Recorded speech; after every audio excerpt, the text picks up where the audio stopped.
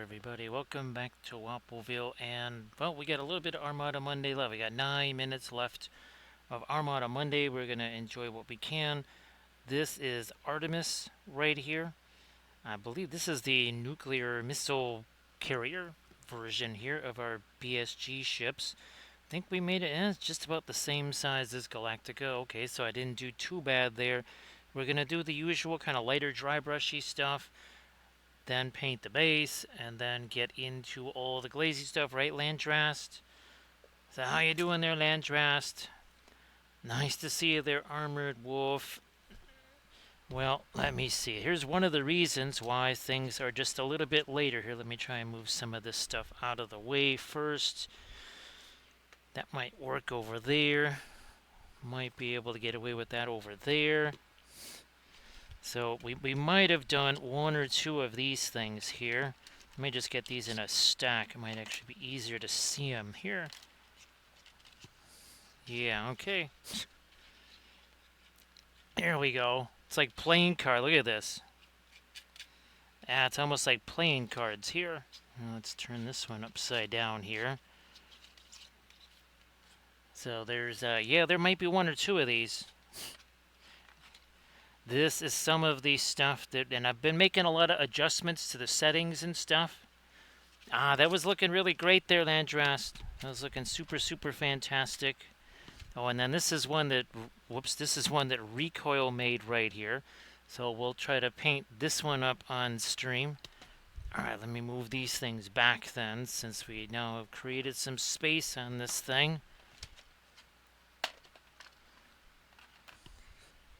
Speaking of space, again, we're going to be painting the Spacescape on that. Yeah, Landrast, definitely send me some pics of that when you're all finished with it there.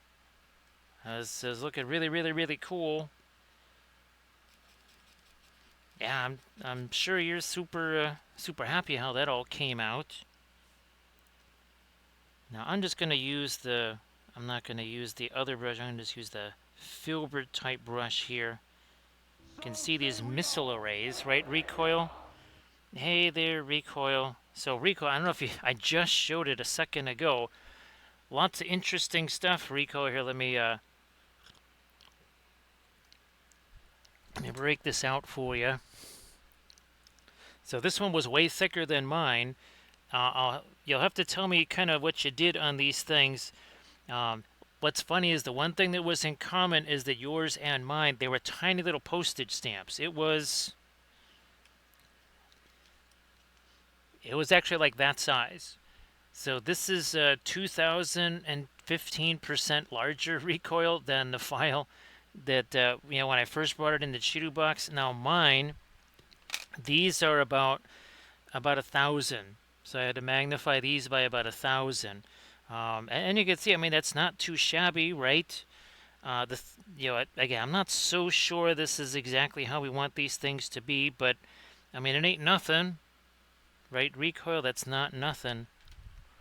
So thanks for making that, Recoil, and nice to see you there, Valfera.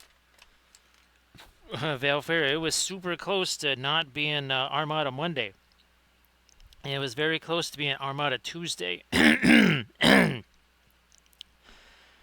That's, if you're wondering, one of the things I was trying to do today was to get that stuff ready to go. That's one of the reasons, because I can only cure one of those at a time.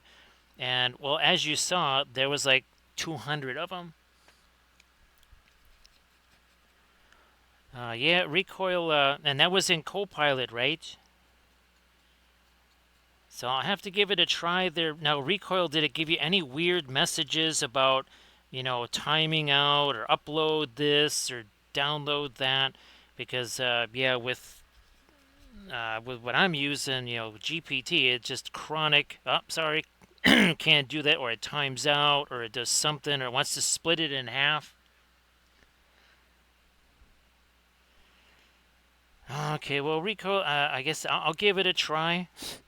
I'll give it a try and see what happens. I have no idea how it's going to work out, of course. Let's do this here.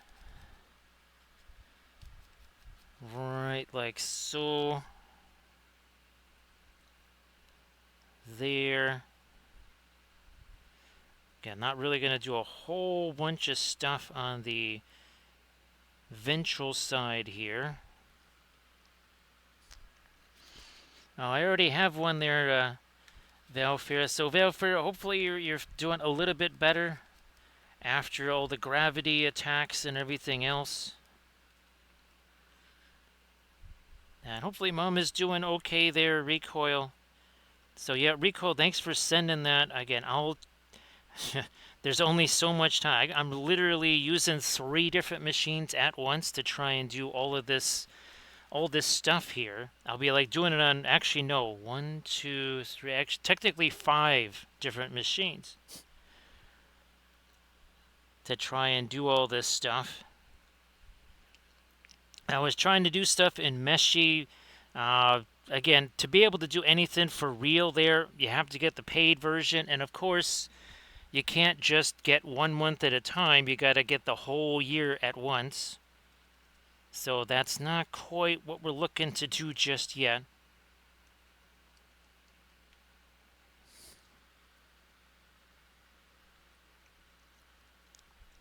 So Recoil, if you want, now I know I sent you the, well actually Recoil, geez, now I could, you know what, Recoil, maybe I'll email you those.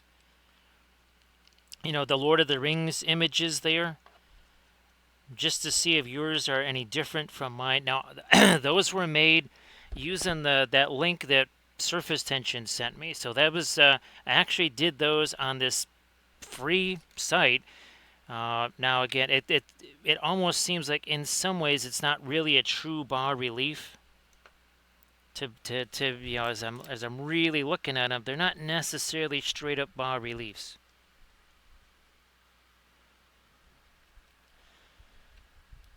Well, blueberries are not in season right now, Velfira, so that's a good thing. Well, they must not be because I still can't find them at the store.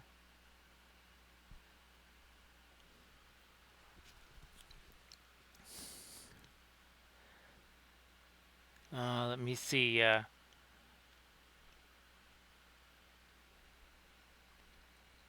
Well, yeah, Recoil. Well, you'll have to tell me what you. Well, what I was thinking of going into GPT and just saying, look, give me a simple step-by-step instruction thing for Meshy AI for somebody that's never used it before, has no idea.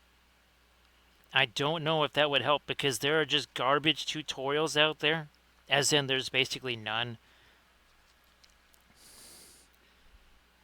At least none of the stuff that we would want to do with it, right? Recoil.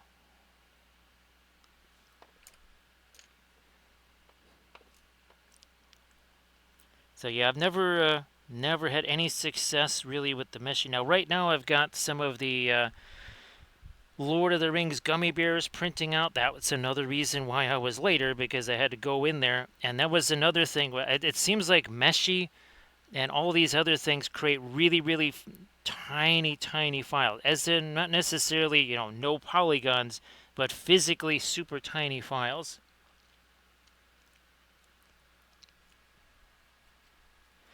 Now, Recoil, did you do the, oh gosh, the height map first and then that? Because I'm starting to wonder if the whole height map thing is overhyped. See what I did there?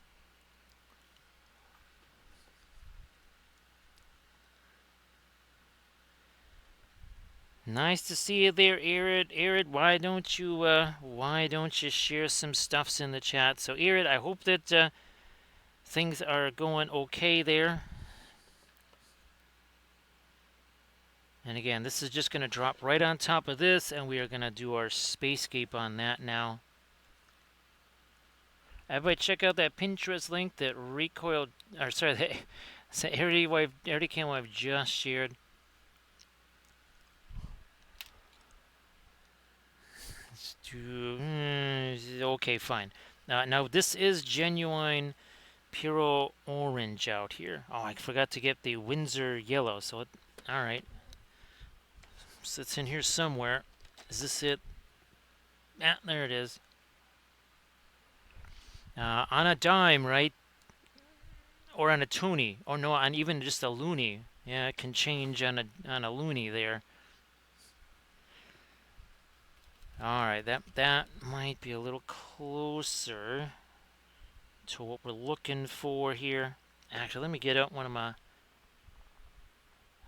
of these guys so people maybe even can see a little bit of that.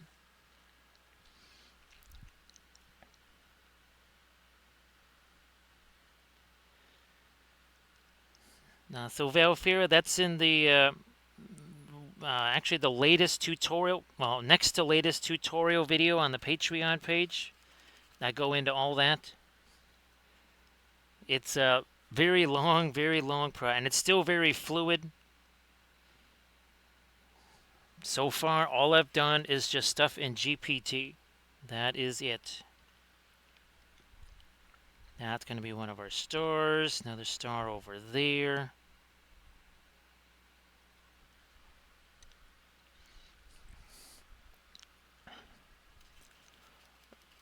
Let's see. So yeah, this as far as the I wish I could tell you what the name of that site was. Well, when surface tension shows up, he can also post that link in the chat. But it's actually some free thing. Now, I don't even know if there seems to be slight differences when I make different settings on that thing that surface tension shared with me. I don't know if they're really. I don't know. It seems to make a little bit of a difference. I don't even know what the difference is really. Is if it's better, it's just kind of lateral difference. Nice to see you there, Tushix. How you doing? Well, now it is a happy Tuesday here as well. So it is officially Armada Tuesdays, right, Valfera?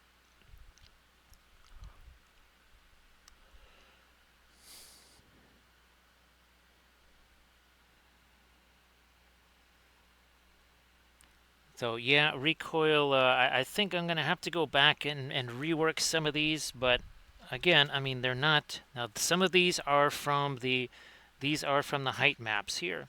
Like these are from the height maps, and these were all the ones that I've been working on for what the last 2 weeks now here.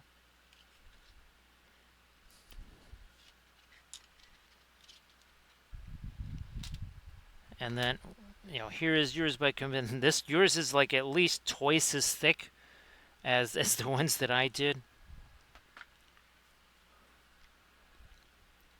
Let's put it this way: it takes less than 8 minutes to print out. Actually, more like 6 minutes to print out the one that I'm doing. Yours took almost 20. That's how much thicker it is.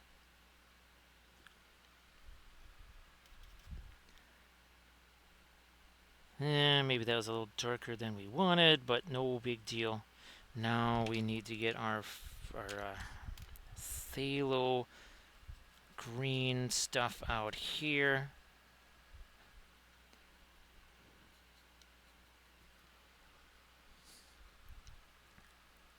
Whoops. So yeah, they are. Well, that cardstock's not going to bend, Velfera. It might shatter, but it won't bend at least, right? Right, Velfera.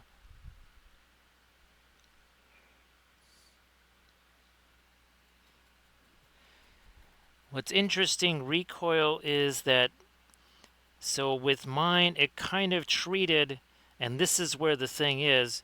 Anything that was dark was recessed. So it was sometimes things that should be closer to you, or higher, ended up being lower just because they were darker. And that's where I think making the no, that's way too dark. That's where I think making the bas relief first is the key. Now, of course, that means I got to go back into all of those ones that I did and make bas reliefs out of them, because I haven't done that. I've only ever gone directly into the well, again, I've been using that program, that surface tension. It's not really a program, just a website.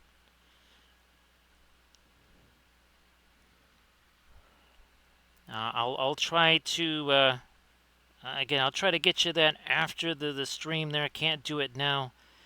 Or hopefully, surface tension is here, and surface tension can just post that in the right there in the chat. No fuss, no muss. So obviously, we'll be painting some of those, I think, on our Thursday, Flat Thursday stream. Yeah, needless to needless to say, we will be doing that. Because now we've got well, there won't be any shortage of them, at least. Not for a while, anyhow. Now, I got the plain Velfira. Haven't had a chance to put that into Chidu Box yet to see what would happen with it.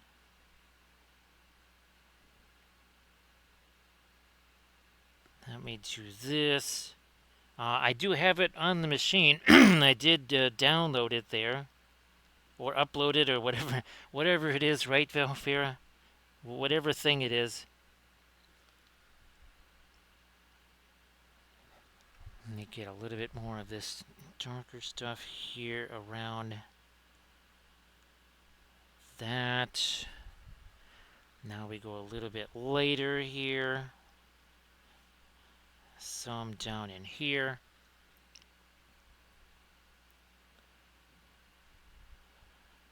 Right now I'm basically almost out of resin. So that's the other reason why I didn't really... I've only been doing those flats, Velfira, because they take up the least amount of resin.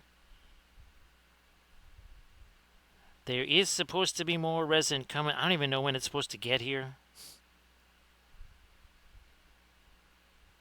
Now, I would have thought it would have actually showed up today, but I don't even know what day that's supposed to arrive. I have no clue whatsoever. But my guess is that's going to take up a little bit of resin. Now, of course, it is all in one piece, too, I think, Velfira. That's the other thing. Yeah, that it's all in one piece. So, yeah, Velfira, that... Let's see. Now, of course, if I just print it, the size they would fit on a build plate, I think they would probably be not 1/72. It would probably be about like a 1/100th scale. So it almost be like Flames of War scale. Well, that would be kind of legit, wouldn't it, Velfira? Well, okay. Well, that answers the question. There's a whole bunch of stuff showing up today. There's a new rotating turntable thing. Recoil, that I think I figured out how to put the settings on that stupid turntable. Yeah, it was driving me nuts before, but I think now I know how to get that super slow speed. Actually, recoil, our discussion from, was it a week and a half ago or so, trying to get the music into what is it, Instagram video, and you just said, that looks like the only option is, just edit the video, make it short, 3 minutes long, whatever, and stick it on Instagram. That's what I'll be doing tonight after the stream, recoil.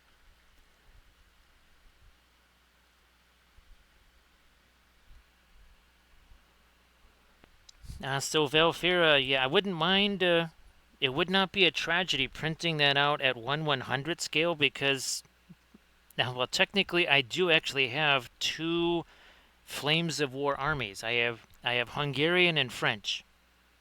Now, the French army is actually painted. The Hungarian army is just, well, not so much. Because I only ever played it twice. And then they switched the versions. We didn't go to that store anymore. So yeah, last time I played Flames of War was many moons ago.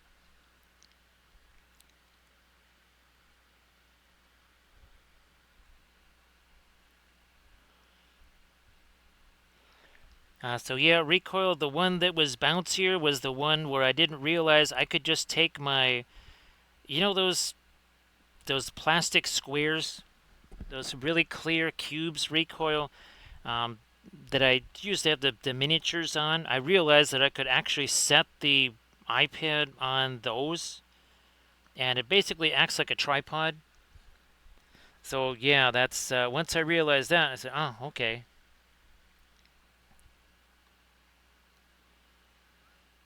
So yeah, Velfira. Actually, well, Velfira, the good news about 1/100 scale is it would fit a whole lot easier on screen than a 1/48 scale.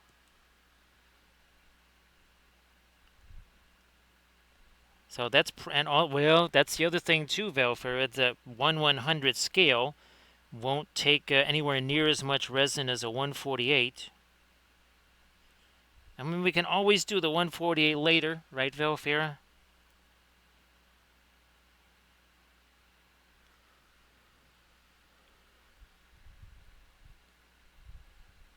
Actually, I just Velfira, just for some little, it just popped into my head for some reason. Uh, Painting that on like Halloween or something because of was it the Great Pumpkin where Snoopy is in his his plane and gets shot down by the Red Baron, right? And wasn't that where he sees what's his name waiting for the Great Pumpkin? I mean, I could be totally wrong about that, but for some reason I keep thinking that about that. All right, now we're gonna try to get some lighter stuff here with our space cape. There we go. We're going to let that blend with everything else.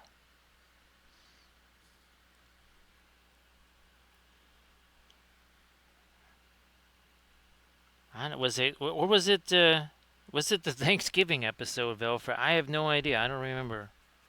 It's been a while.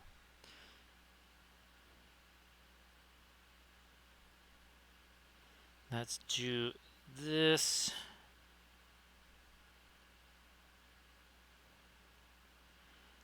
A little bit here.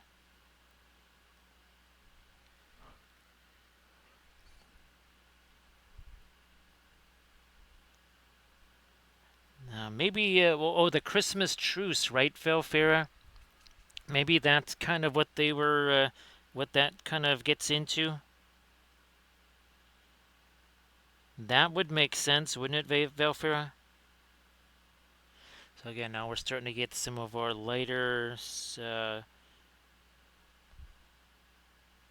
lighter nebula stuff in here.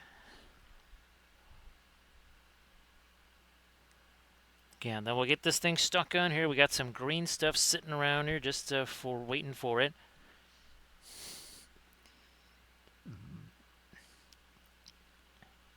Do this. Yeah, maybe a little thinner. Not too much though.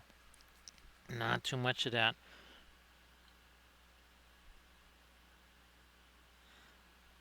Fine. A little bit of that up here. Like so. I'll let that mix in here.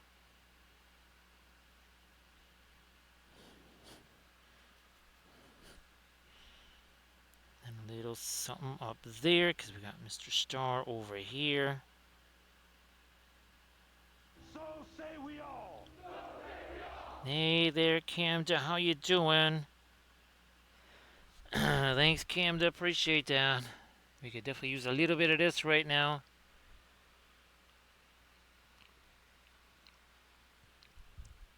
Everybody, please give Camda Paints a follow. And of course, Camda, if you want to share stuff in the chat, please go ahead. So Camda, in a little bit, I'll show you some of the stuff that I've been working on, especially like over the last 48 hours-ish, maybe, well, basically 2.5 days. remember all those links that Surface Tension was putting up in the chat in the last stream on Saturday? Yeah, since Saturday. Been working really hard, well, amongst other things, on trying to make these STL files.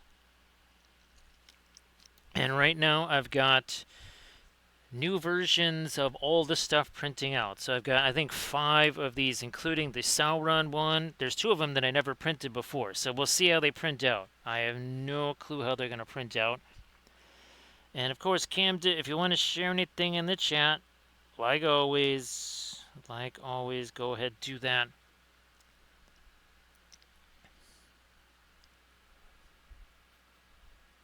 Now that's fantastic there, Camden. That is fantastic. And again, you want to share stuffs in the chat, like always, please go ahead, do that.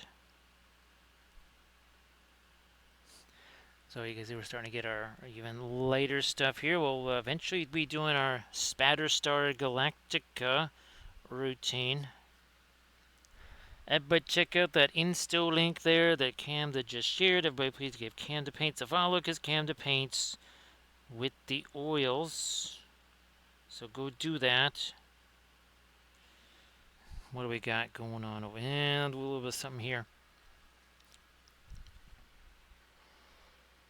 That's great. That's great, Camda. I know that there was some challenges kind of getting that thing paint ready, but I don't know. It seems like it was well worth that extra effort, right, Camda? Where are you? Just maybe I'll use this. Maybe we'll just go with this here. So Camda, I don't know. I'm not gonna say that. Oh, we're we've got it down like all the STL stuff there with the flats. But again, later in the stream, I'll show you. It looks like a tarot deck now, right? Like a very heavy tarot deck, Valfira. Yeah, like a super heavy tarot deck of cards. And you get, there we are. Okay, some of our very latest stuff now on our clouds here. Actually, Valfira, if you wanted to share that clip in the chat, of course, now you and I, we're not surprised in the least, right? When we see that, we're like, yep, that sounds about right. The Addams family house was pastel teals. Actually, Valfira, wouldn't you say that the Addams family house was actually was louder than like a Barbie house? Because Barbie was just shades of pink. This was hot pink. That's turquoise. That was pretty wild, right, Valfira? And then of course we're all the crazy props basically. Oh, no problem there, Valfira. That was, but again, it's not really surprising based on what we know, right, from our film noir.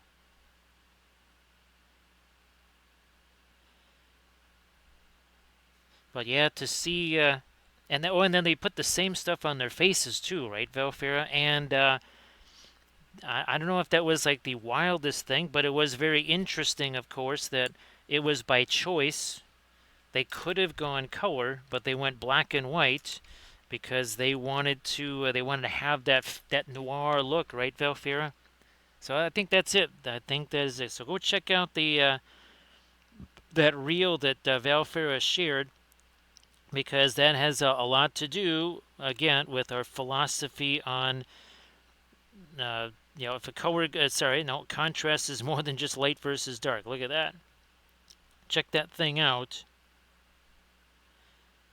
Actually, here let's do this. Let's do this right here. That's not what we wanted. There, look at that. I mean, yeah, there's a value contrast there, but nowhere near the green-orange contrast, which now we've got. Look at that. So again, thanks for sending that, Valfira. It really does. It helped, having more. Would you say real world? Well, I don't know how real world technically that is, but it is a non-painting, right? It's a non-painting thing. And I don't know, somehow I think people can identify with that, right, Valfira, a little easier maybe? What are we at here? So we're about half hour in. And of course, this has had a chance to set nicely there. Now we're doing some softer stuff. Kind of smushing this around, blending brush, like you do. And again, everybody please give Camda Paints a follow. Check out that link that Camda Paints posted. So there, that's a whole lot softer looking right now. What about... Maybe we'll start with this here first.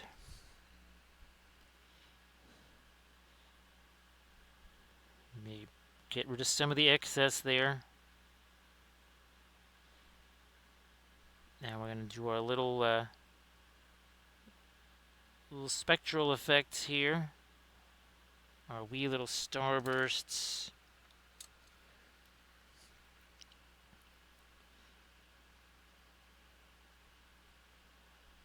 Look at this. It's so much easier doing them this way than it is with the watercolors, that's for sure.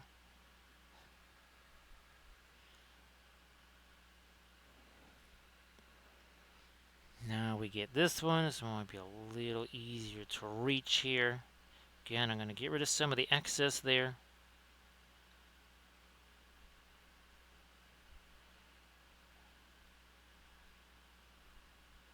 Won't necessarily be able to see these too easily because, well, there's going to be a big old battle star sitting on top of them.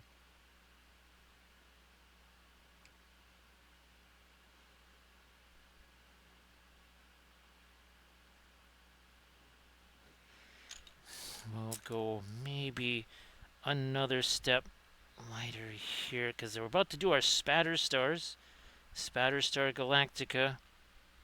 Oh, and then came to after Spatter Star Galactica. Then it's the thing that everybody craves for in every stream where we mix paint and thinner together. Yeah, that'll be the highlight of the stream, right, Camda?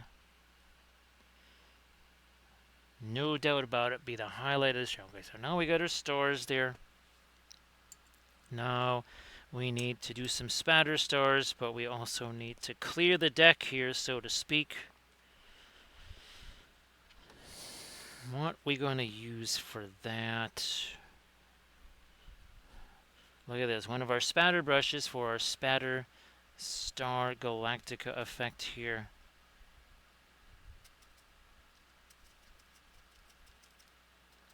Maybe a little more. What do we got here? How's that looking? It might just do it. That may just do it there. Maybe a little more.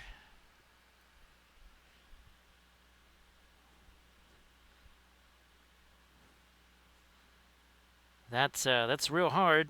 That is really difficult right there. Look at that. That took a whole half hour right there. Wow, that's murder.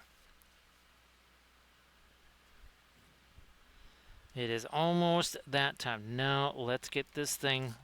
Let's get stuck in. We got to get this on here now. So, well, this is the other part everybody craves. Yeah. Even before there's mixing paint, look at this. There's mixing green stuff. Yes, that's what we got to do is we got to mix green stuff here. Now, of course, again, for a brush like that, Velfira, I mean, you would think you'd have to pay $300, $400, $500 for it or something like that. But again, we got these on super sale here. They're just $175 a piece. Again, you've got all these extra features. You've got tile grout and texture paste here in the handle, more tile grout there. You actually have some epoxy sculpt there. You got more epoxy sculpt. Look at that. Epoxy sculpt is over there. Extra paint, bristles cut off. Again, you would expect to pay hundreds and hundreds of dollars for a brush like that because that didn't happen overnight, right, Velfira? It took years to create that brush. So that's got to factor into the cost. That factors into that cost significantly. Again, you don't just get a brush like that for nothing. Now, where's the... I think this is the glue we want to use here.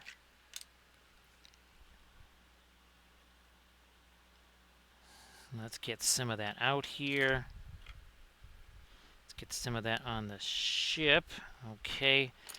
And now let's get our green stuff on here.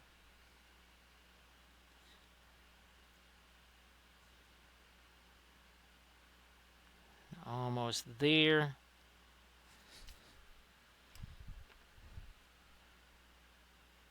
Where's our little hole? There it is.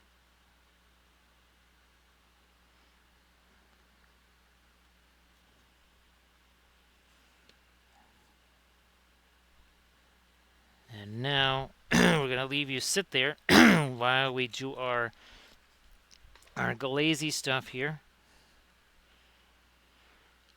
Now this one, I actually had to print this in resin because, well, I have to clean the, I'm pretty sure I got to clean the LiDAR sensor on the FDM style printer. Yeah, it's doing all that weird stuff again. Landras, remember remember what I was telling you it was doing a while back? And I cleaned the LiDAR sensor and saw how dirty it was. Now, of course, I have not gotten any message that says, oh, LiDAR sensor is dirty. But it's kind of doing all the things that were symptomatic of when that LiDAR sensor was dirty. So I'm just kind of restoring a little bit of the stuff here because I've had to handle this a lot.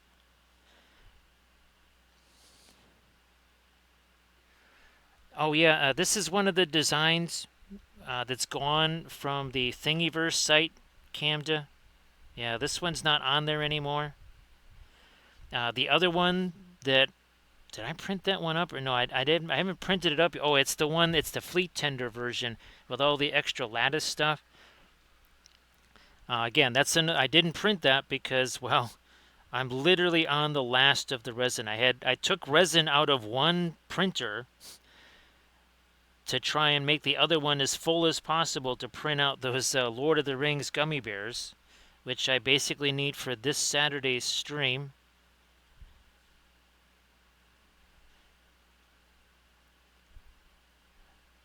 All right, I think we're good to roll here now. So let's start mixing some paint. Let's start doing that here. We're gonna find one of these guys to do that with. This one here. Yeah, we'll do that.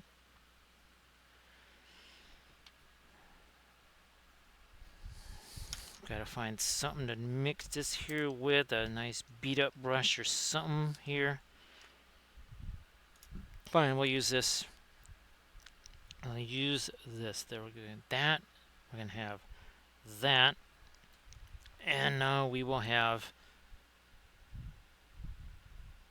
that. Actually, so Camden, after I do this, we do need to give it a second or two to set at least.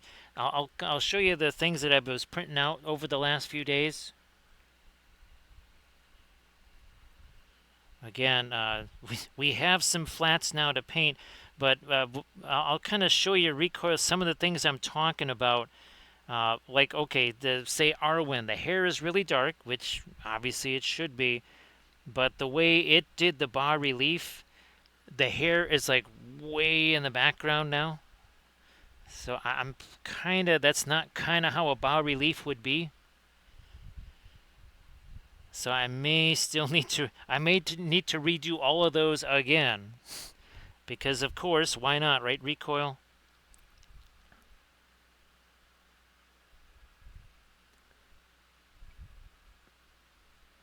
Yeah, Landrest here, no LiDAR sensor, no prints.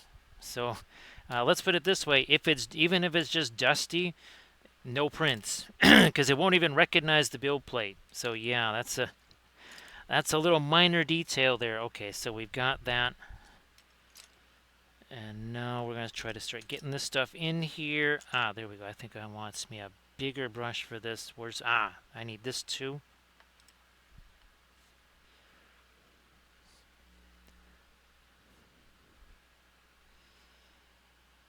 So yeah, you got to have that LiDAR sensor with the X1 carbon. Otherwise, it's a very expensive paperweight. Yeah, it will not print anything because it will not even recognize the build plate. Now again, if the lidar sensor is dirty, it should send you a maintenance message saying, "Oh, the lidar sensor is dirty." However, it basically only did that when it was practically unusable. Now, of course, it's been long enough now that since I last did it that I have to now figure, okay, how the heck do I get to that thing? Because it's almost like changing the nozzle, basically, I think. Pretty sure that's what it's like, is it's almost like changing the nozzle on there.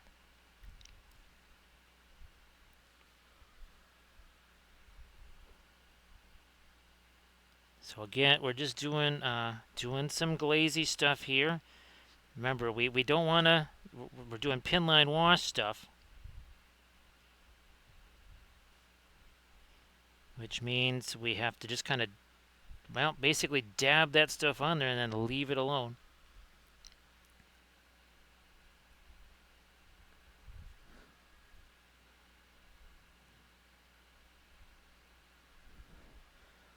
Just again, dragging this along here.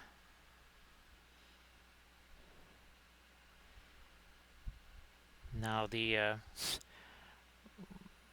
camera boom is changed in position from the last time we painted one of these, so it kind of was brought in closer for, oh yeah, for all of the Angmar stuff that we were doing, or barrel weights, all that kind of stuff.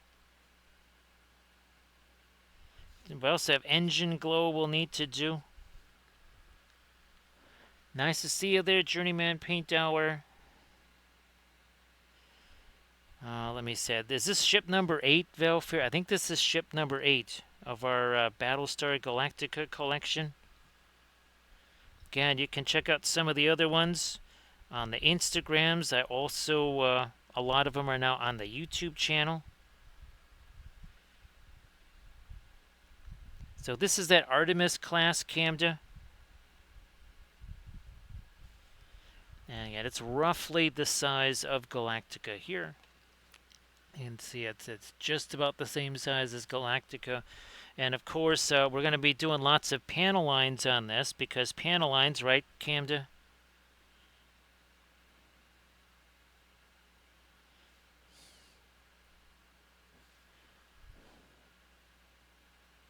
Let me work in a bit more of this here.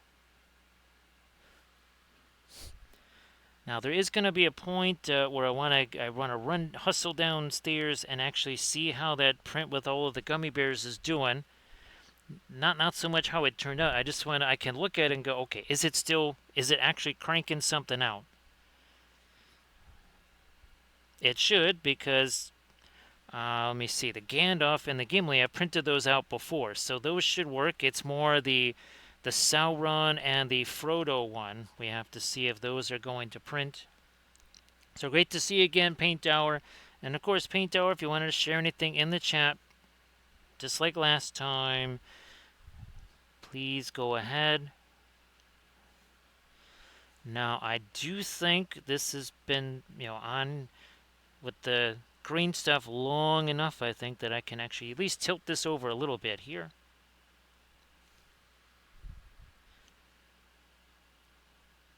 At least tilt this over a smidge.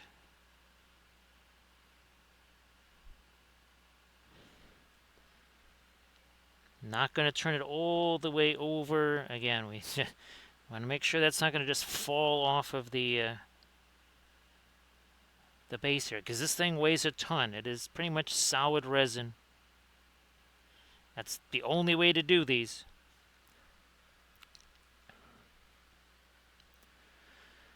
That's wild. That's wild, Paint Hour. Yeah, hopefully it feels good. At least getting that stuff out of the way.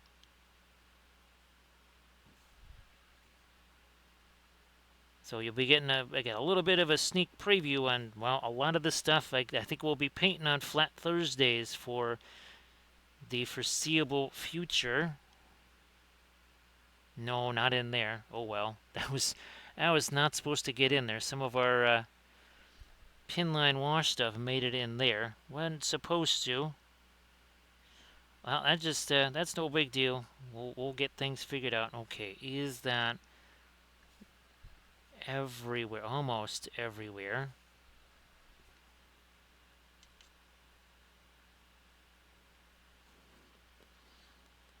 I think we are just about there. Again, you can see how that's kind of mixing there on its own. All right, let me get this thing out of harm's way, because who knows, we might want some of that.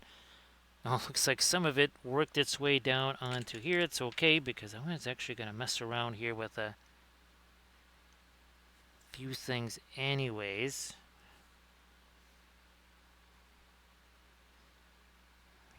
Oops, that's not quite what we want there.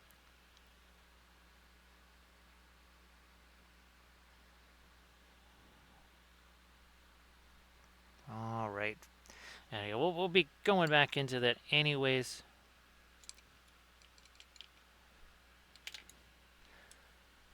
Oh, thanks, Journeyman. Appreciate that. Now,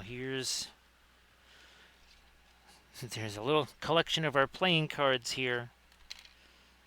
Now, see, yeah, like right here, that should not be set that far back for sure.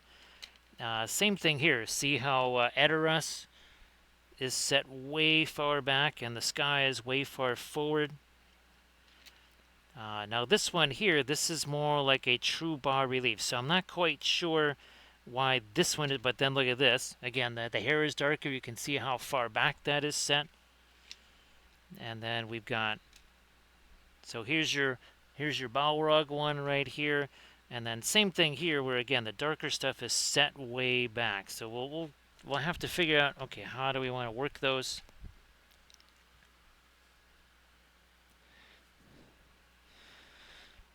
Now let me bring you back out here so that let's start doing a little bit of our smaller stuff now here on the lighter yellows and such. Now, it might be a little difficult to see in some spots, but we're gonna here. I think I need me some thinner in this, maybe two.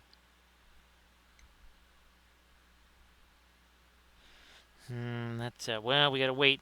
I was just I was almost a hasty hobbit there, Camda. Almost was a hasty hobbit.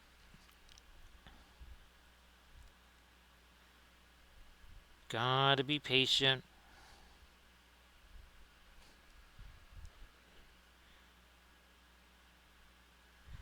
I'm also assuming that that the Seahawks closed out the Strouds there.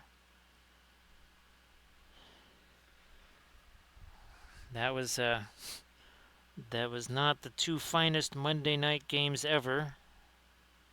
And I believe this is the last of the Monday night doubleheaders.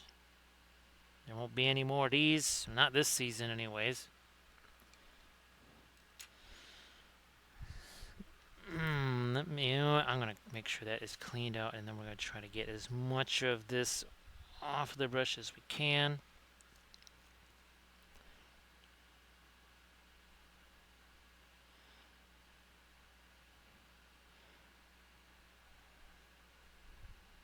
So somehow I keep thinking of a railroad, Valfera.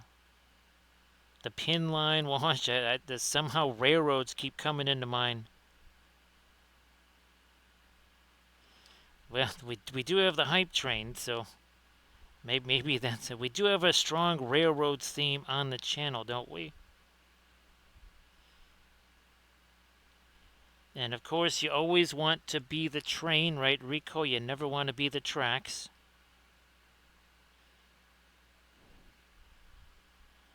Always be the train. Okay, I'm gonna maybe go look at this. We have genuine Perline Crimson out here. Genuine Perline Crimson. All Series 6 of it? Yeah, Series 6.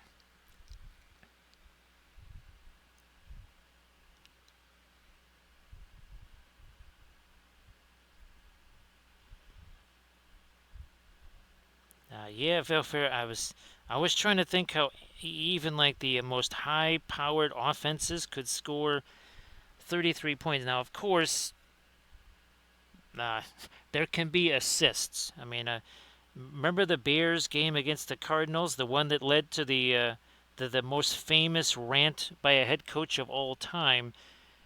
Let's see. I think there was a fumble return for a touchdown. There was an interception return for a touchdown, and then there was a punt return for a touchdown.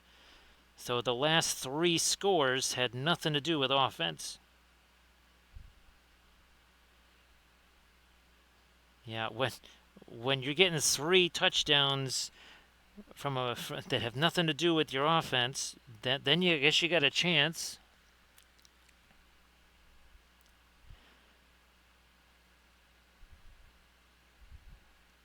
Yeah, we got to make sure that those are nice and smooth and smushy for us, right? Recoil. Yeah, we got to make sure those are nice and smooth and smushy, so they don't put up any resistance, right? Recoil.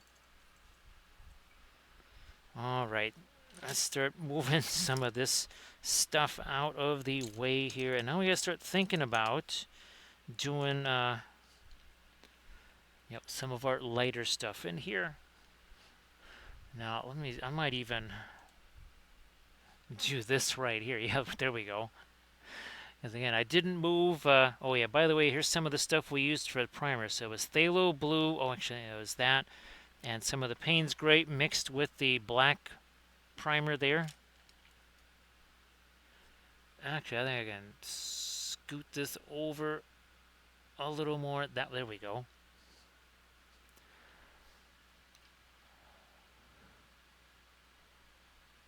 Wait a minute. That's okay. There we go. That's the thing I'm looking for.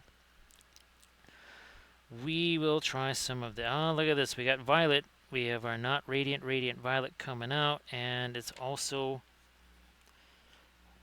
meant to be kind of a dry brushy thing, and that just keeps migrating over. There we go.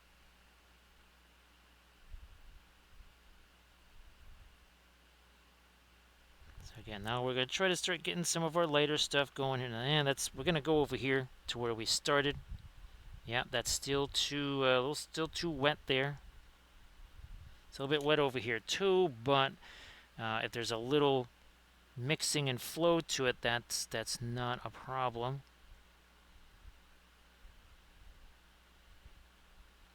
But it's almost like we're already starting to get, look at that, starting to already look like our panel line Galactica there.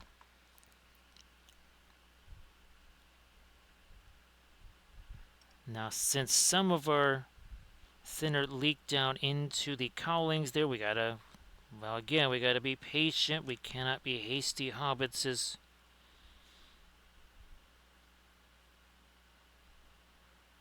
Doing the same thing here.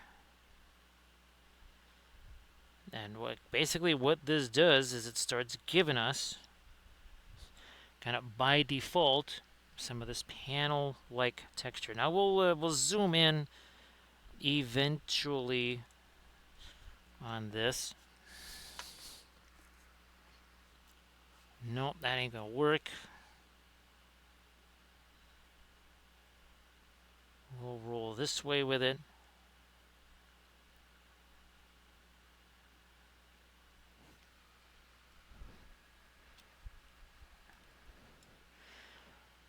Recoil, there was another, I don't know if you could call it an advancement, I guess, maybe. So, it never occurred to me, Recoil, to go into ChatGPT and say, okay, create me a prompt that I can just basically do a Control C and drop it right into Suno. No need for stupid brackets or anything like that, and that also meets the character limitation, right, of Suno. And sure enough, it's oh yeah. I wasn't sure if it was like it's a rival platform or something, Rico, so I wasn't gonna do it. But it actually seemed to work out well. So yeah, land dressed. Actually, I did another. Ooh, I have to send you the third one for the. I almost said the Sauron there, but no, for Denethor. I don't know. I think Recoil. I sent you the first two that I did. I don't know. I know I didn't send you the third. Maybe I sent you the third one. No, I think I sent you the first two. So basically, the song title was called "The Last Steward," and it's essentially just Denethor telling his story. And that's going to go with that White Tree of Gondor diorama with all of the Fountain Court Guard. So yeah, recoil. That would have been really handy to know about 2.5 weeks ago, right? Maybe three. Again, these things they don't cough up the information, right? Recoil. And what's your favorite saying there? The answer is always no until you ask.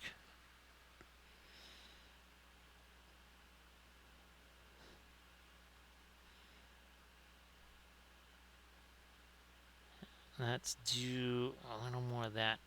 Again, a little bit of dry brushy stuff there, maybe even along here. That is still, but this is, I mean, like straight out of the tube, dry brushy type stuff here.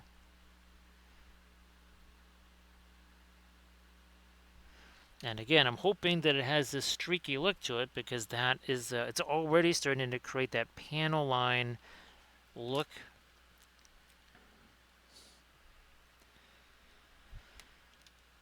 Yeah, recoil. That's why I'm just going to. I'm going to start saying, okay, GPT,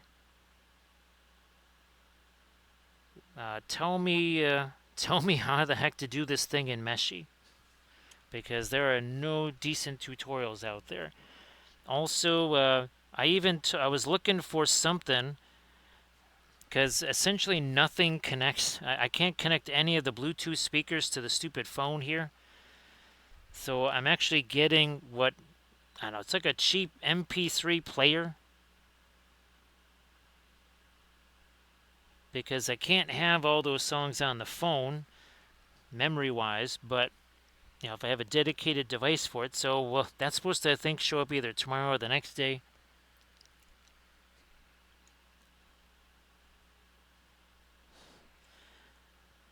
That's still fairly wet though, but wait, if I just keep refreshing, that might just there we go. Yeah, now gotta refresh again. All right, and we'll do the same thing here again. That's gonna start to create that streaking there. That is going to be our whole plating texture.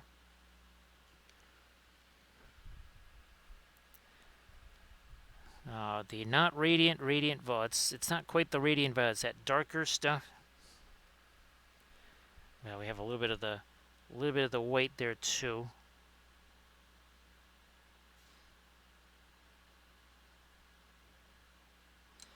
And I do believe this is the Artemis class missile carrier here. As you can tell by all the missile launchers, it's one of those ships where it's not necessarily a mystery what it is. So some of these you're not quite sure what they're meant to be, but this one, yeah, not a lot of mystery to it.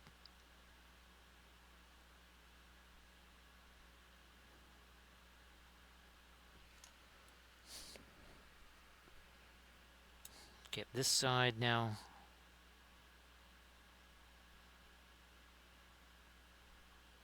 And no, we haven't forgotten our little red band. We gotta probably put it right about there, I think. I want to get more of this in first.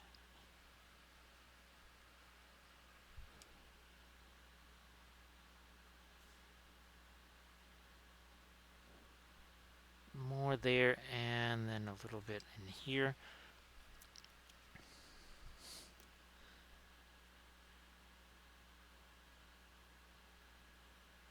Come on.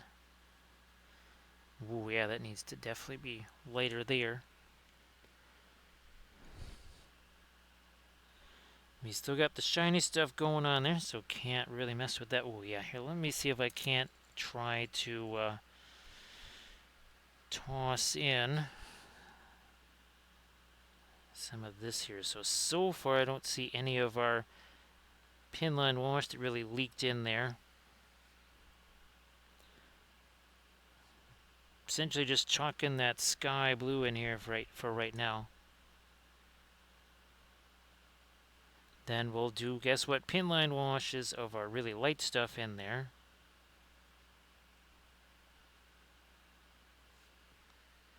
So you can see what we're doing there. Still not quite wanting to tilt this over too much right now. So again, I don't want to put too much stress on this thing here where the green stuff and glue are still setting.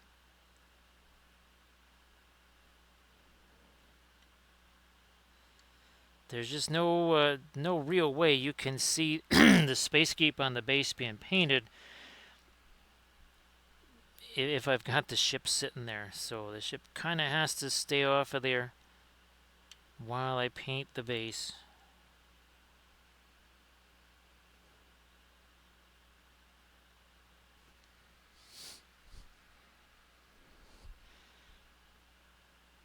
I was going to try and film the next episode of, or actually the first episode of the series on the Warg riders, because again, that's all about the flames and the casualties on the bases, things that we've never really done, especially with the casualties on the bases. We've done the flame stuff before in a Song of Ice and Fire video, but trying to get miniatures and casual when they're not designed to work together, that can be a challenge. Okay, so I think we're pretty good here with their lighter sky blue. Yeah.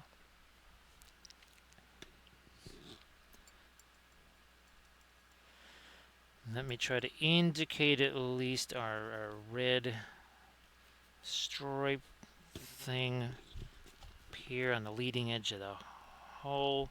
You know what? I'm actually just going to take a little paper towel here and just absorb some of that extra pin line wash right there. We don't need all that there.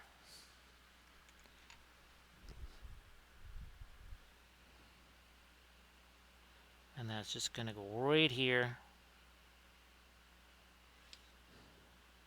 over the top, other side.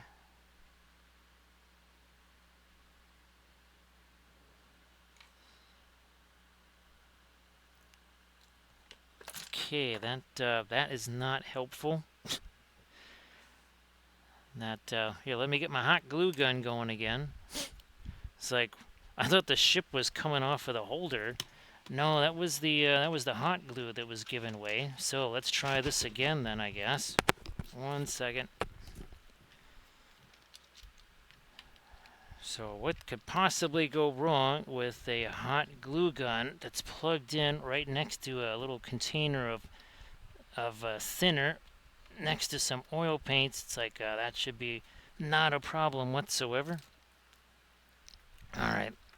Well, we'll just we'll get the existing glue off of here first, because reasons. That it sticks to the holder just fine. Oh, that's right. Oh, probably because yeah, that's resin now, and not FDM. That might have something to do with it. Although you don't necessarily want to crank up the glue, because I found out the hard way that these things can be like almost permanently adhered to this if you put too much glue on there. Now, as we wait, I'm just gonna keep on going here with some of my lighter stuff. Okay, that's got still a bunch of the red in there. Let's get rid of that. Let's get rid of that. Let me get some of this violet here.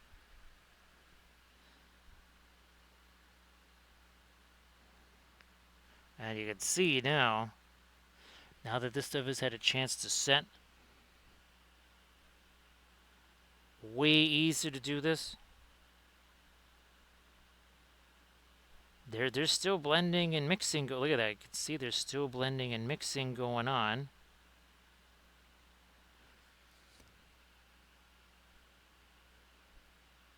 Let's do this now. So again, I'll just wait a little bit for that for the hot glue gun. Wow, that's still going to be very that is still going to be very wet right there. Thank you so much for that follow. I appreciate that, Lorenzo. So we're back to this again, huh? So the big tin cans, and you guys just all kind of hang out in these things, huh? That's what you want to do. Doesn't sound safe to me. Now is how safe is pipeweed as a habit, right, Velfira? All right, what do we got there? He just survived. He mentioned pipeweed, and it almost was a one right there. So he avoids disaster. But thank you so much, Lorenzo, for the follow. Appreciate that. I'm gonna just change up the focus there a little bit. All right, let me see if this is going to be. That's not. Here, 1 second. Let me just get this thing stuck on here for now. And let's unplug this thing, because I think this went like 2 hours where I did not have it. I left it plugged in. That was not ideal either. All right, we'll just let it sit here while we wait for that glue to have a chance to set. Now, of course, unlike super glue, that should set very quickly. Well, I mean, super glue sets really quickly when it's just when all it's trying to do is glue your fingers to something. Then super glue is like amazingly, shockingly fast to set. But where you need it to set quickly, that is 100% guaranteed to not do so. That is, I believe that is like a law of super glue. I think it was actually written into law and codified that super glue only has immediate hold when it's applied to your fingers. Now, where's that other? I brought this one out because, see those things right there? That's kind of similar to that little whatever detail on that ship there.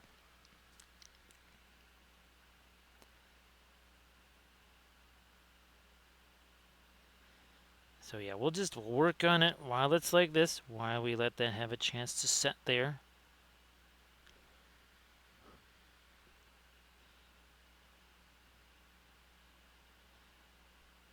I guess this week we're going to have to make another batch of Halloween cookies, which means I probably need to get some new supplies at the store of certain things.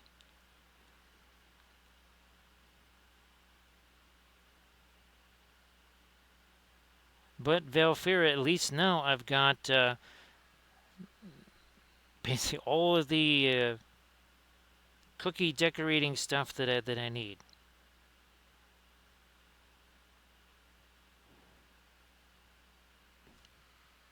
Nice to see you there, Doji. Hope that you are doing well. And of course, Doji, if you want to share some of your fabulous oil painted stuff in the chat, please go ahead and do that.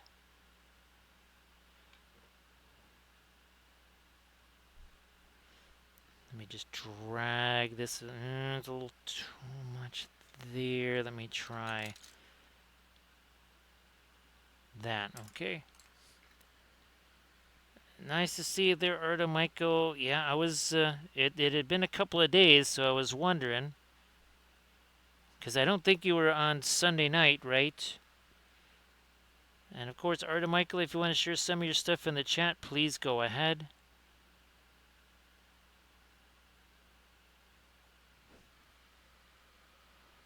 Oh, and then same thing there, Doji. Yeah, if you want to share some of your oil-painted miniatures, sorry about that, please go ahead and do so.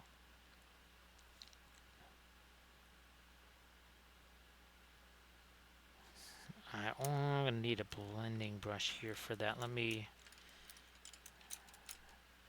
try you as one of those.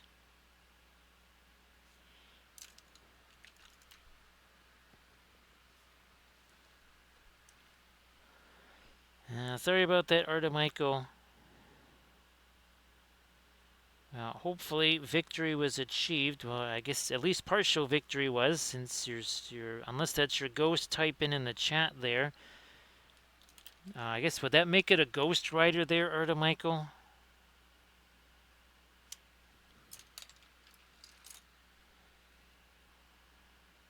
Now, well, again, if you just want to post some of the older stuff there, Doji, some of that fabulous oil painted stuff, that would be magnificent.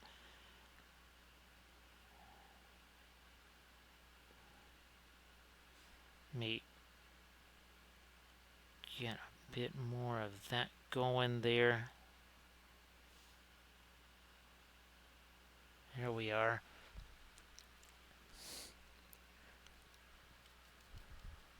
Yeah, Artemico, hopefully you were maybe still able to, I know because you had a couple of the projects that you were working on there. Hopefully somehow you could maintain at least a little bit of work on those. And again, I'm not going to be tilting this thing over for a little bit here. Just want to make sure that that's actually stuck on there. Everybody check out that Instagram link that Artemichael just shared. Now I'm going to try and get this glue gun out of here. Let me do that one sec. There we go. Where's, here we are. So that, okay, that doesn't have any texture on there. I thought it did. Don't actually see any on there.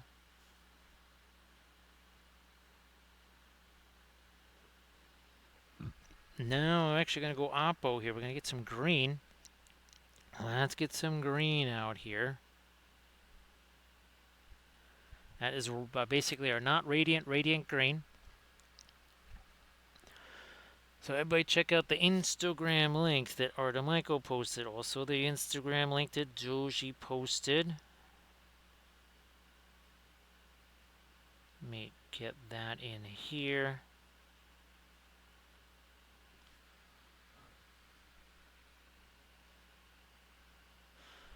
I thought you weren't able to keep going on the projects there, Artemico.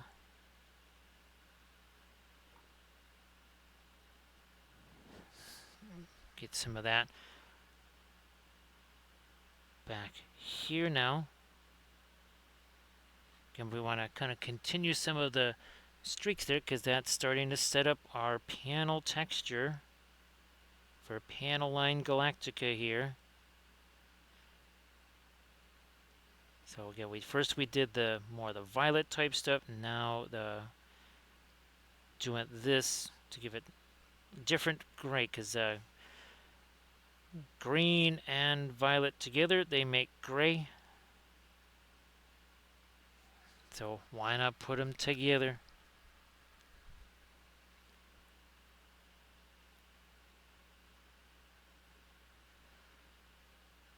Let me do this here.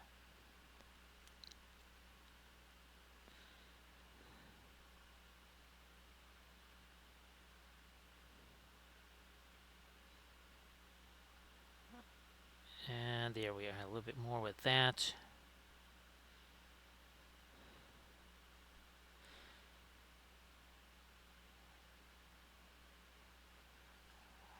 Alright, let's see if we can take a chance here, tilt this thing over and not have it come flying off of here.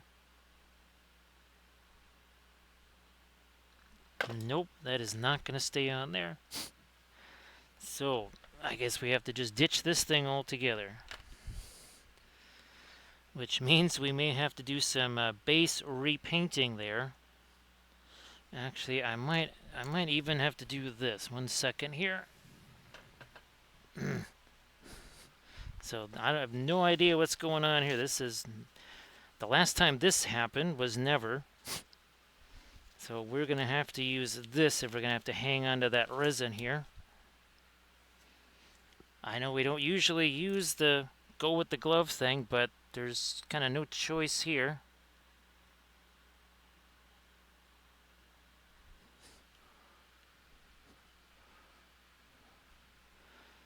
So yeah, there's nothing weird on the underside of that screw. I'm trying to figure out, okay, why is it not holding there? But for whatever reason, it's not going to. I've never had it fall off like that one time, much less twice. So clearly that's a lost cause. That's also a little too much. Ooh, not that brush.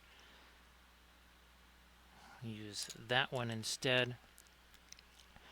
Nice to see there's surface tension. So surface tension, basically I've spent the last 2 days ever since. Oh, actually, surface tension. Could you share that link there to that website in the chat so that folks like Recoil could try to use that? Because actually, surface tension, I made all of these with that program. Now, again, this is not really a true bas relief right here. That shouldn't quite be like that. This is more like a bas relief here. Again, so like this is a little odd right here with that being taken out like that. Same thing with Gandalf. Uh, this one's a little bit more like a true one here, but so I made all of those surface tension. Again, with that website. Now, surface tension, it makes them really, really, really, really tiny. Now, not quite sure. All right, I'm going to do this since I don't have the stupid thing on the bottom here. It's a little bit further away.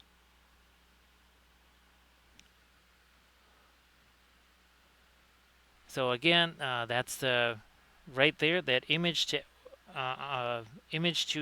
STL. So surface tension was kind enough to post the link. Thanks, surface tension. But yeah, I have to blow those up 1,000%.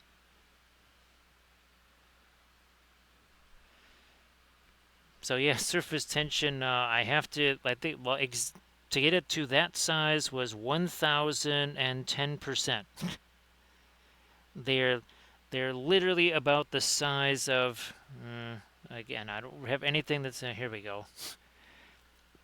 They're like that in comparison to what you saw. They're about that big.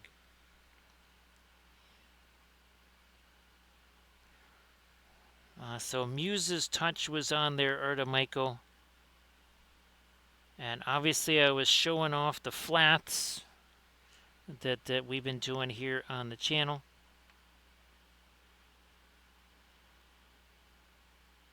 Let me get this going. Topic was pretty much all about paint and takes and such.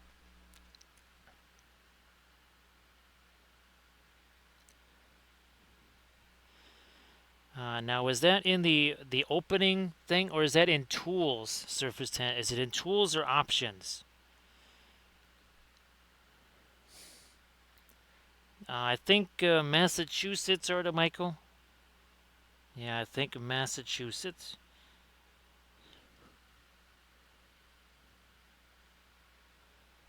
So yeah, surface tension. And now, does the smoothing actually do something there, surface tension? And that's also, I think, in options. I did that, and then I said there was the other thing where you can, apply smoothing or something like that. It seemed to make a difference. I couldn't tell you exactly what the what the difference was, though.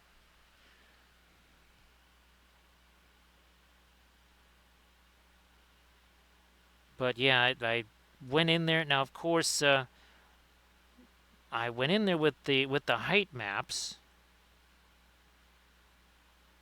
At least I think I did. Yeah, I went in there with the height maps, but some of those things, again, I think I should maybe just, I'll try to go in there with the bas reliefs.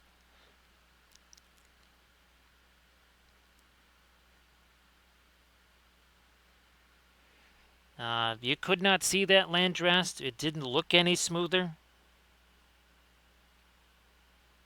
It didn't look any rougher, but it didn't look any smoother. Yeah, recoil. I put it in. I put it in inches, and I had it be like 11 inches, and it was still tiny. Now, it did seem to make a difference in the resolution of it, but the physical size of it was still tiny.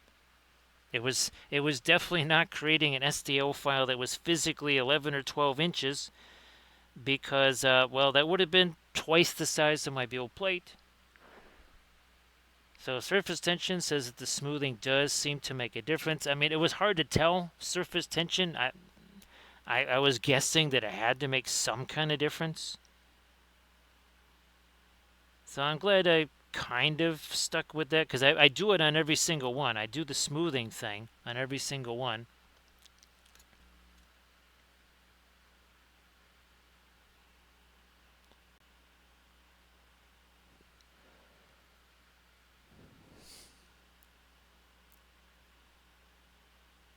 So yeah, I mean, obviously I'll redo those again and we'll see what we get out of them. There's only so much time I can spend on that, unfortunately.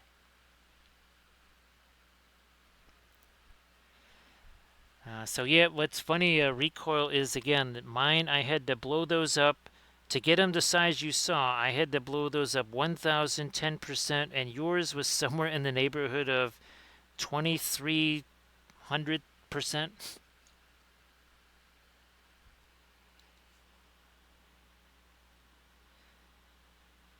But thanks, thanks again for finding that surface tension.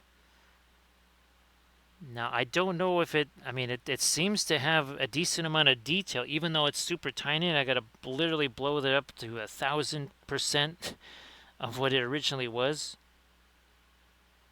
It's the same thing with those Lord of the Rings gummy bears. So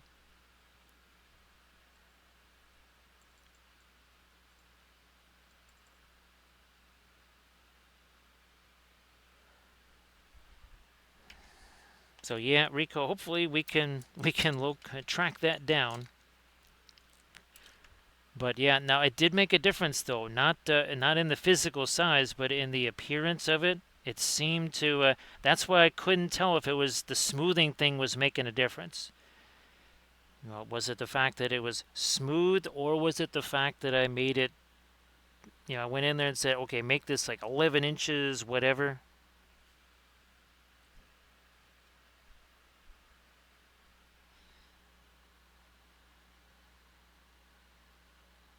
Let me lighten this up a little bit too. Maybe I'll lighten that up also.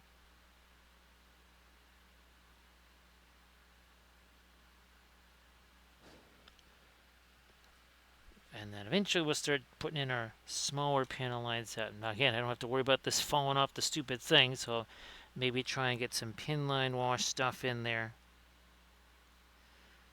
Yeah, no idea why this just keeps falling off of the hot glue's not holding there. That really shouldn't be the case.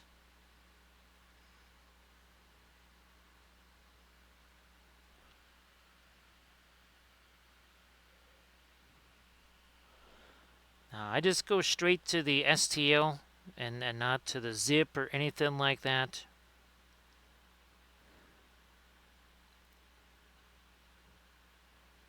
It works really fast though, wouldn't you say, surface tension? Same thing, right, Rico? It works fast. It is not slow. And I was trying to do some stuff with Meshy AI, but it was again the free version. You can't do anything with it, and of course you cannot get monthly stuff anymore. You basically have to pay almost $200 to get the Pro or whatever that is. Unfortunately, I think surface tension we're not going to see the whole monthly membership thing anymore. Or even stuff that's where the free version is remotely usable. I think the new model is well, here you just got to pay us a couple $100 to find out if this works.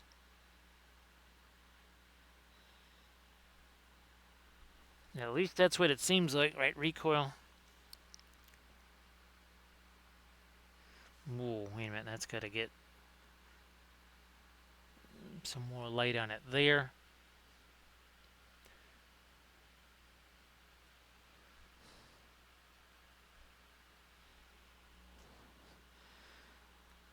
Because, you know, some of the stuff that I see, it looks incredibly rough, and I think, oh man, that's going to print out terrible.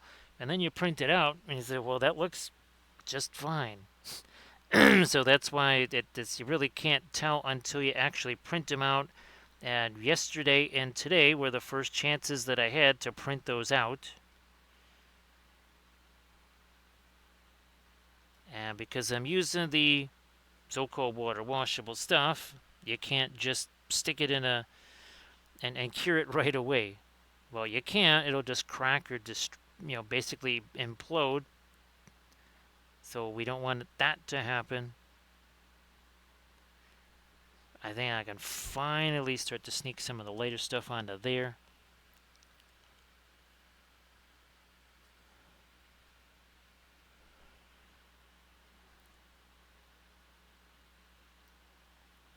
Yeah, Landrest. I'll have to look and see because in the upgrade section it just said, I think it was like 180 something bucks for a year. It's like 15 something bucks a month, I think, Landrest.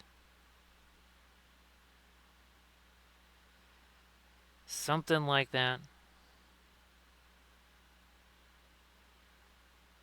Where do we get it? Yeah, there we are. Because Landrest, the other thing is, and it's funny because I was at a while ago, I was doing, was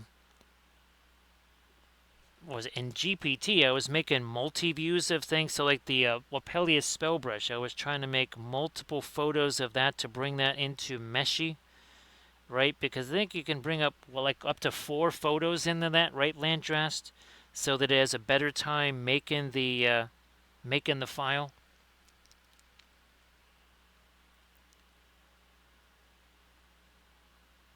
There is still thinner sitting in there. There's still thinner sitting in there. Now again, most of this stuff is it is our alkyds here, mostly the Paul Rubens alkyds.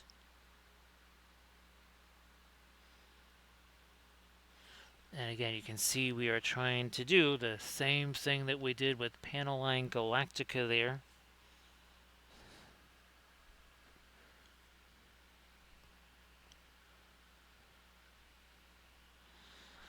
So yeah, Landrest, I just wanted to get, a chance to use it for a month just to see if it's going to work, because I've been in conversation with other folks that are using something different, and these are folks that actually do the sculpting.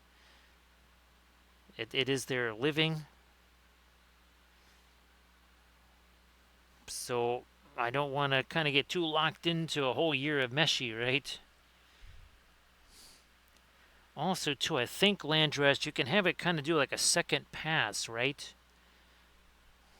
It does one, and then it does like, it should do 4 photos, then you pick one, and you say, okay, here, do more detail on that. At least that's how I remember. I only had like one little mini live tutorial in it, if you want to call it that. Gosh, like over a year ago.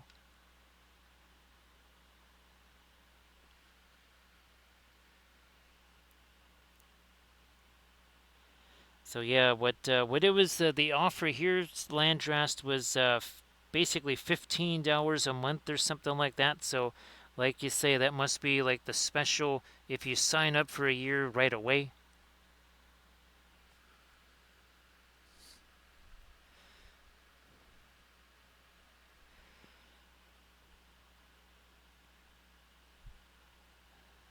Let me do something like this here, because that was how we made those initial Lord of the Rings themed gummy bears, was in Meshy. Now we only had the one picture, right? Then that was the one of Gandalf here, but it did take some permutations. So see you later there, Doji. Have yourself a good one, Doji.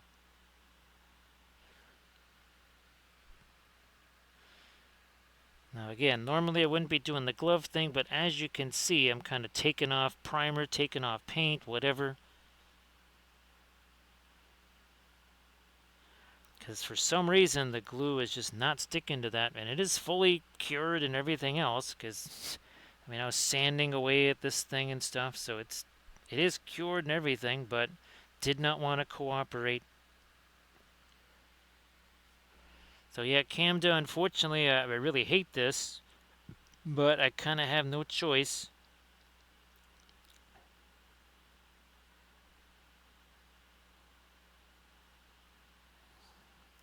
It is kind of like trying to do fine surgery with a welder's glove on or something. So see you later there, Doji. No, that brush just falling apart there. We're going to try and get ourselves a different one. Maybe this one here.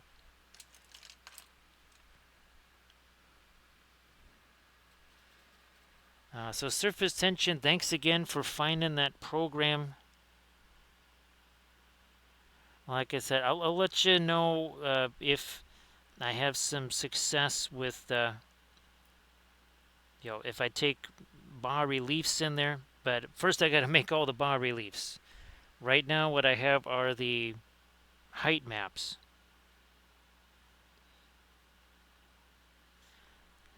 Come on. There we go. This too.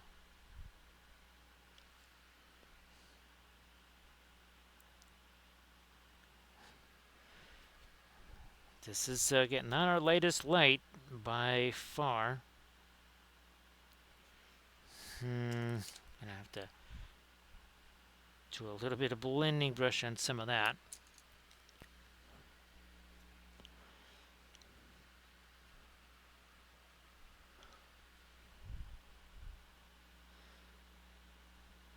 And try to get a little bit more of that in here. Some more light over on this side, perhaps.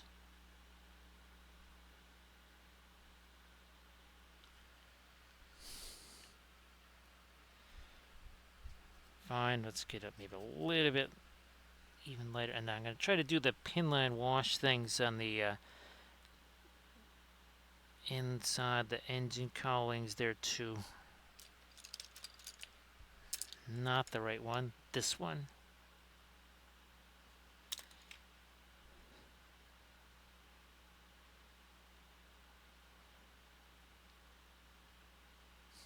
I also made some graphics of the interior of the palace at Minas Tirith.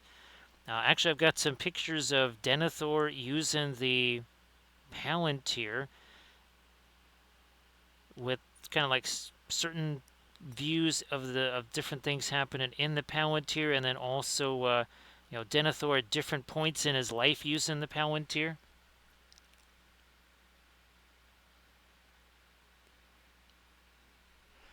Yeah, surface tension. Who knows? Maybe by Thursday. I think there's a couple of those I can still use as is. There's a few of them that's like, can't necessarily use those. But I mean, there's only one way to really know what they look like, right? Surface tension is that's to print them out.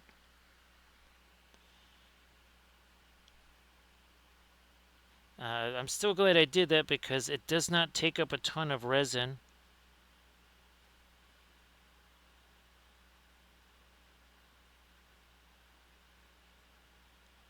Alright, let me do some of this here. Like so, and more light over here.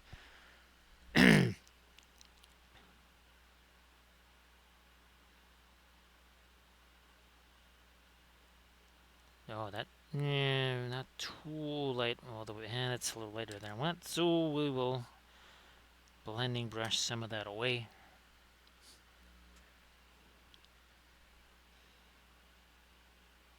Thanks, surface tension, really appreciate that.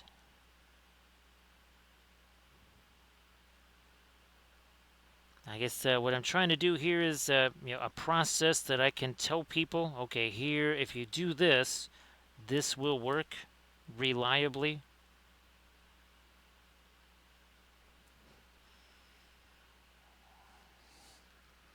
So who knows, maybe the next time uh, I'm filming a video on the flats, we'll be using. I don't know, maybe this is the thing I might be able to. Well, there's all kinds of ads and stuff, but I might be able to actually do a screen capture of me doing that site.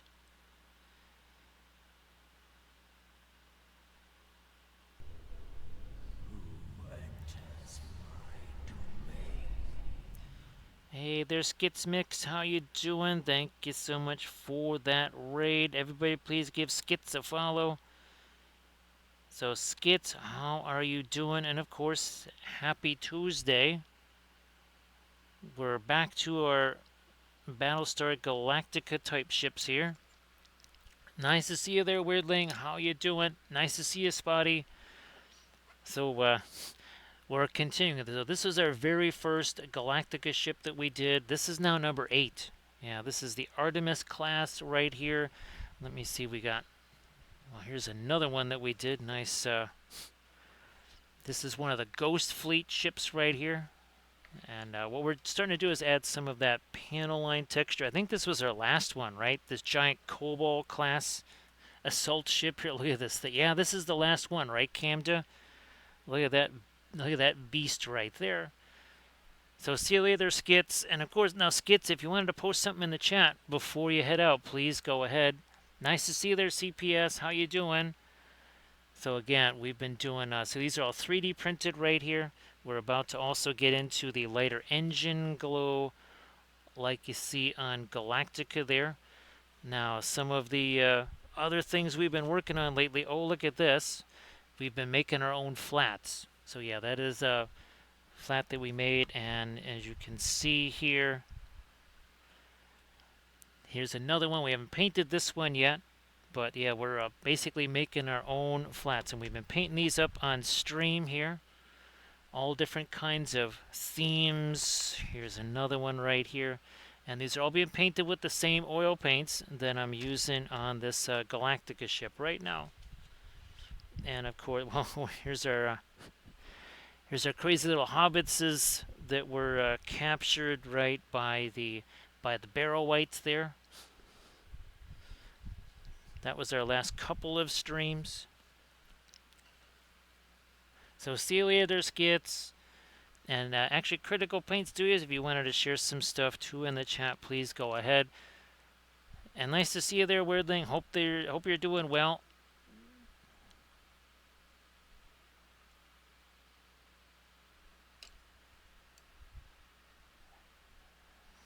Gonna bring in this and some of our sky blue here. Just trying to break this down again. Got to turn it into a pinline washer for all intents and purposes.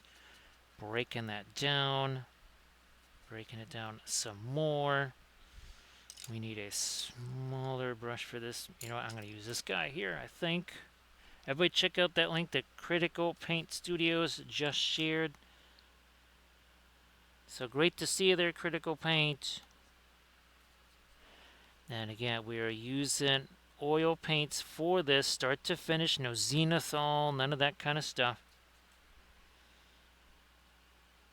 Just regular old oil paints again, start to finish.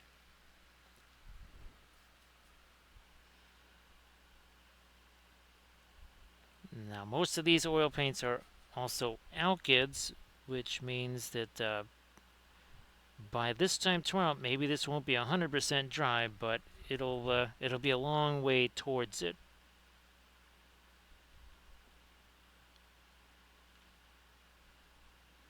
Okay, so you can see that just got a little bit later in there. Now we move on again. So Celia, there's Skits. Alright, now I think I can maybe even try to do some even lighter things here. Now let's get rid of this brush. That one's a little too beat up. Where's the one we were using right before that raid happened? There you are. Not too much thinner here. I think this is where we were. We're just kind of fooling around with some of these here. And with all of this stuff here, we're basically starting to engineer a little bit of our panel line type texture there. We also have all of these missile pods on the ship. We got to get those in there too. Let me work my way around these as well.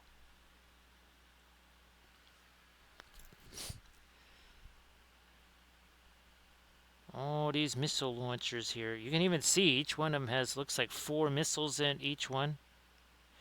And again, this was labeled as the Artemis class missile carrier.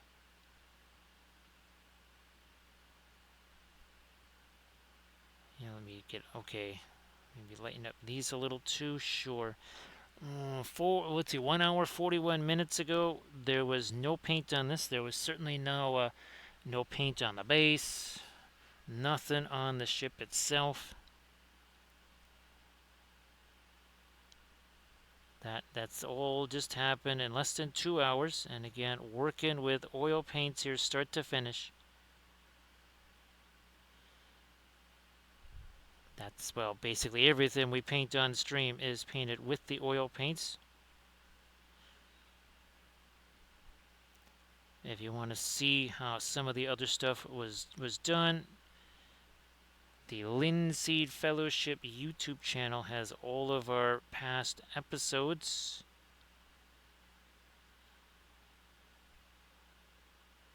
I think maybe tomorrow one of the episodes with all the Ingmar stuff is also going up on that YouTube channel. I think anyway.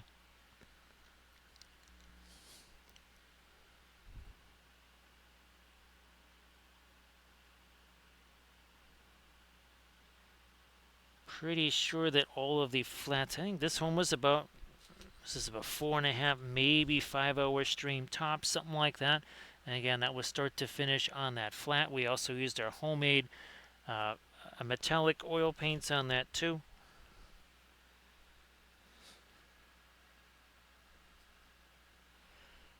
Now let me see, what was it with our Urukai, right? We painted 3 streams, 10 Urukai per stream, with TMM, blood effects, mud effects.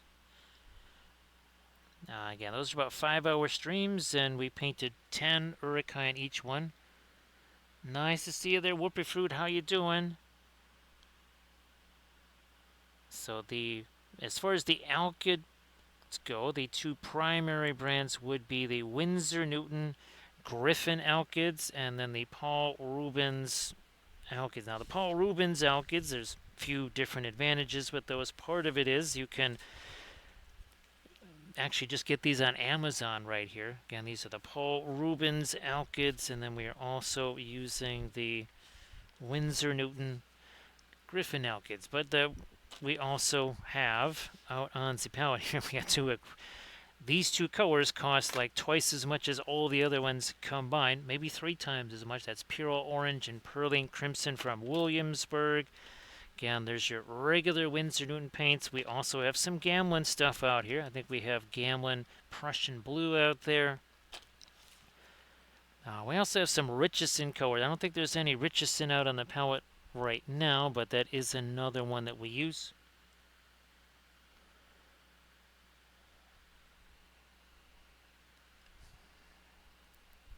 Thanks, Camda. I wasn't quite sure exactly what was going to come of that, right? Because with the metallics there, it's hard to tell, especially as you're working with it, and especially on camera. But that was that homemade stuff that I did, Cam, and that's worked out very well. Yeah, that was some of this stuff right here that we did, what, like 2 videos ago, maybe 3 videos ago or something.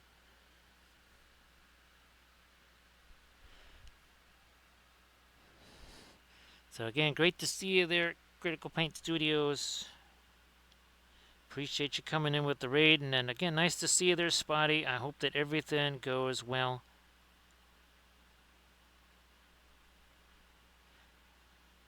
We're going to come back into stuff like this with our darks too. Again, we're not even 2 hours in here.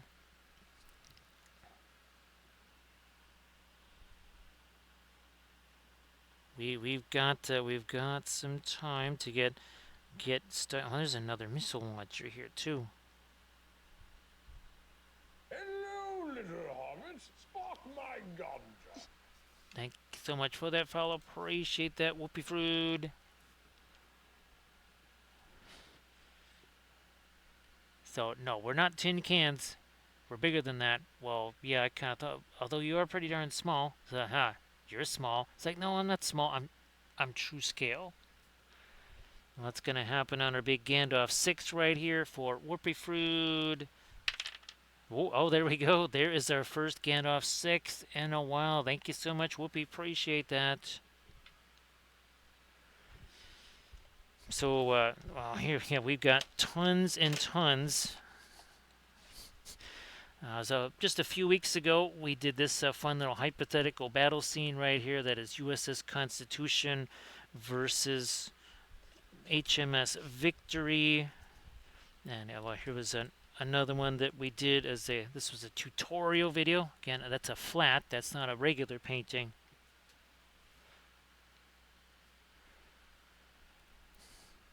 So yeah, we use these on all of the miniatures, again, start to finish. The oil paints are, well, much easier to use. They're much cheaper. They're much more durable. And again, whether it's something like this or whether it's, something, okay, we've got Star Wars Shatterpoint figs, or maybe more towards the fantasy here, like this guy here. Again, that is all oil paint. I think we did this one, what, about a 5-hour stream or so? Yeah, something like that. 5-ish hour stream.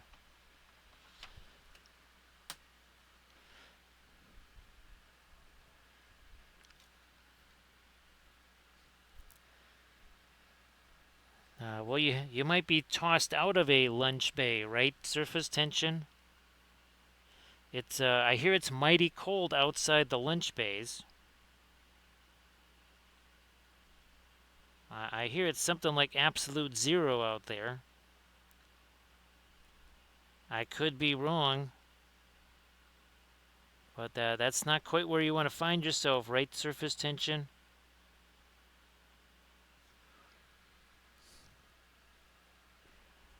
Let me get here a little bit more of our light.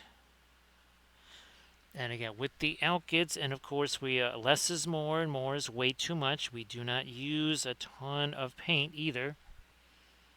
That's another reason why stuff doesn't take forever to dry. Now, of course, if you're using regular titanium white and cadmium red and Egyptian violet, Indian yellow, Williamsburg version for everything, well, that's going to take a while to dry.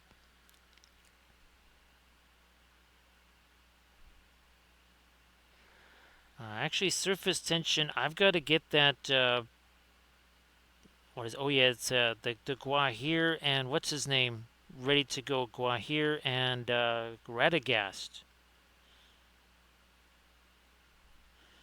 Because I actually have I have a song all set for the, I was just going to call it your Misty Mountains Army there, the Eagles.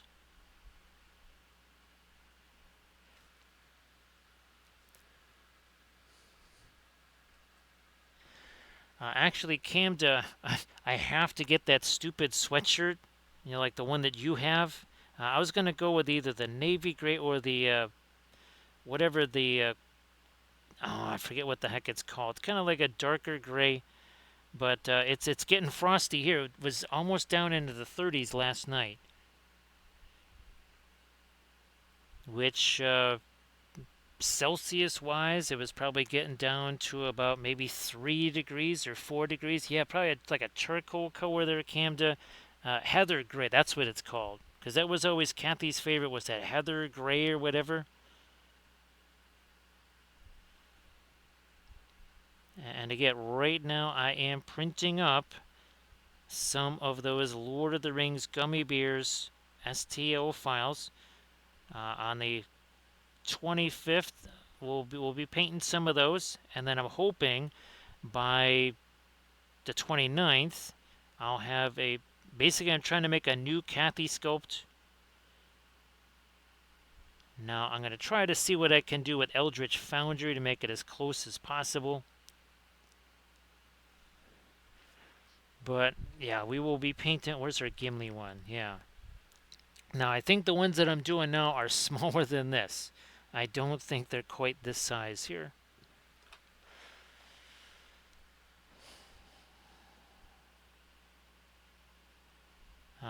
It would be like an infinity mirror there, Camda. Now, what do we got in here? We could still do something lighter, but we gotta wait. We must wait before we fool around in there. Oh, that would have been way too light. But we gotta get some stuff going here. And again, look where our hand is on that brush. Nowhere near that metal ferrule, right, Camda? Hands off the ferrule. Let me do this over here, and then a little bit more of that on the underside here.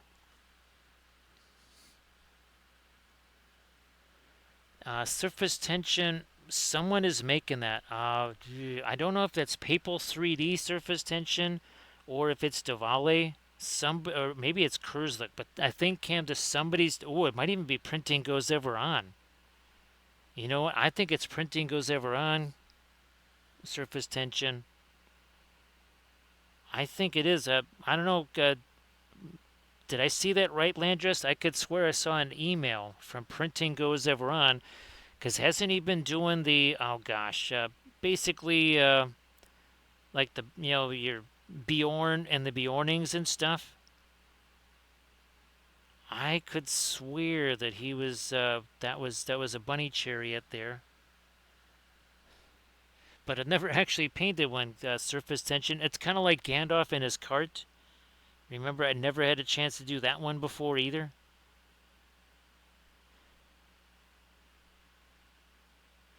Well, and of course, where's our Aragorn? Yeah, never had a chance to paint Elisar either until we did that. What was that? Navarrete Studios. Yeah.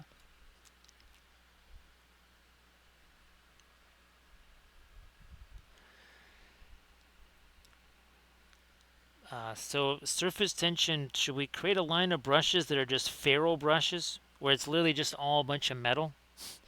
Now, of course, technically, someone has done that already. It's not quite in the same vein, but these are handle-free brushes, right? Surface tension. The was that the lethal shadow stuff?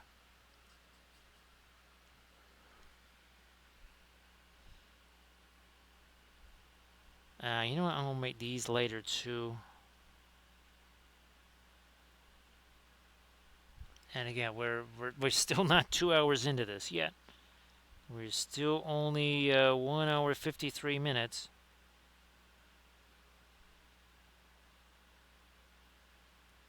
Okay, there we go. Yes, the handle free, or the, didn't we? Oh yeah, bristle free brushes. Didn't we? Weren't we gonna do that, surface tension? Yes, I think they were bristle free brushes.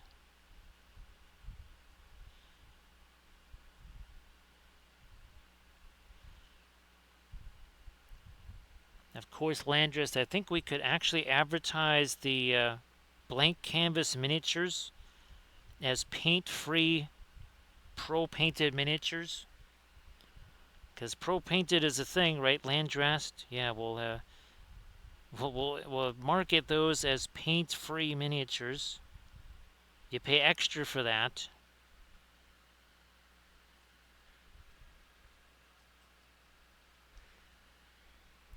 Oh no, Whoopi, those are. Let's see. Do we have? I think we have one of those sets here, or one of those type of brushes here, don't we? Somewhere we've got one. Let's see. Is it this one? No, it was one of these where basically there was no bristles anymore. Of course, we have our special custom-made brushes. Again, these cost hundreds of dollars because of all the additional features like the texture paste, the tile grout, the extra paint, the super glue, the epoxy sculpt over here, and then of course the snipped off bristles. So yeah, brushes like that, those are hundreds of dollars a piece. That's right, surface tension. That is right. But yeah, we had one, I forget which one of these it was. It was one of these brushes here. Essentially, the ferrule keeps coming off, and it just reveals the wooden handle of the brush. Yeah, I'm going to do that here too on that side. And then we're going to come back into this with our darker grays, but you can really see how we're establishing all of our panels in there.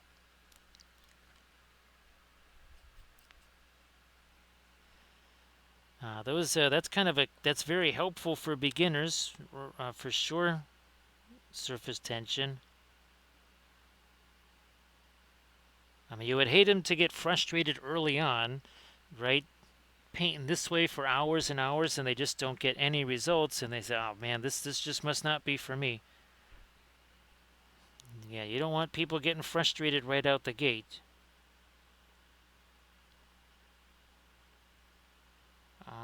Yeah, fine, we'll keep going. Now, I might even get a little bit thinner on this.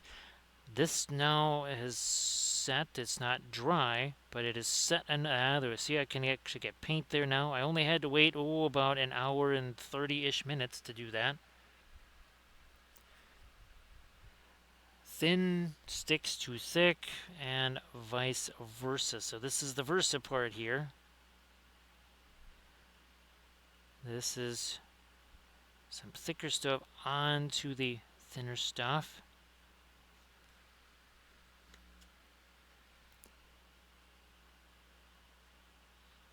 Yeah, I'm going to blend that up a little bit. And again, all of this, start to finish, done with the oil paints. We just had a very dark gray primer for this. The base was primed kind of a very dark turquoise in a way.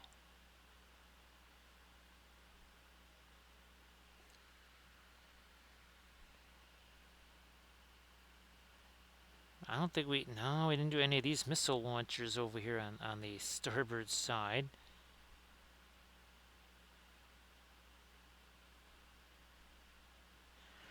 Now, where is our H-class ship that we did last? Is this our H? Yeah, here we go.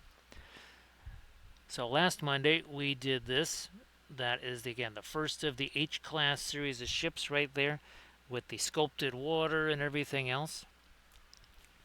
See you later, Whoopie Food. How you? Next stream will be Thursday, Whoopie, and we're gonna be painting probably something like, well, again, we're painting up one of our flats here. So yes, one of those we'll be painting up on Thursday. So see you later there, Whoopie Fruit.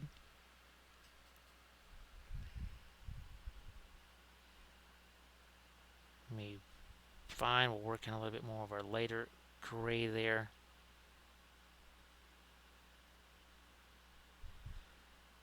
And we'll have to come back with all of our, with so much heftier darks here too. Especially to create all the individual panel lines. We're trying to create the panels right now. So thanks for the follow there, Whoopi. And again, hopefully we'll see you on Thursday.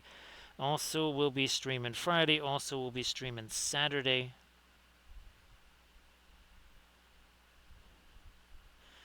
Now, I am hoping by then to maybe have that, whatchamacallit there, the Great Beast of Golgoroth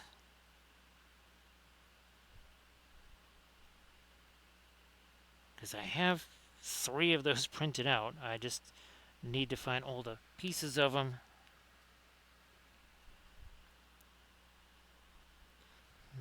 Back, I have that blending brush again. There we go.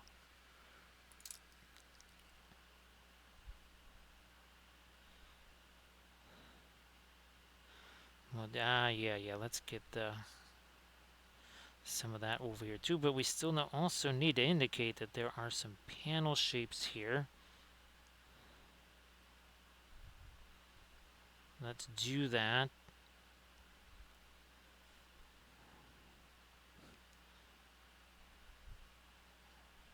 I think now it might just be safe enough to fool around by tilting this over a little bit on its side. Not a ton.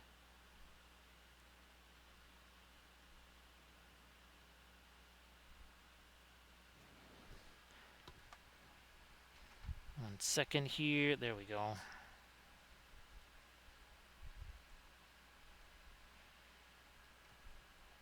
Almost there. Just looking for that. There we go. No, I'm going to go with this lighter stuff up here.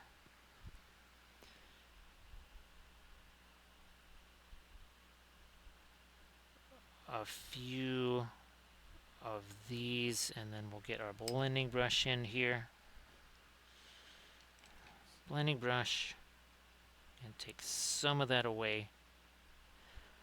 This is the other area where the oils help make things take less time because, well, we can just basically plop the paint on there and then push it around with the brush. So see you later there, Arid, and see you later there, surface tension. So thanks again for everything, surface tension. That is a massive help. Appreciate that. So see you in a bit there, Arid. I mean, we'll be doing this for a while. Again, look at where my hand is on this brush. Nowhere near that metal ferrule, right? Not even close.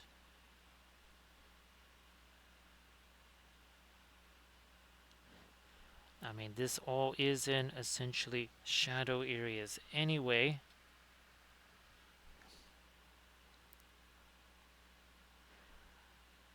It was only about an hour and a half ago that just trying to paint anything there was just bouncing off of this because that paint was so, the glazy stuff we did was so wet. It's nothing like that at all anymore. Now we're also trying to get a little bit more of the green in this part too because, well, of all the turquoise that we got on the base.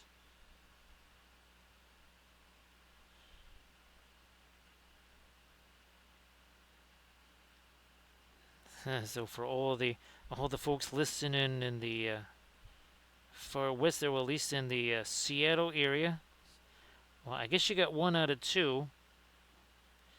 You did not get your World Series.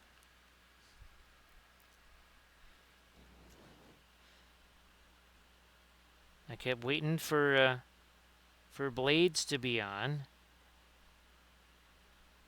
because I know that Blades was watching that.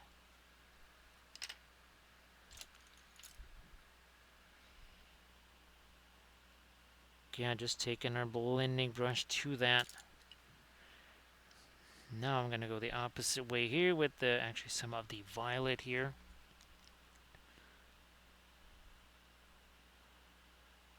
And again, just trying to create what looks like individual little, maybe not so little, panels here.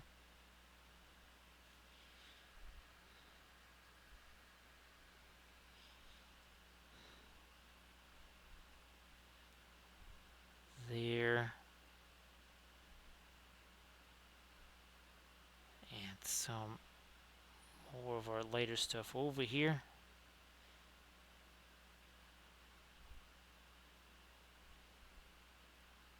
Just try to catch some of the edges of that. Let me do the same thing on this side now.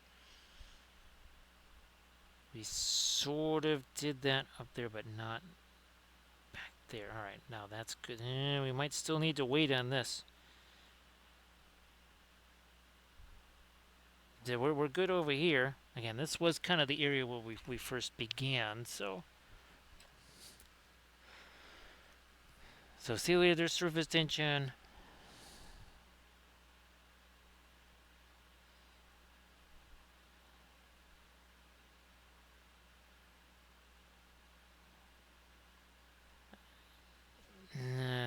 Back to this up here.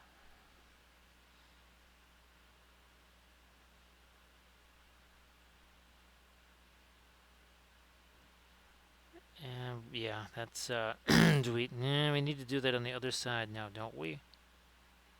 Yeah.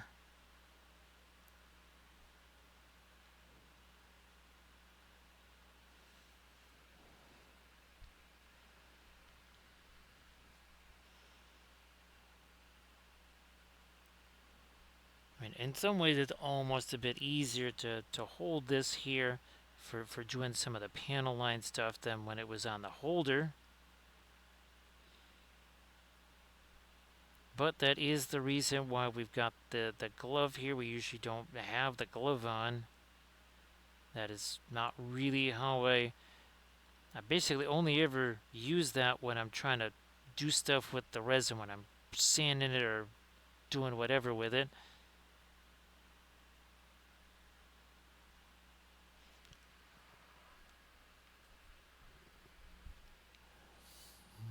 Get that light down over here.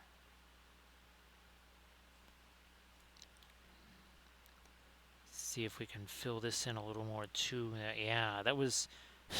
I tried doing something down there about 20-25 minutes ago, and there was nothing doing. There was no getting paint stuck in there.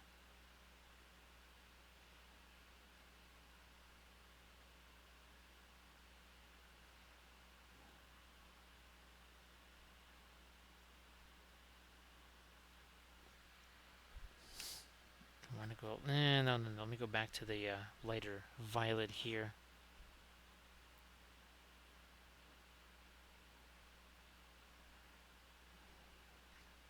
And yeah, for this part, I'm gonna take some of that paint off. There's way too much paint on that brush.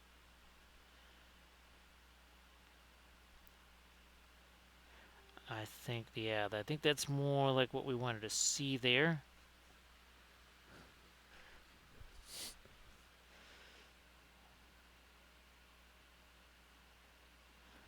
Now, and tell me, this one was a little bit easier to do than some of the other ones because the surfaces were just so incredibly flat. Made it easier for me to actually draw stuff in. So sometimes, yeah, having all the ultra tiny texture not always an advantage. Sometimes it's better just to have no texture there and be able to just paint it all in on your own.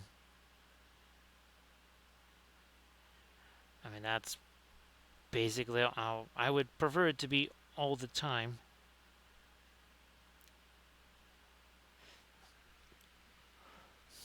Even on the flats. Now, actually, I saw, I remember if somebody had a picture of a flat that they, whatever it maybe was MSS or whatever the show was or whatever. There's a scale model challenge, whatever it was called, but it was much more raised than I thought a flat was. Way actually much more raised than ours recoil. Well, yours it was almost a little bit more like yours.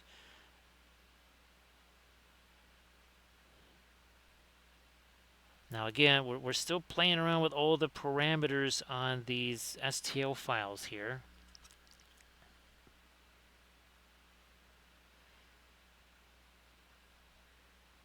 Yes, it's like decaffeinated coffee, right, Camda?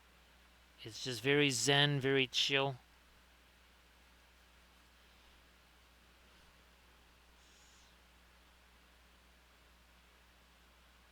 Trying to just fill in some of that here.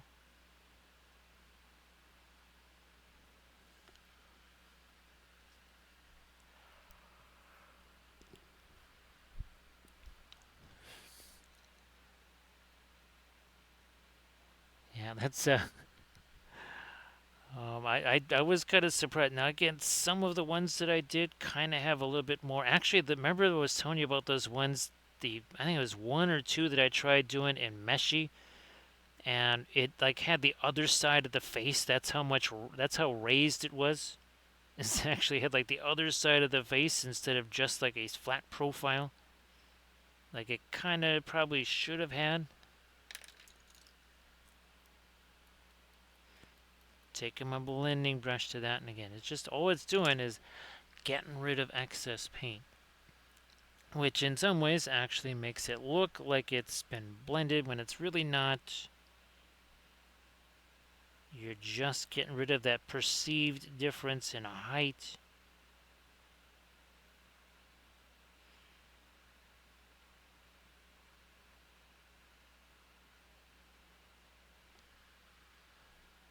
Not actually. Recoil is NRL finished for the season, right? I think so.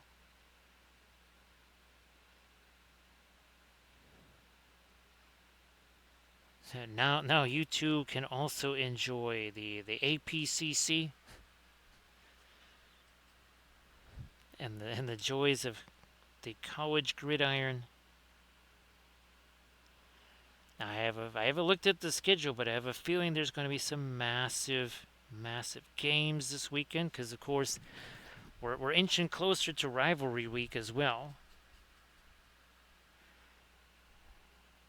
As we get closer to November, I mean, there's already been some rivalry games, but some of these are going to be ones that have been played for well over 100 years and involve trophies.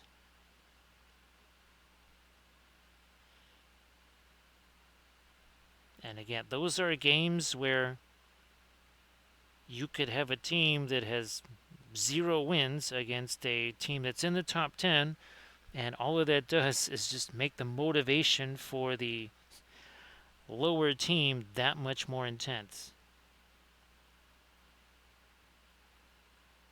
Because they'll never be in the national championship game, but stopping somebody else from getting there, they would not mind.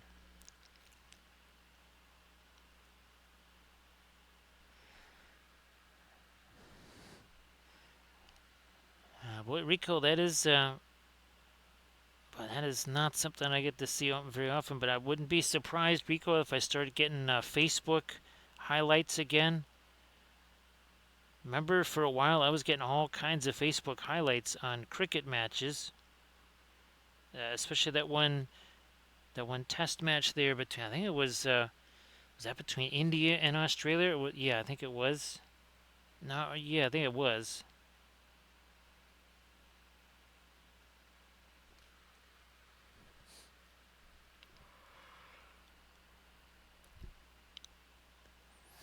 We're gonna have to get when we come back with our darker stuff. We'll try to really sharpen up some of these items here, and we also get to think about some of these missile launchers here. Do we maybe put almost like a little bit of color on the end of those to indicate the knows all those missiles?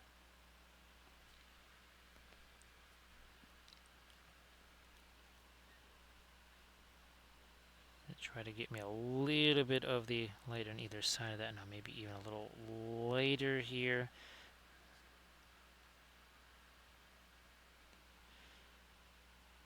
Nope, more thinner it looks like is required. Bam, there we go. That's just a slight little consistency change was all that took.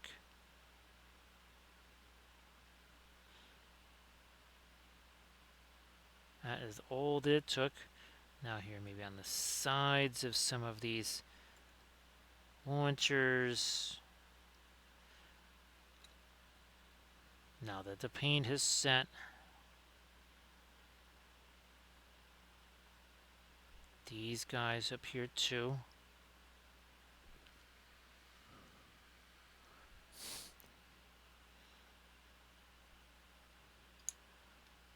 Also, no, we did that one. We did that. Here, let's get these sides.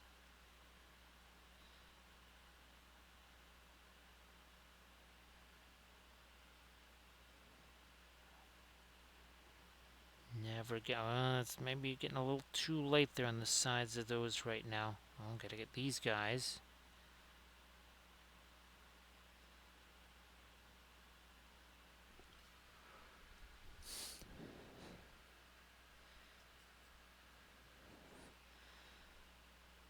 Let me get those a little later there.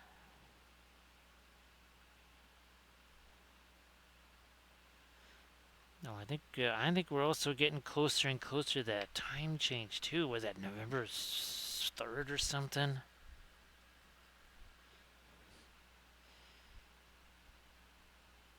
And I think it's a Sunday, which means, of course, it's going to be happening on stream. That'll be confusing as it always is.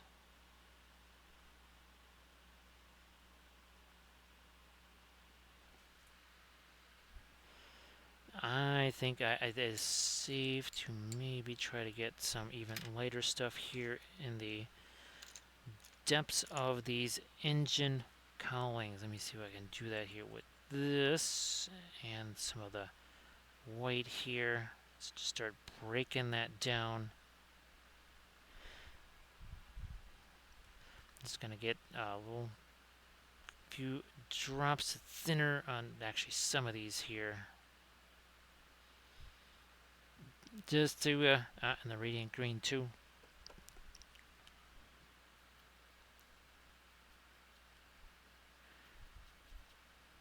Where did our other jot go here? I just want to make sure. Oh, that's not going to quite be a pin line wash. That big old chunky thing there. Got to get rid of that.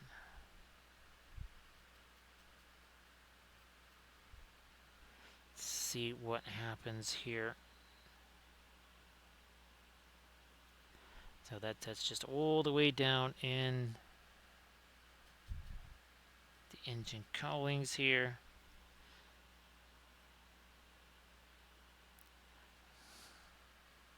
Pin line wash style. Which means all we can do is just basically touch the brush in there. Now, that just does not work very well with the acrylics because, well, they don't have that same capillary action. They don't even have anything near that capillary action. See, all I gotta do is just touch it there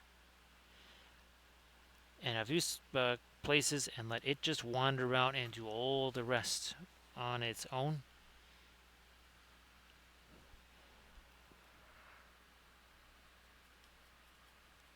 We'll break this down a little more here. A little more.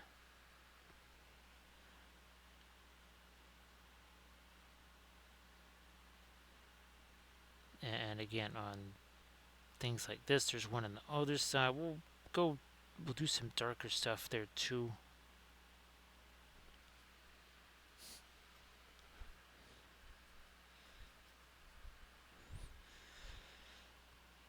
So I think in about 10-ish minutes or so, I'm gonna go check on our Lord of the Rings gummy bears prints very quickly, just to see what's up with those.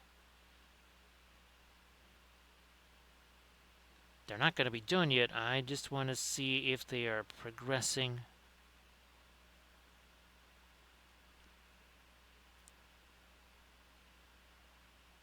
Maybe try to refresh the medicine too.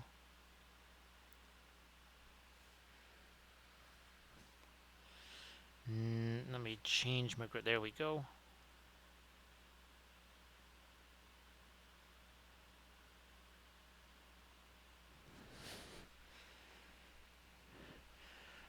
Do we start thinking... No, not just yet. I was going to say, do we start thinking about some of our darker panel lines? I'm going to keep bringing some of this lighter stuff in first, though.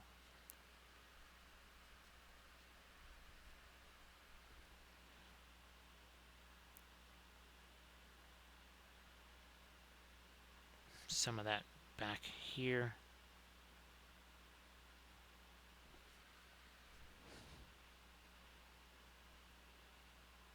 And we're going to put in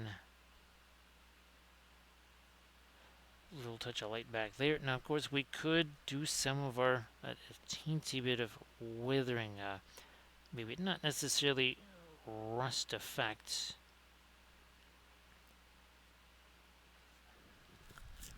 Could even just paint some scorching on these things too.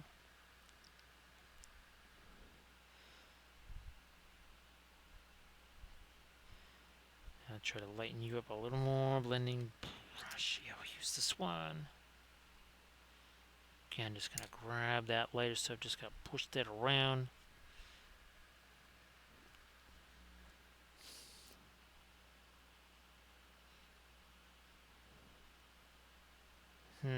Yeah.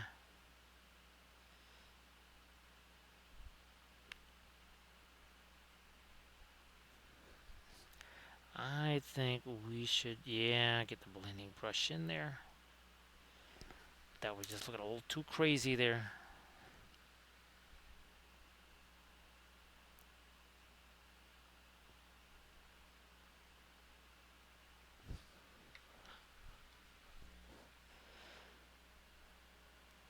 Almost ready for more individual-esque panel lines there.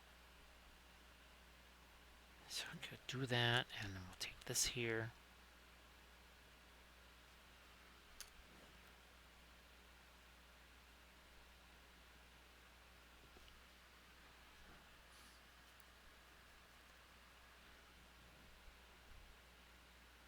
Whoop, that a little too much. We will take that and we'll spread that around the old plop and push there.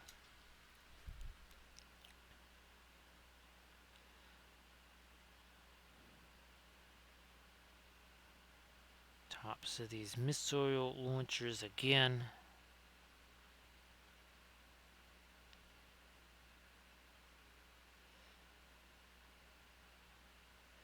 So it looks like each of these batteries, so to speak, has 4 missiles in it. And these little missile pods here.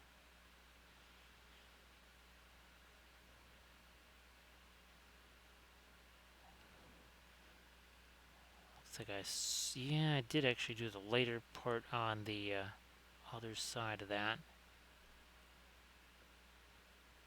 Ooh, not this one yet.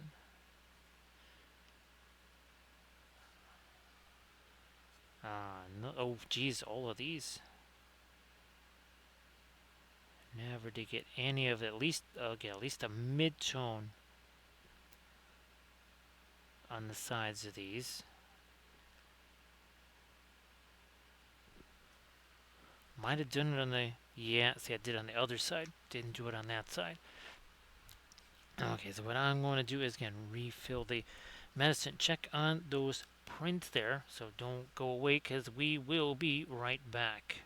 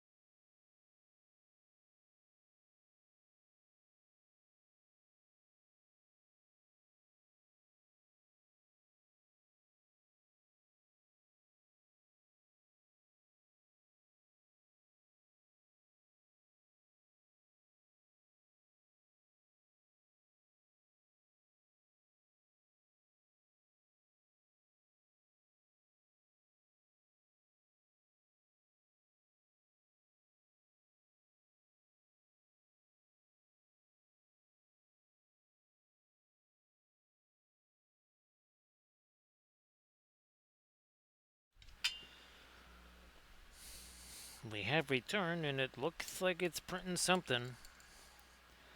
I saw the telltale signs of supports, so something's happening. Ooh, you know what? I should have been putting a little drop there and a little drop there. These Paul Rubens Alkids, right? Camden, they're like fast Alkids. They're just fast. Period. That's a dark gray. That is gonna start going into some of these areas here.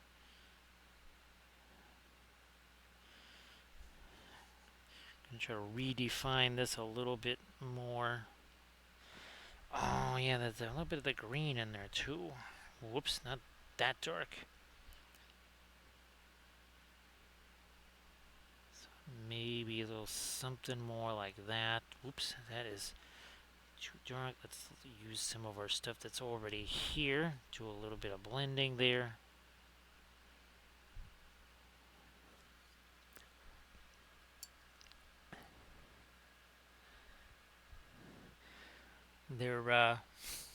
They're warp speed Alkids, Camja.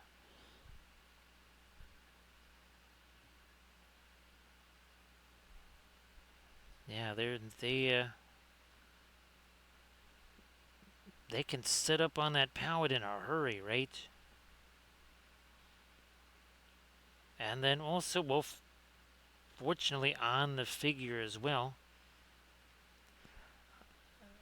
And it really, really makes a big difference, Camda, when it comes to things like when you're working with reds or something. That's one of those notorious colors for it just takes forever for you to be able to kind of get to your next round of application on the reds. So again, now we're going to try to start carving out some panel lineage here. We also remember, we don't want it to just be like a bunch of Lego bricks. So that's why sometimes we even change the direction of some of our panel lines there. Oh, what are we at? 2.5 hours in, and I think we're just now able to think about doing these. Maybe not everywhere right now.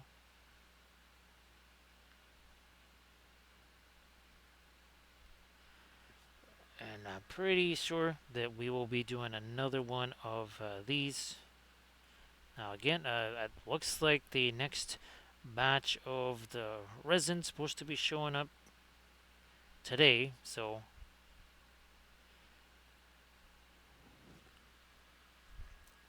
it was actually even a cheaper price today, or the last batch, than the last couple.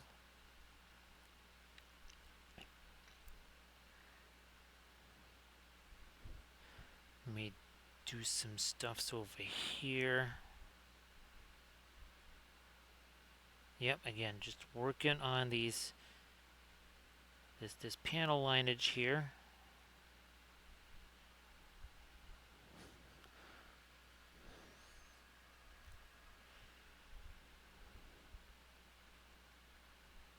We'll try some of, come on, that. That didn't go where we're supposed to, so look at that, we'll just wipe it away with our blending brush. Well, a micro blending brush in that instance there.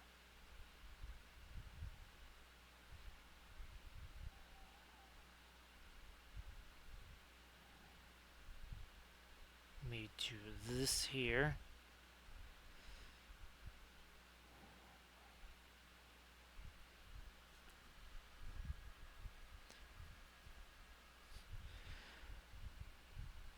And we're doing that.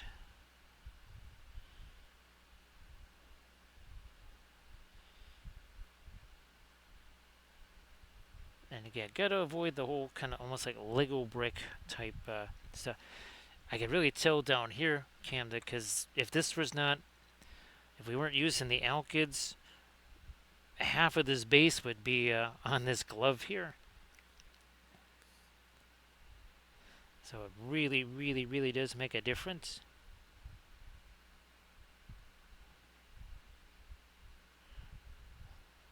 Okay, trying to work in some. Oh yeah, definitely need more panel lines up here.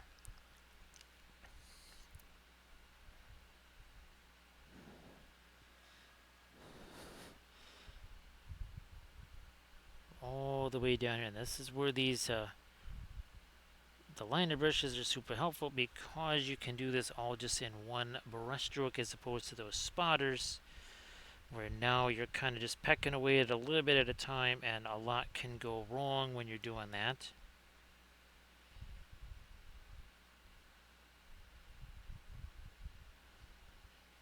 Fine, we'll have to, I think, rework some of our light on this little dome thing here. I don't think it was meant to be like the little the symbol, the BSG symbol that you see on some of the other ships.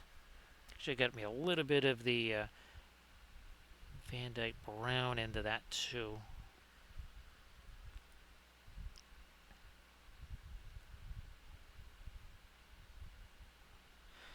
Again, trying to work in some more panel lines here.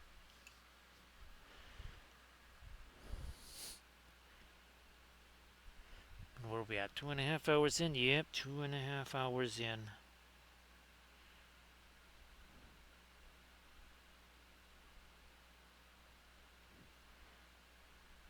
That means, I'm going to go at an angle with that.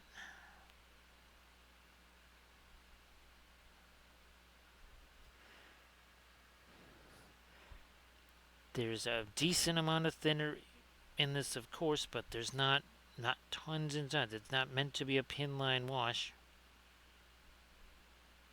at all. That would not be. It would just be going all over the place instead of us being able to do these nice little controlled panel lines.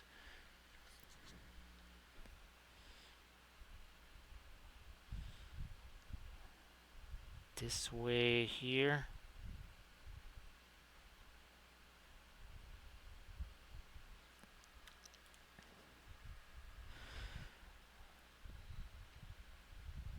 More of that here.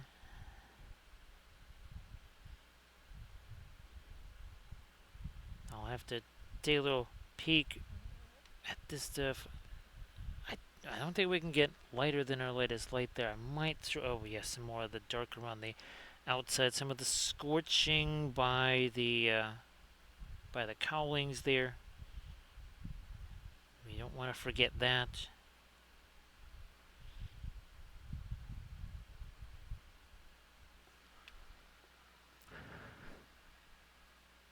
Okay, fine. A little more thinner.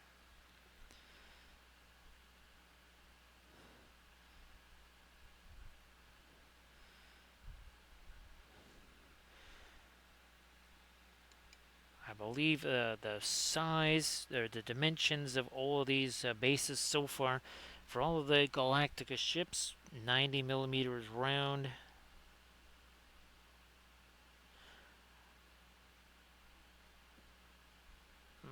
I just kind of settled on that by whatever was going to keep the ships the most stable. It wasn't anything for a game system. There are some systems that you could conceivably use these with. Was it the Star Wars Armada system? I think is you could use these for that.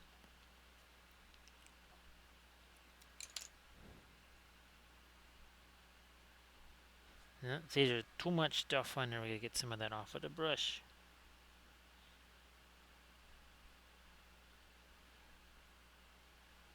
Get more panels, more better.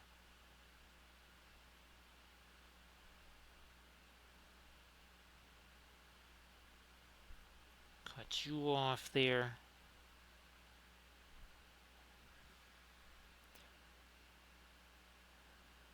Start doing a similar thing over here.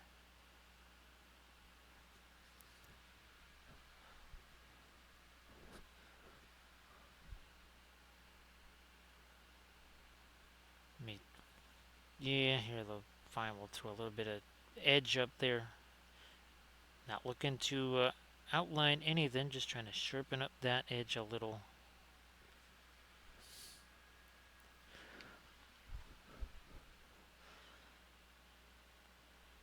Now here's another spot I think that we want to do some of these panel lines here.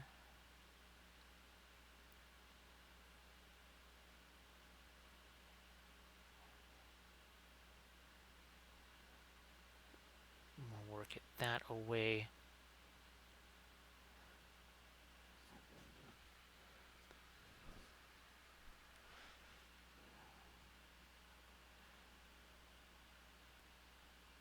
Another angled panel line, sure.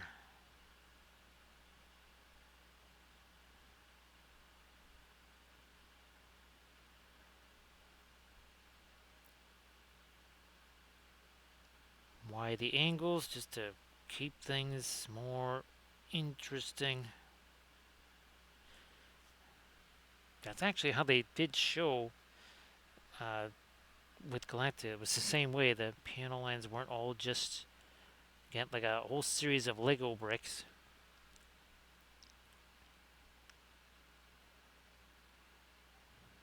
Ah, well, almost forgot this. Here to do some panel lines on that too.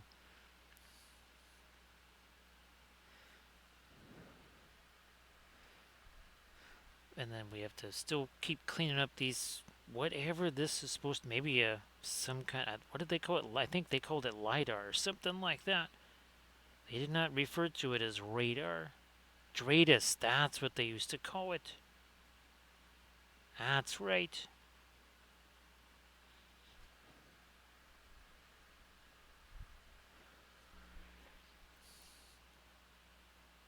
Yeah, okay, fine. Get a little bit of this green in here.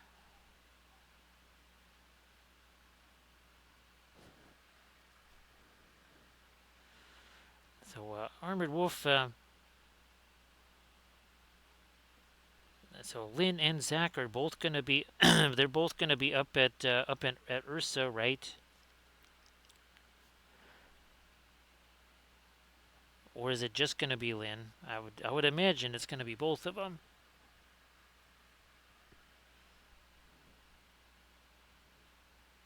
Actually, again, using a little bit of the green in there. A little bit of it here.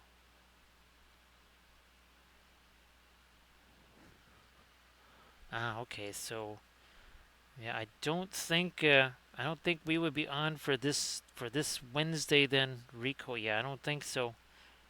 If that is the case.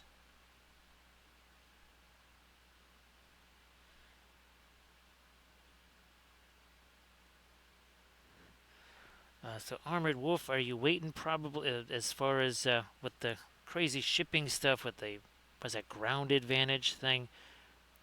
Is that about like 10% of the stuff that was supposed to show up?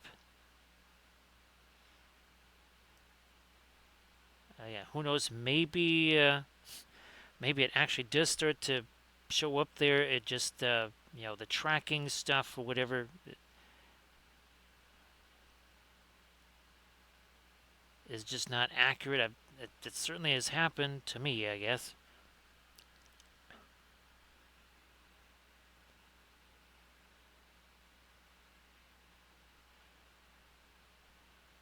Maybe working a little bit more of the light in there too. That all can't be quite that dark in there.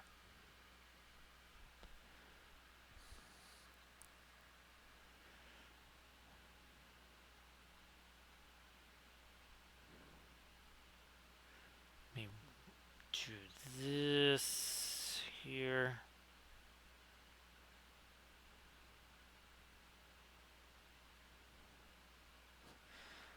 I'm gonna maybe grab this stuff and let's try to clean up some of these lines here.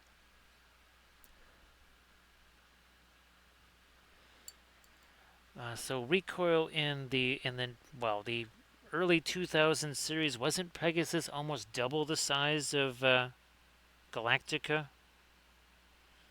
Maybe it wasn't twice the size, but it was at least half again as big.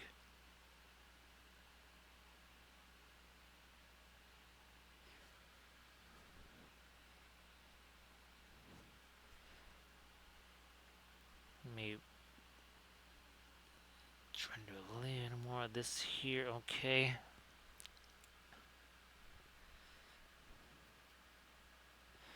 Yeah, it is quite the beast. Really, that's why when folks were saying, "Oh, you should do Pegasus," I'm like, "Well, okay, it would be basically these two together, or pretty close to it, right?" And that would not exactly fit on stream.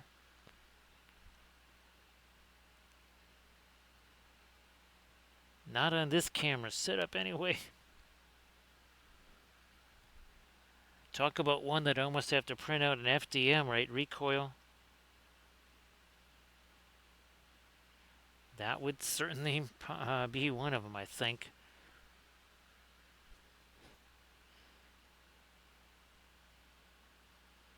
So again, trying to do a little of the some angled panels on here as well.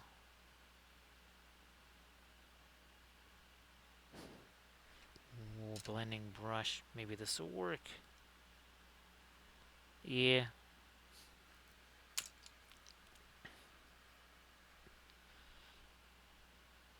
And I think the reason it was so large, right, because, well, it was all supposed to, all automated systems. So it actually, I think I don't know if it had a smaller crew than Galactica, but it was maybe about the same amount, same size crew as Galactica. Now that got a little too dark there.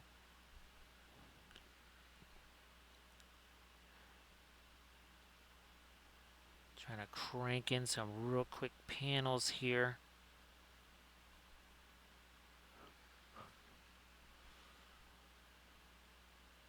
There's another little ridge right there.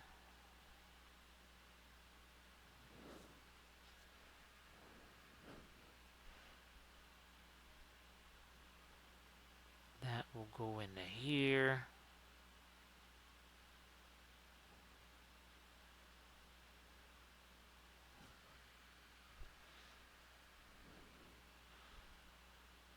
And that way too.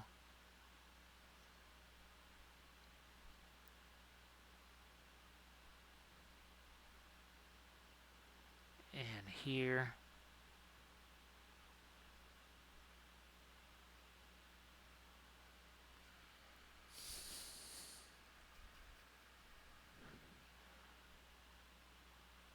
Let me do this. Yeah. More panel lines up. Oh, here we've got these. We've got these guys.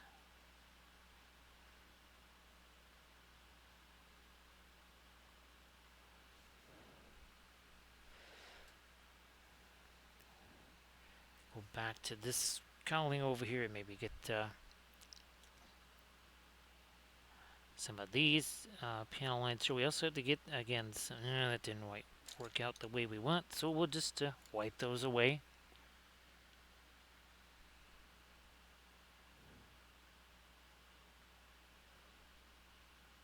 And I think they were using the more like Apollo's type of Vipers, right? Recoil as opposed to the really old oldies like they had on Galactica.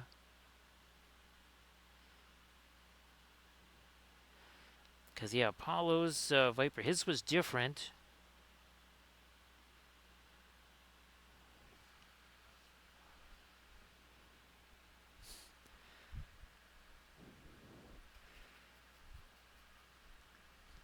Because I'm not, now it's been long enough, Rico. I couldn't tell you it's been years since I last saw BSGs, so I don't even remember if they really did show the two ships that close to each other.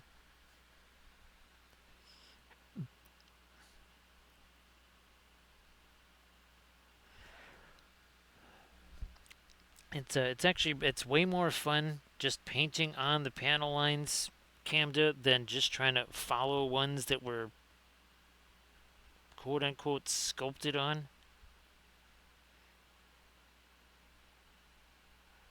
That was why there was certain miniatures where yeah, where all the freehand is sculpted on. That's really not my favorite thing at all, because well, you are totally locked into that.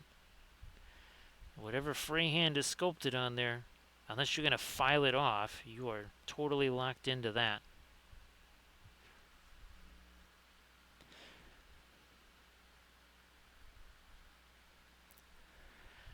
Yeah, Rico, I think the only for what I don't know why he's able to use his, but I think his is the only one that is still in use, and I don't quite remember why, because now it's been a while, right? Man, oh man, it has been at least I want to say a couple of years, maybe as much as 3 years since I last actually saw BSG.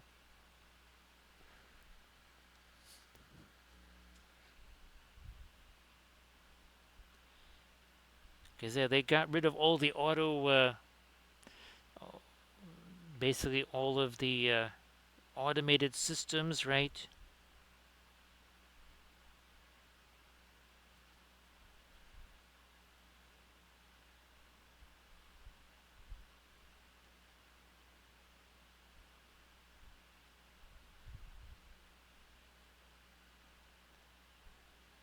There. Oh, actually, in that Battlestar Galactica board game, one of the thing I think it was it in the Pegasus expansion? I think Scar was in the Pegasus expansion.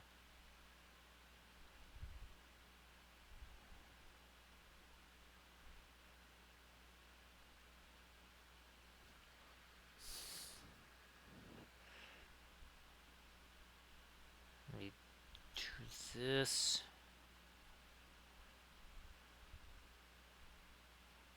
And I think, yeah, we'll just fill these in like so.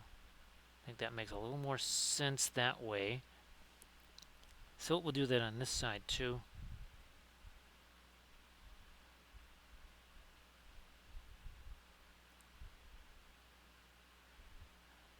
Nah, not like that.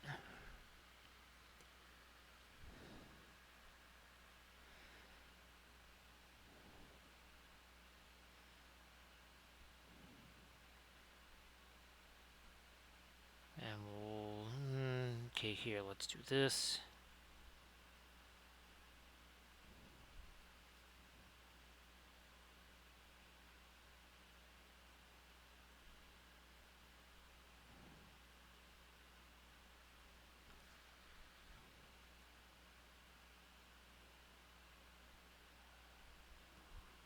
Ooh, okay, yeah, a couple extra. Ooh, yeah, down here we need some cleanup on this.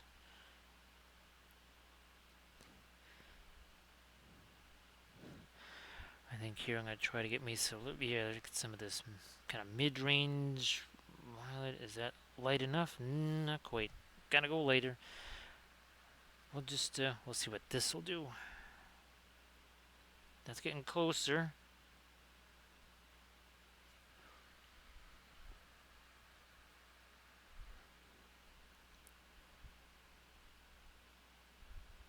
Doing that here.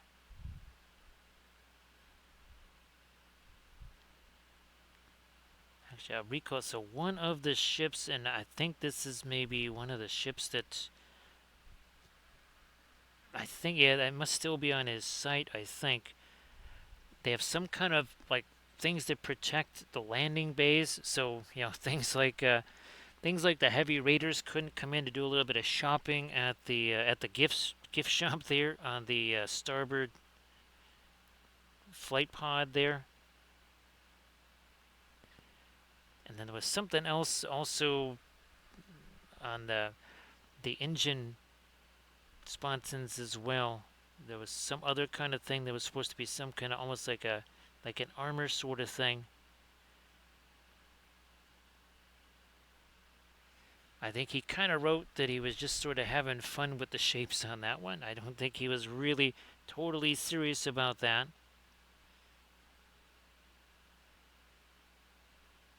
Actually, Rico, I still gotta see if I can find Capricus somewhere. Well, again, I have it on the I've got it on those DVDs, but it's a little bit hard to play those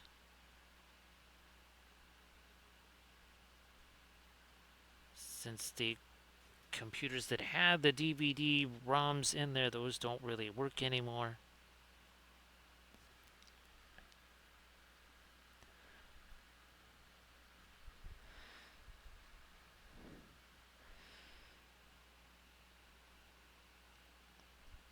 Yeah, recoil in the Battlestar Galactica board game, it essentially does replicate that. Yeah, there's one of the crises that replicates that. So welcome back there, Eric. Great to see you again.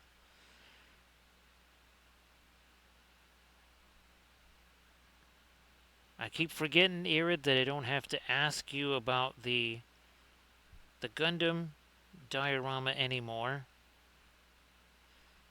And again, I'm sure it feels really good to kind of get back for a change now, back to the regular jewelry.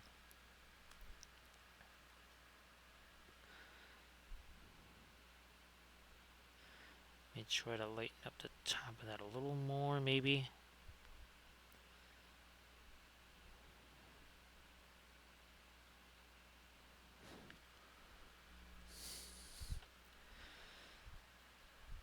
So yeah, I'm pretty sure last night it almost got down into the. I'm sure in the suburbs it must have gotten down into the 30s.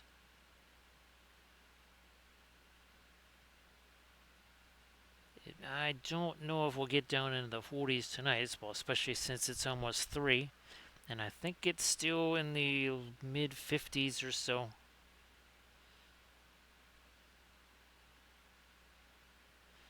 We'll see if you get some of your record November snow up there in Alaska, like 2 years ago.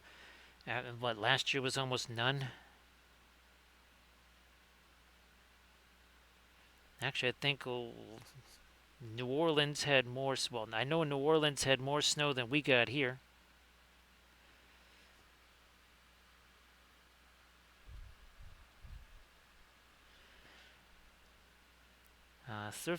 Who knows surface tension? Maybe that's what the original Welsh Landians came in on.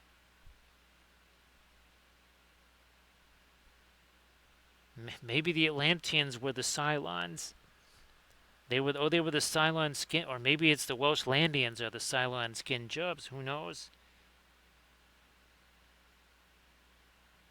Yeah, it could be the Welsh Landians and not the Atlanteans.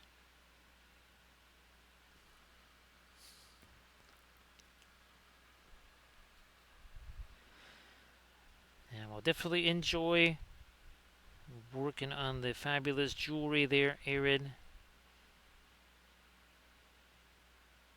And again, everybody please give Cam Wife a follow. Also give Camda Paints a follow, because Camda paints with the oils too. And surface tension, if you wanted to share your link again, I don't know if you actually had a chance to share yours before there's surface tension, before you had to take off with the Hound. But yeah, everybody check out this link that surface tension will share, because there's going to be some fabulous oil painted miniatures as part of that. Let me see how light of a, okay, that's not too light of a red there.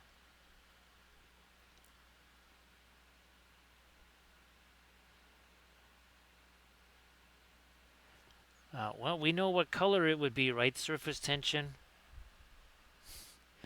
Maybe, oh yeah, because that's why Wales is gray.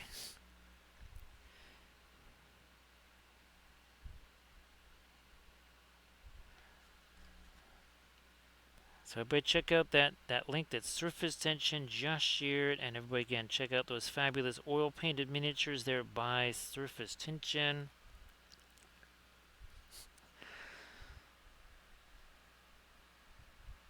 So yeah, surface tension. That's the first thing the Welsh Landians do when they find a new planet to live on is they find a way to blot out the sun.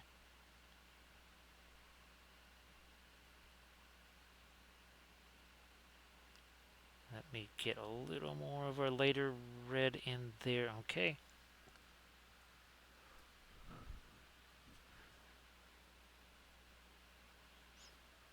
I'm going to change this up here. Let me get some of this green. I think it'll be easier to reach it this way.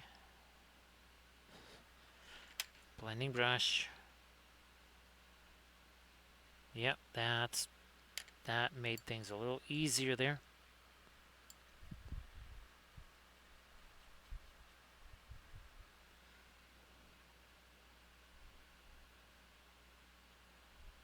And we're going to do this.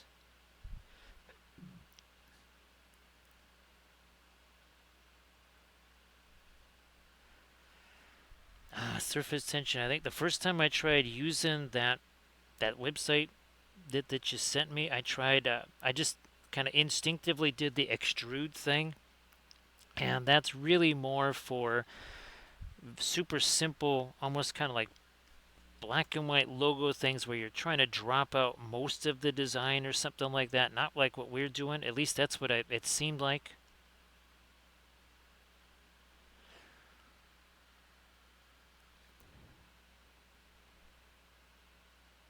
Yes, the Battlestar Wales only it just has a huge smoke, uh, almost like the fog machines that they used in the Norwegian fjords. Well, that's how they cloaked their ships, right? Surface tension. Yeah, that's the Welsh Landic cloaking device.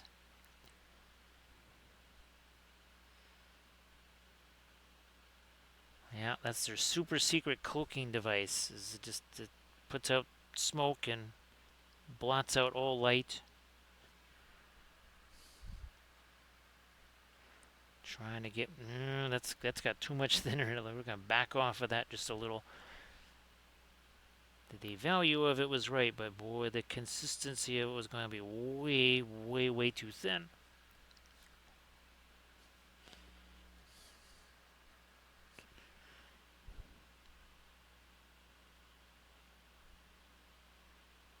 And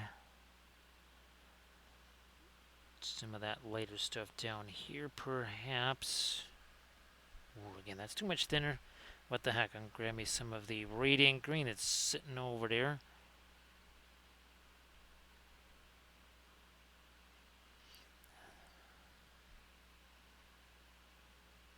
Around this missile launching bay here.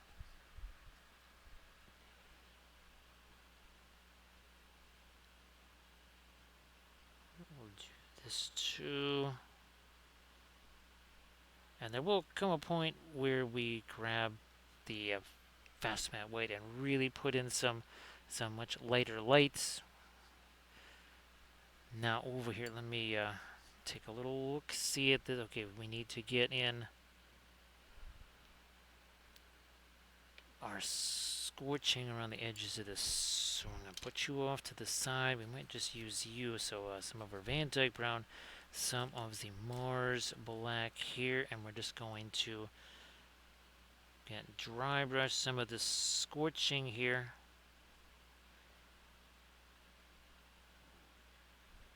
And then we might also have to do a little bit of light projected onto the cowling there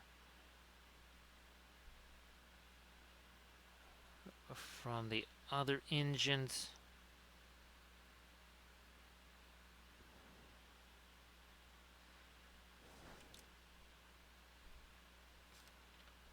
Alright. Gonna grab me another one of these, like maybe this guy here. Take some of that sky blue. And I think it is finally safe to turn this over for a little bit here. So I can just get some of this lighter blue down here. Not a ton of it.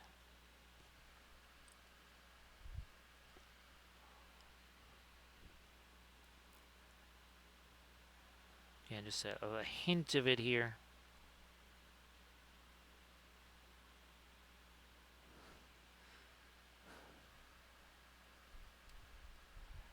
No thinner in that whatsoever.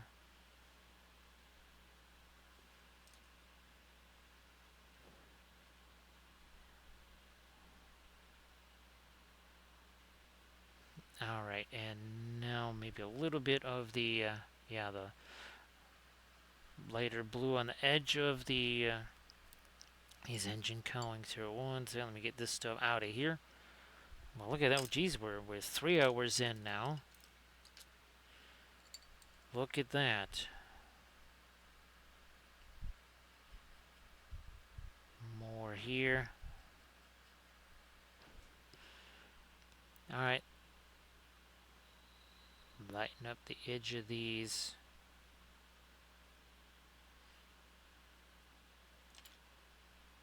Maybe not 100% everywhere.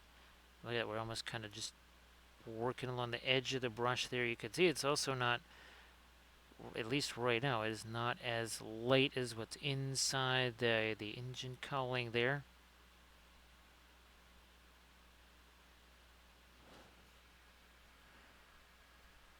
Probably shouldn't be, right?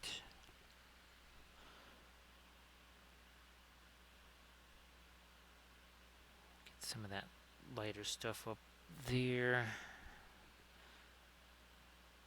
More of it down here.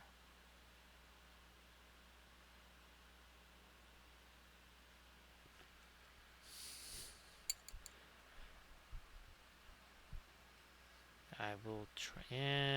Fine, we'll throw some of the light gray in with that too.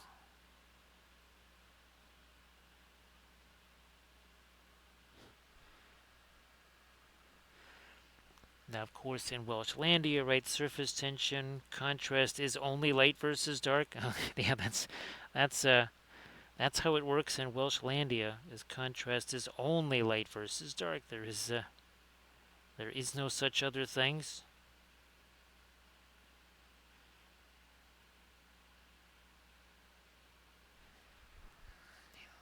Hit this some more.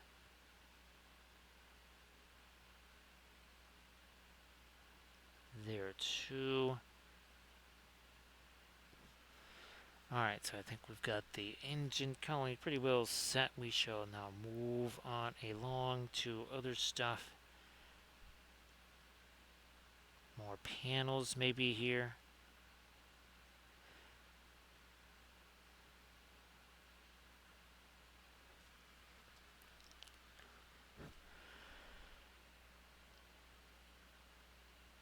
Yes, it's that mid-tone versus mid-tone contrast. It takes an expert eye to see that, right? Surface tension. But that's what makes the Welshlandic cloaking device so effective. Just turns everything into a sheet of gray.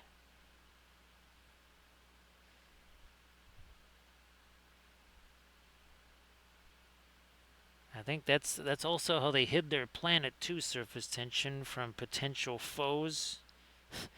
Was by just making it gray.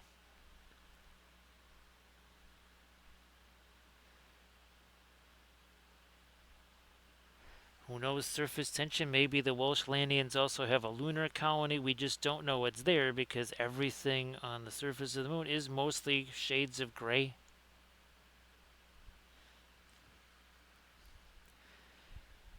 Once the moon was tropical and full of life and color until the Welshlandians got there and turned it gray. That they de-terraform a world.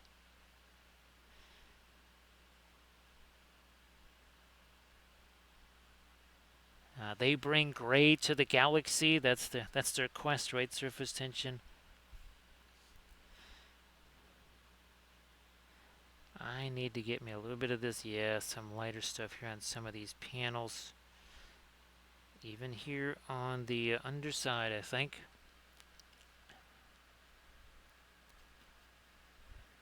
Yeah, so, see, it is confirmed by our eyewitness there in Welshlandia. Currently, they have an entire mountain cloaked.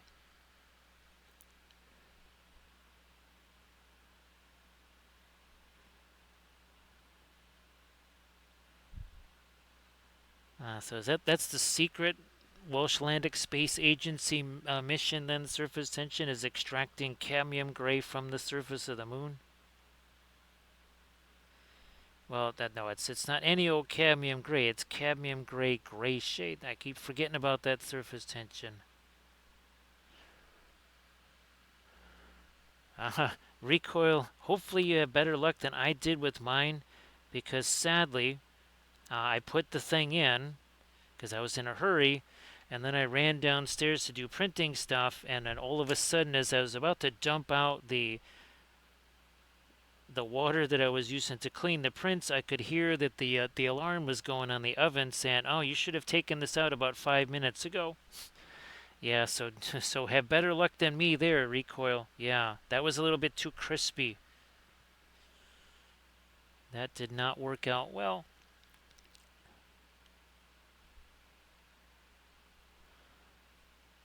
I mean, I had to eat it anyway because there was nothing else to eat, so we just like had to eat as much of it as I could. The stuff that was too burned to even consume, well, that I couldn't eat that. But yes, definitely don't head down to the basement to do printing stuff. And then, which you're like, well, that won't be a problem.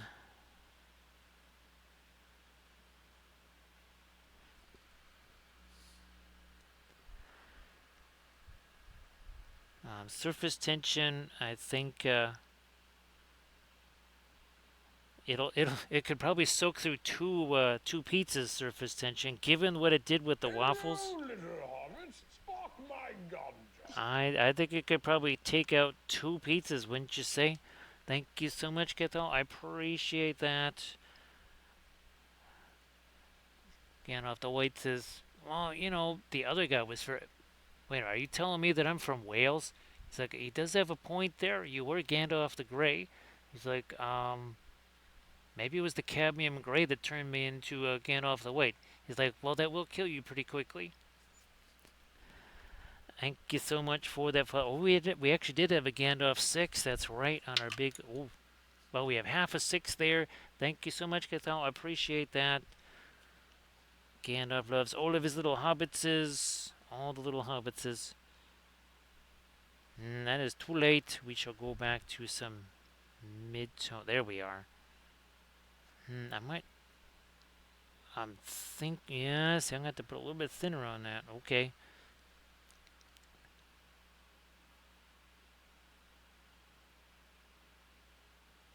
So, since this is a cuisine channel, surface tension is that do I have to come out with a book of rum recipes where it's basically just spill rum on everything?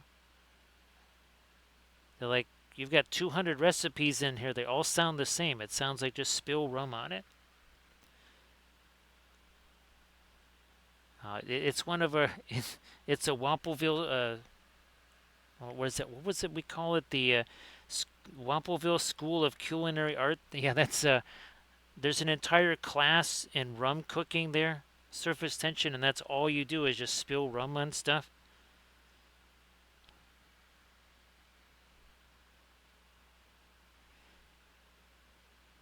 Yes, it's a very festive recipe, right? It's Christmas pizza. There you go. Ooh, there's little ridges on there. Okay, we gotta get those too. But we need to start doing a little more defining of some panels on the ventral side here. We got plenty of it on the dorsal side.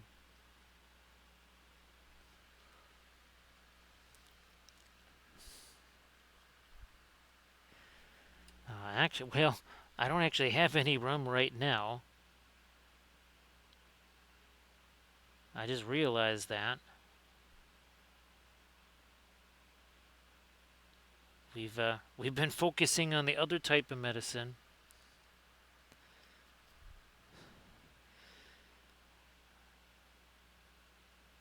Well, and we know where the Mary comes from, right? Surface tension. Well, that would be from the slightly higher rum content of all of the recipes. Say than most average recipes.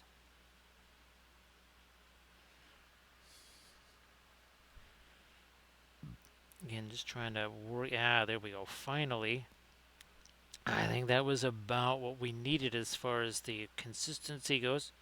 Because I was hesitant to do that because, man, something like this, that would have just basically bounced right off of here as recently, I want to say as an hour ago.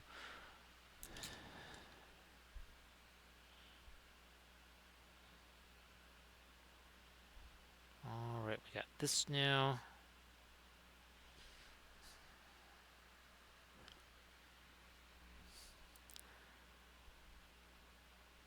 We're going to lighten up these a little, I think. Sharpen these up too.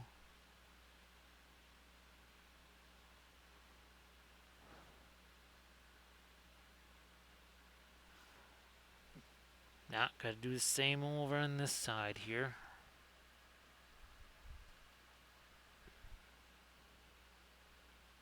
Hello, little hobbits. Spark my ganja. Thank you so much, Danny. Appreciate that.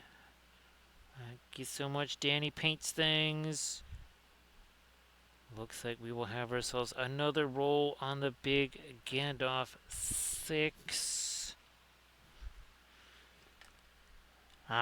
So still kind of upset about the whole Balrog thing. He's like, dude, it's really rough having no more arms. He's like, yeah, someone said I was sculpted that way, but I beg to differ. I seem to remember having arms.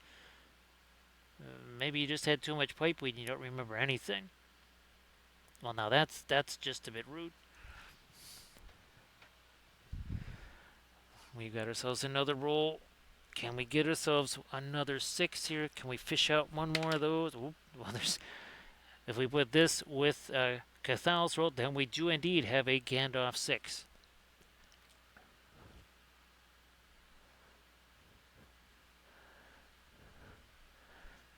Arid, that does sound like the rum balls that Kathy's folks made one year where, well, they came with the warning that there was, I think they, whatever reason, they accidentally doubled the recipe or something. Yeah, I think they thought it was supposed to be maybe 1 teaspoon and they put in 2 tablespoons or something like that. And well, let's put it this way, you could almost get a contact buzz just smelling those rum balls.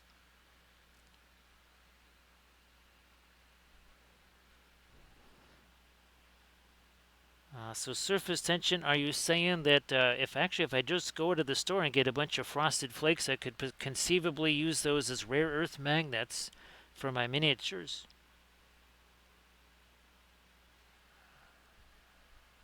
Oh, well, there you go. Actually, surface tension, better yet, you crunch those things up, right? You crush them up, and then you put them in your texture paste. So now you would have magnetic rocks, surface tension, on your bases. Then you wouldn't even need to use magnets at all. Yes, they would just stick to a metal tray or whatever, just by virtue of your magnetic basing.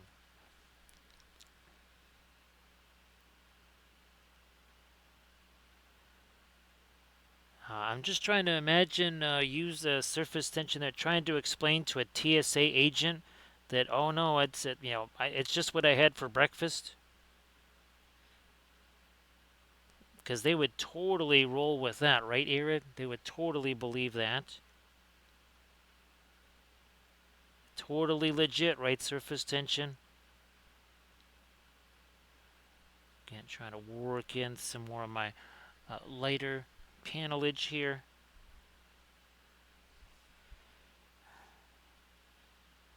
Let me work in some more mid-range grays in here.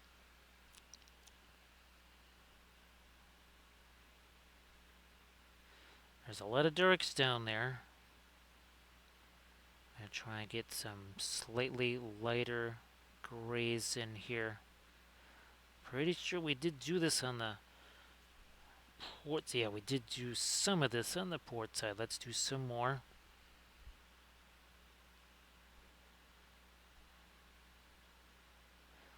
And of course, you can see that's still mixing, right? This is all still wet. The difference is it's had a chance to set a bit more.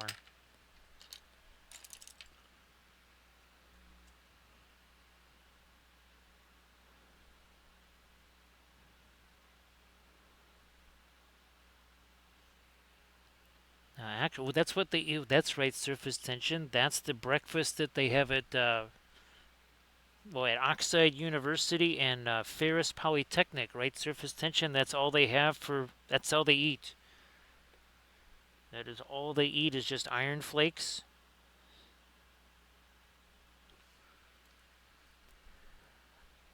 Surface tension. You do realize now I'm visualizing a box of cereal called Iron Flakes that says fortified with real iron. I'm just visualizing what that box would look like. Basically, I think there would have to be some mining equipment or something like that pictured on the surface of the box of iron flakes.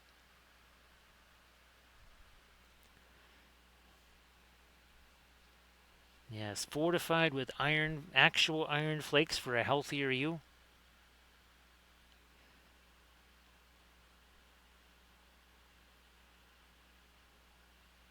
Maybe that's what's in the Monster Energy drink. Oh, that explains it. Yeah, that's why it's double of what everything that you need for the entire day.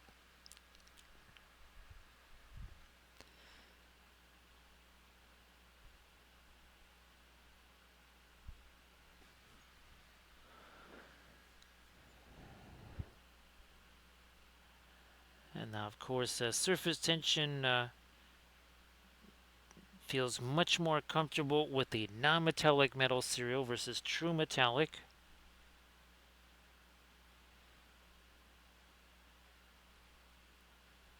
Well, I could swear, surface tension, that we were joking around years ago when I first started using things like the interference colors or making the homemade metallics and, obviously mica flakes. And that I could swear that we were at the time making jokes about mica flake cereal.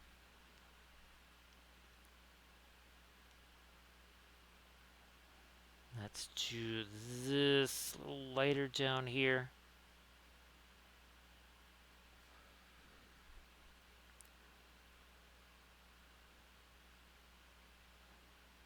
I'm going to go a little lighter on these panels here. What do we got here?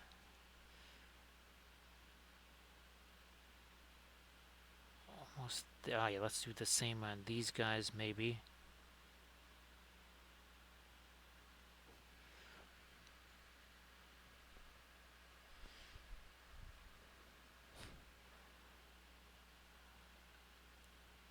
Little bit more of our light all the way on the bottom of these boilers.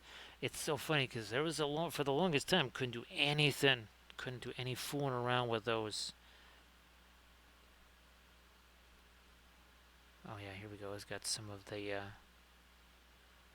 might hit these again with a little more pin line wash, something or whatever. Yeah, here, let me get back to some of my darks to clean up some of these lines. Let's do that here. Some of these we kind of lost track of them just a little bit there.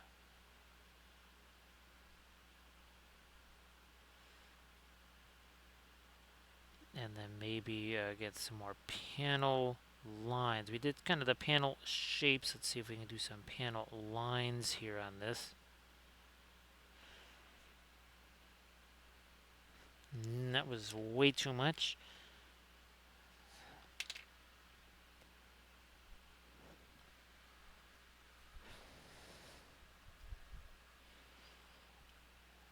that's every every uh, every healthy diet there at Oxide University comes from those iron fortified cornflakes.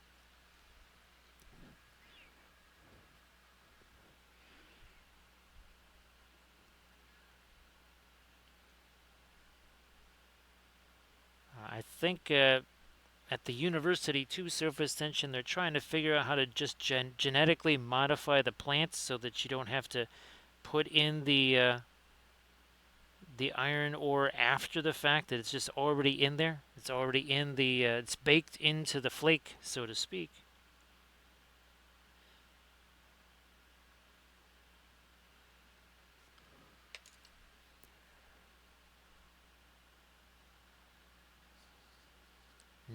That got a little too dark all the way up there.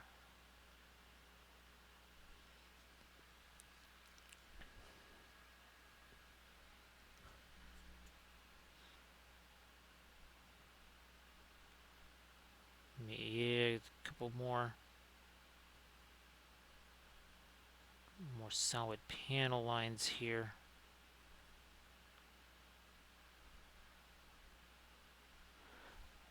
Like so, and then down here, we pretty much don't have any on these servers. Let's get some solid panel lines here.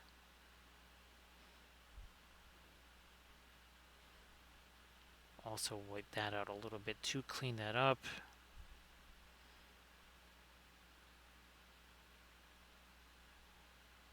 We have 0 panel lines down here so far. We need some.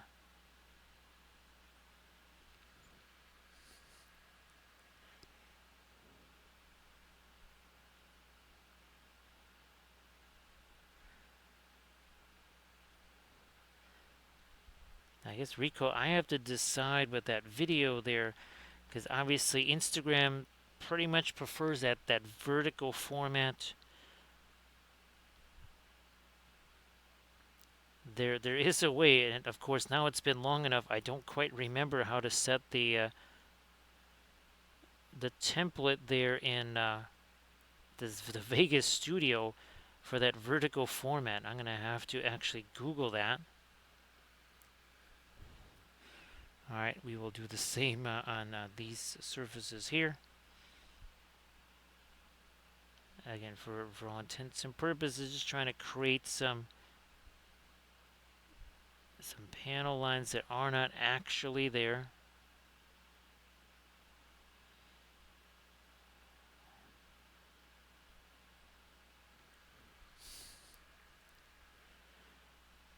Let me do this maybe, yeah.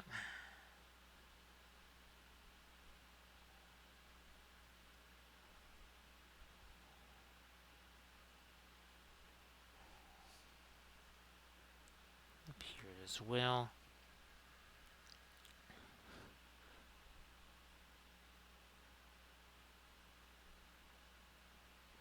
You can sort of see those and the influence that they have, again, to create more of this panel texture. That is all totally flat. There is nothing there. Texture wise, as in physical texture, there is none there. It is just completely 100% flat there. Well, I guess it's that time here that they need to drag you out there again.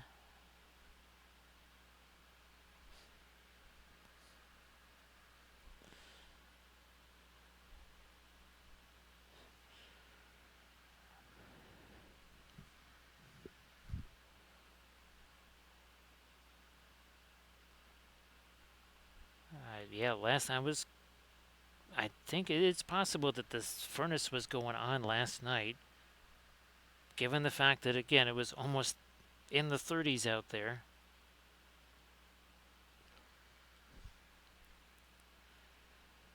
I'm not sure if it's gotten that. Actually, geez, it must be kind of frost. Well, it's not necessarily. I was going to say it must be frost here for Armored Wolf, but then when it was minus 40 something degrees here. It was actually in the 40s up there.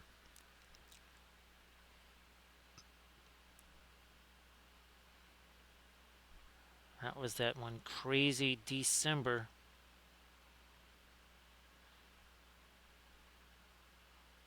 I hear all this talk about how we're supposed to have more snow this winter, like a normal winter. Yeah, I think they've been saying that for about the last 7 years.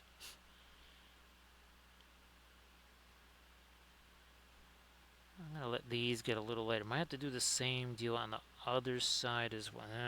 We need a little more thinner than that. That's our super light gray there.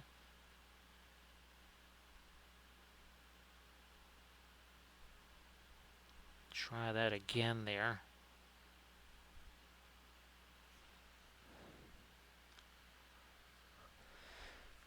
So thanks so much for everything. Surface tension again. That's a major breakthrough.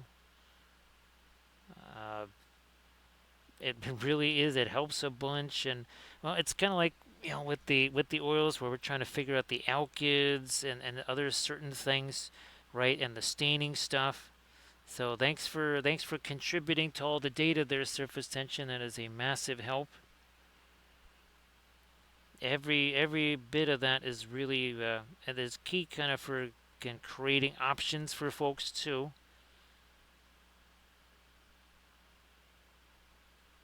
And I'm gonna try to shoot a message to the Lethal Shadows folks and see maybe if they want to actually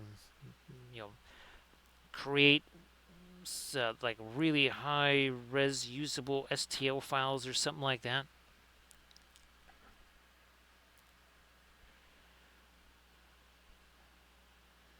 That is almost too much thinner right there. That's really, really borderline there.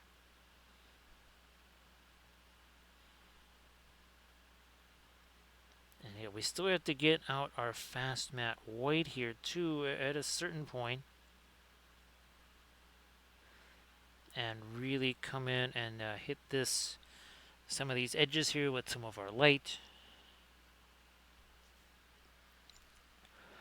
Great to see you there, Sea Dragon. Happy Tuesday morning. So 3:19 in the morning for us there, Sea Dragon. So Sea Dragon, hopefully you are recovered from Gamehole there. I'm sure Gamehole Con was a blast, and I'm sure the paint and take area was a big hit with the Get Out the Lead folks.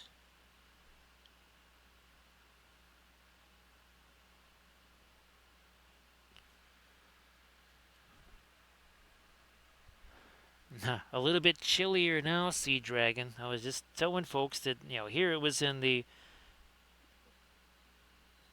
low 40s. It's about 41 degrees or so. Must have gotten in the 30s up there.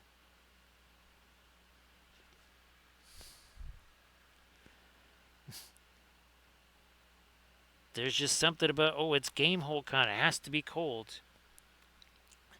Nice to see you again there, Revlis.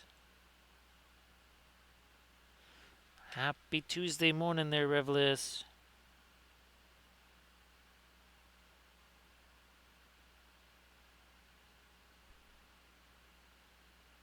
Alright, let's solidify some of this a little bit. It's a little ragged up there.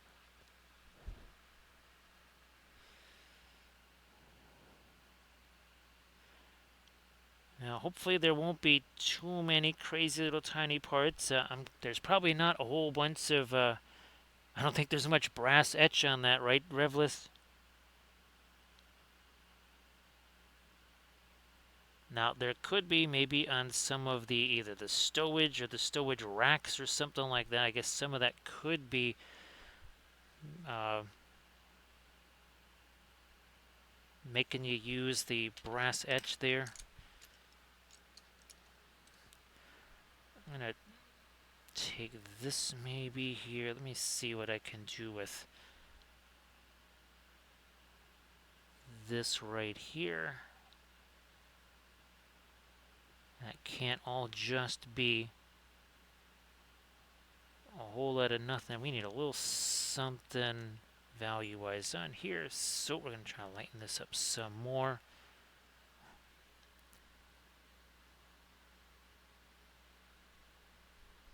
least get a little, again, a little hint of some lighter values on this, on the ventral side here.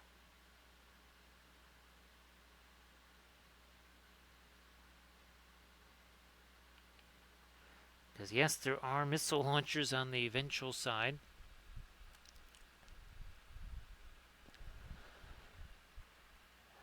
Now that sounds about right, Irid, and I'm guessing that they also have requested you to do another one of the cooking streams again.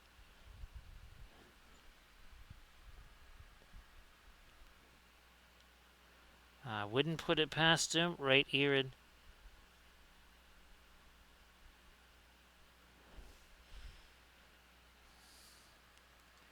Let me get rid of all the paint out of there. Actually, is this... Okay, that's... there was a whole bunch of paint on there. I'm like, where did that come from?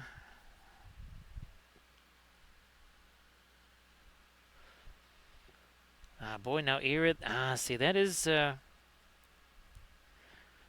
I think Brussels sprouts probably do better in a sunny part of the garden. I might have to do those again too, Arid, because I did do those. That was, again, and that, like the most expansive garden I had, there was, well, obviously there was the green beans, but there was also Brussels sprout, and eggplants. Yes, was growing those too.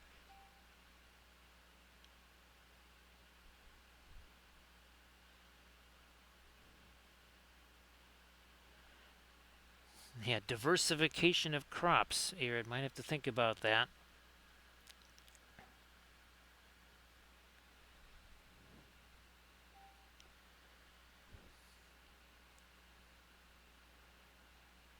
Nah, we could. It's like a rotating crop here. When the warm weather crops have kind of given up the ghost, so to speak. That's when the Brussels sprouts take over.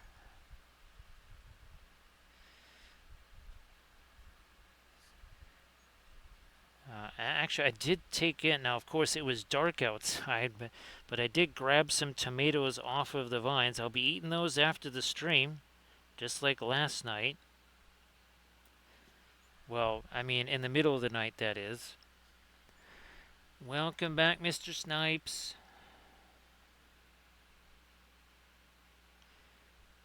Great to see you there, Snipes. I hope that your Tuesday is off to a fabulous start.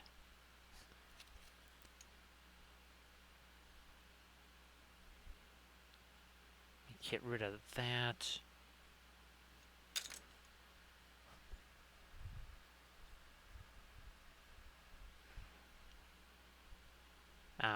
There we are. That's restored now. That kind of got verschmizzled a bit.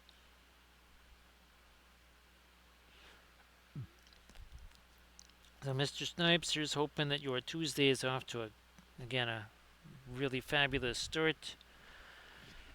It is now what, 3:25 in the morning here? Yep, 3:25 in the morning here.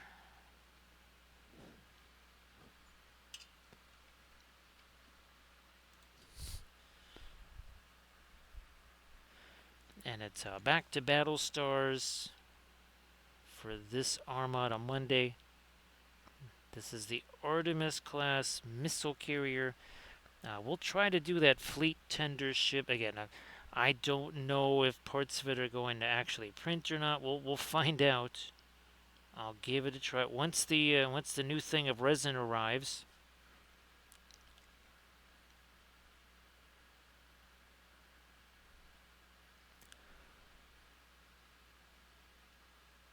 So, Mr. Snipes, I do believe this is their first World Series since 1993.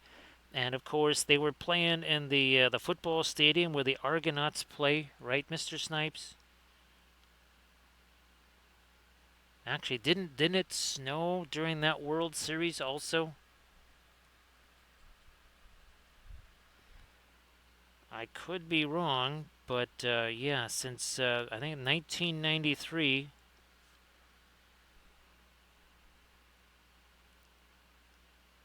I forget who they were playing in that World Series. So sorry about the loss there, Mr. Snipes.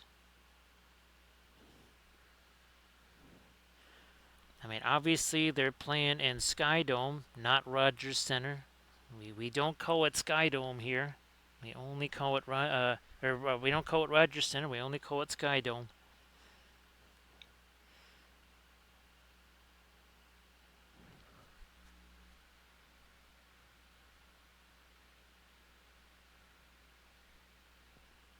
Oh, was that in the 1980s then, Mr. Snipes?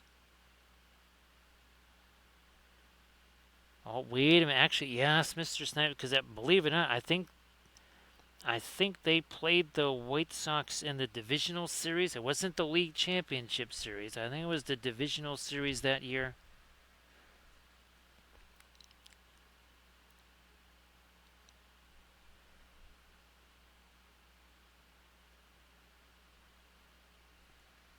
Now, Mr. Snipes, have you ever seen a game at Sky Dome from any of the hotel portions of it?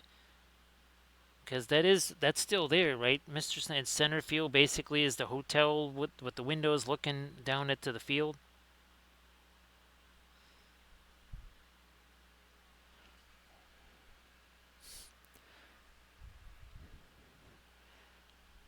Yeah, that was crazy when they were playing in the Argonauts football stadium.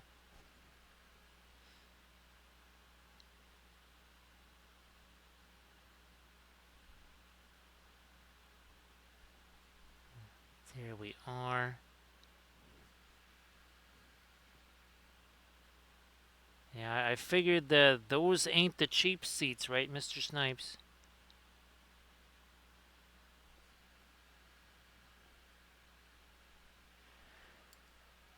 Let's see, what is it? Oh yeah, Olympic State. That still exists, right, in Montreal. But I think they ended up putting well, basically they use a tarp, right, for the removable roof on that thing.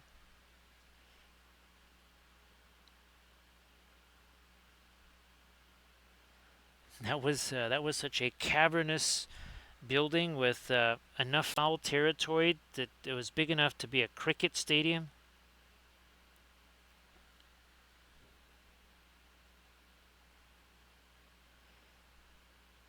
Okay, we got that now.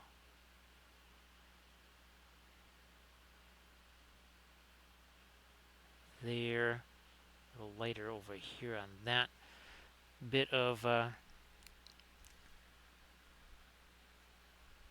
our panels. Let's try to lighten up these guys a little.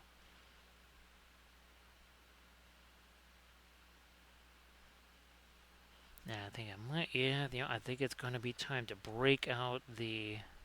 Maybe not. I was going to do the fast matte white, but maybe not just yet.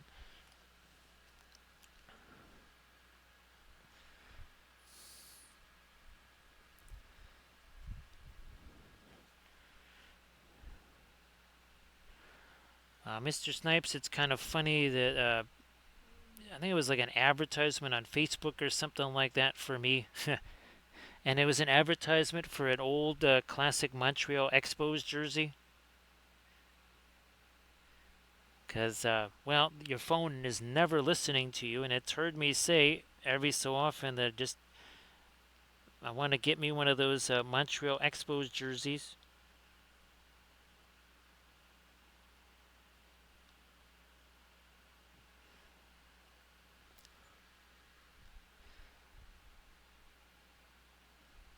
And, I'm going to try to put in a little bit of this light on a few of these panel bits here.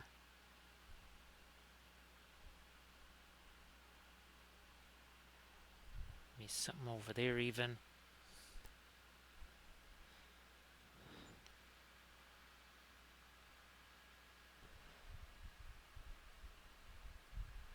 So yeah, Mr. Snipes, it keeps popping up every so often in my Facebook feed there.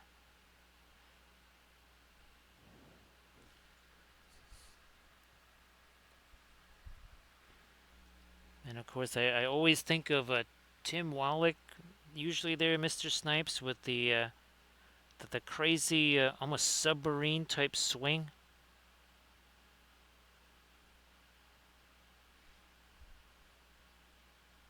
Was it Bill Carter? Was he the catcher or the third baseman? No, Tim Wallach was the third baseman. Andre Cartman. No, that was Andre. Well, Andre Dawson did play for the Expos.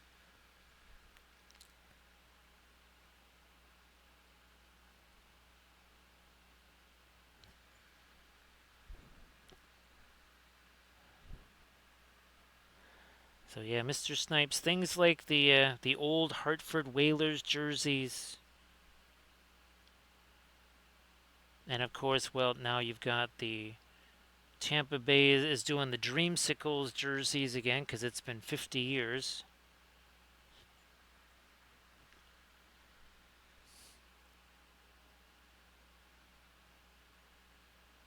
I don't think they were wearing the Dreamsicle. Well, maybe they were wearing the Dreamsicle jerseys against. Oh, let me see. Were they playing Seattle tonight? Yeah, they were playing Seattle tonight.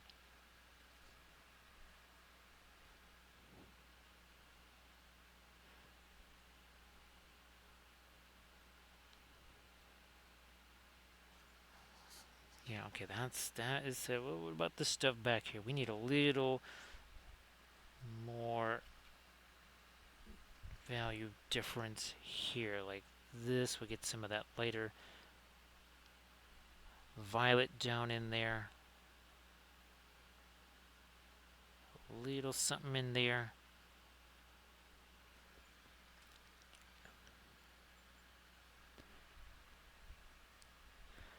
Yeah, that was, oh gosh, I forget how, it wasn't all that long ago, right, Mr. Snipes? It was not that long ago.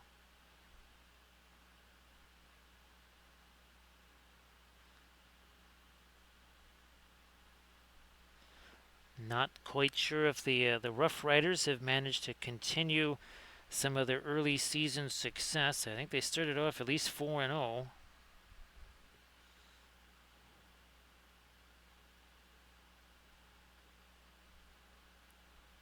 Tone that thing back down. That got a little bit too late there. Now I think I might have taken away some of my lighter stuff on the engine colors here. We don't want to lose all of that.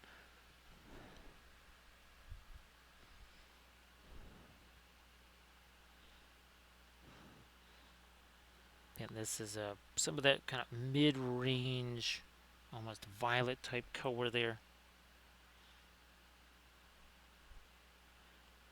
I think some of this is getting a little too dark in between these. You know, let's turn it around, do the other side the same way.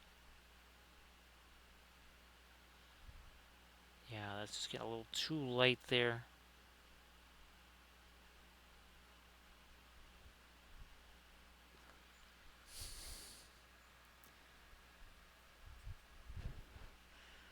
Here, again, the same deal.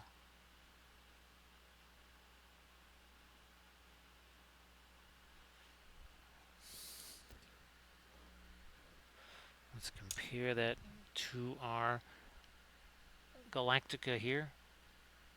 Okay, you can see all the little panelage that we put in there.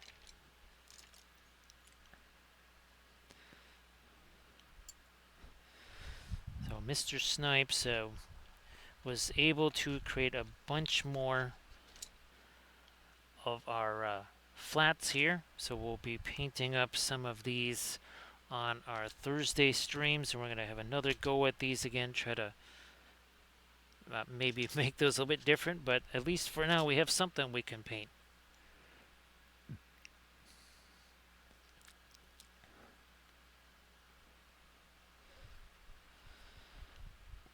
Yeah, Mr. Snipes, now obviously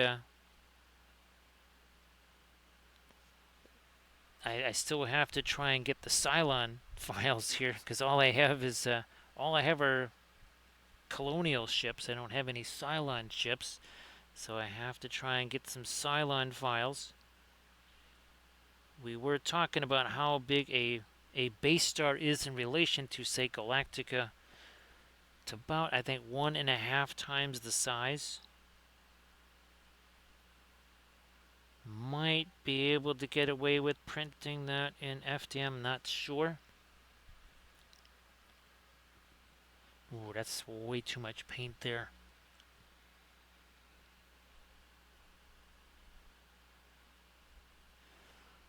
And again, here's another one of our ships. So this is a kind of an earlier era up here. This is Battlestar Titan right here. And then where's our Cobalt? Here it is. Yeah, there's the massive Cobalt class assault ship right there. I mean, look at, you can see the difference in size there. I think that was our last Battlestar ship that we painted. So yeah, well, obviously we've been printing out a lot of the busts, right? Like this here. This was done in FDM.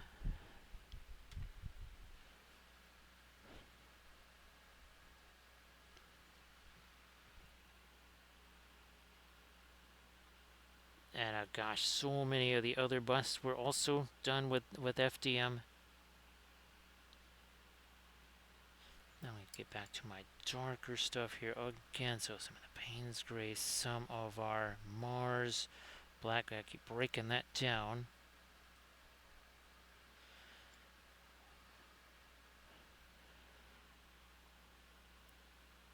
Because these, not solid light all the way through.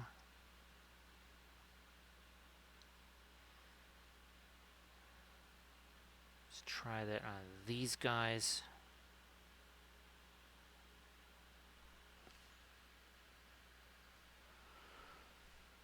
Now, Camda, I've got one that is massive. One of the FDM prints there. That would be super fun to paint that thing. Originally, it was supposed to be for the one where, you know, we did the that subdermal circuitry and everything. But now I'm thinking maybe it has to be for doing that Sky Earth stuff. Because who knows what we could actually reflect in something like that. Maybe we could be reflecting either other kind of robots or some kind of a sci-fi landscape or something in there.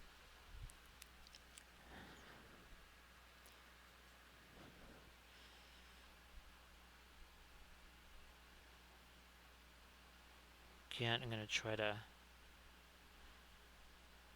maybe reinforce a couple of these lines here that maybe are going a little wonky. Again, there is no texture there. All that is painted in. There is no texture there whatsoever.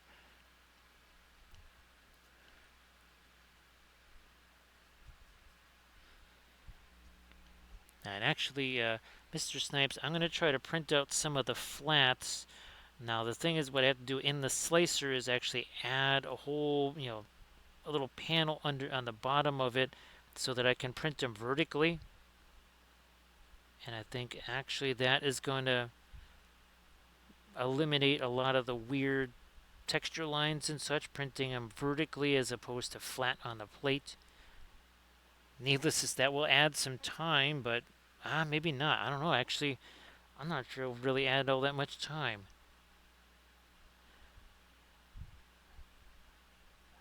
The weight might either be neutral or maybe it might take slightly less. Actually, I'm just realizing now, yeah. It might actually take more time painting it flat on there.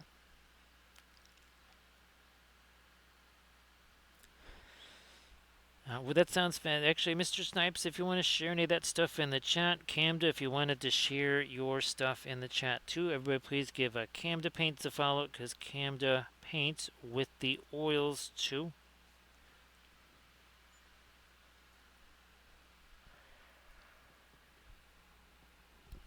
And of course, Mr. Snipes. Well, I have even a larger because of all the giant stuff that I was printing over the last 3 months or so. I have an entire box filled with tree supports.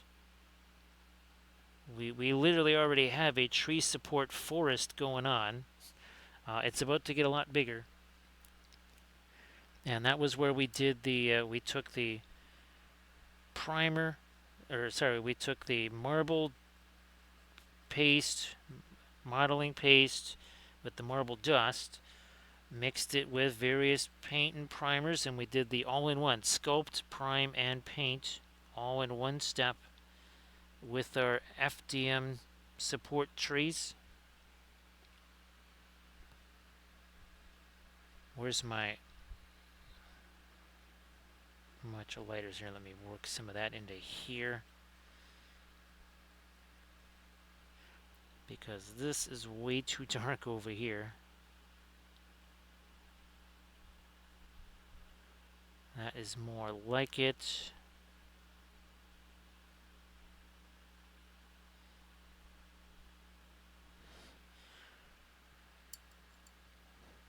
So let me break out the fast mat lighter. Oh geez, we're almost at hour 4. Well, what do you know? So here, just tiny little bit of this right here. Don't need a lot of it.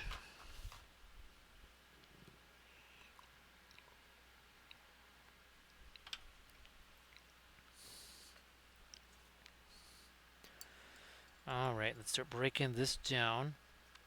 I'll actually put a little bit of it here on our stars and such. So I'm just trying to get some thinner into this to break it down.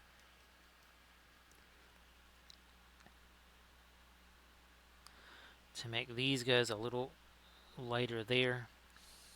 Did that.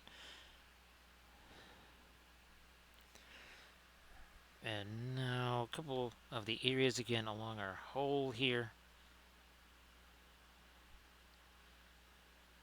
where we definitely, there's too much stuff in that brush. Let's get rid of some of that. Welcome back there, Helgrant. How you doing? Well, like always, Helgrant, if you want to share some stuff in the chat, please go ahead. Everybody, please give Helgrant a follow.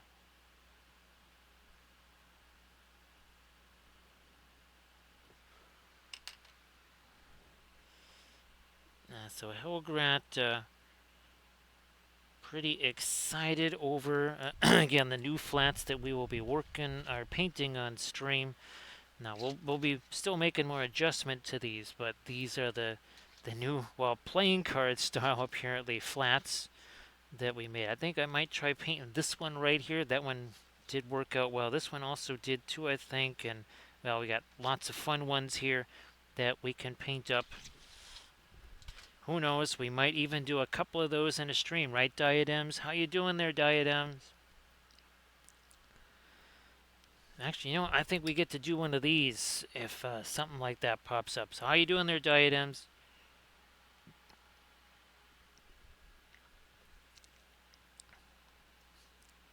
So yeah, on Thursday, we're going to be painting at least one, maybe more, of those flats that I just showed you there.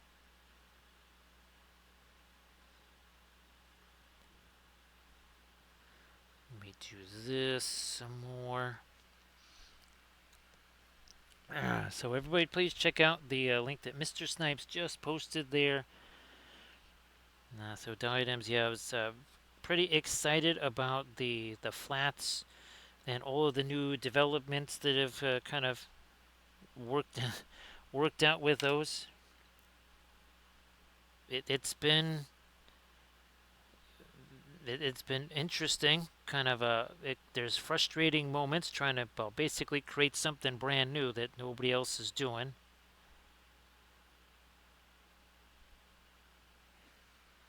I don't know if you saw on the Patreon page there. This is one of the latest videos on the Patreon page. That's one of our flats.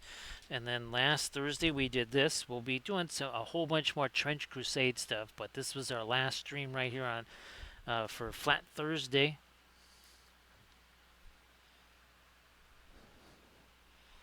And again, we'll be trying to create a bunch more Trench Crusade stuff as well.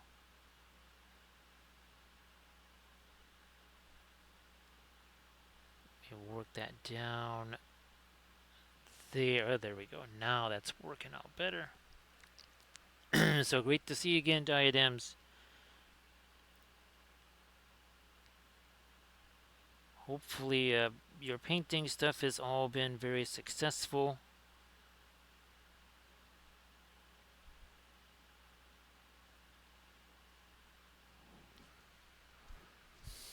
are we at here with this? Yeah, some more of that.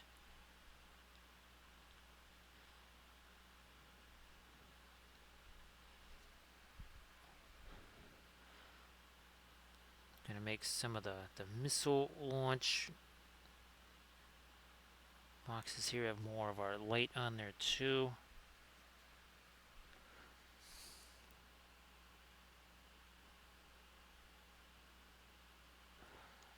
So just about 4 hours ago, that's when we started painting on this, and there was no paint on here. There was some primer, that's it. Just some simple brush on primer. Nothing else. There was no zenithal, none of that kind of stuff. And this was all painted in oils, just like all of our other battle stars.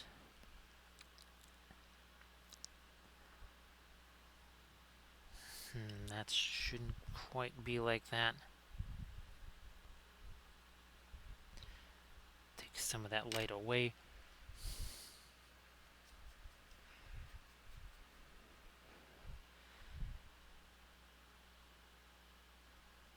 So back up to here again on some of these missile launchers.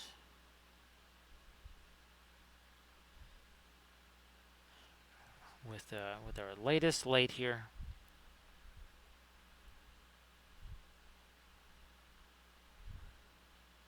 There are a ton of these, and again, there's also a bunch on the ventral side here too.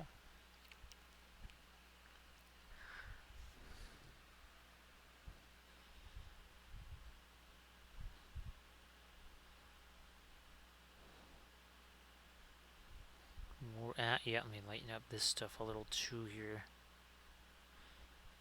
Right along this top edge.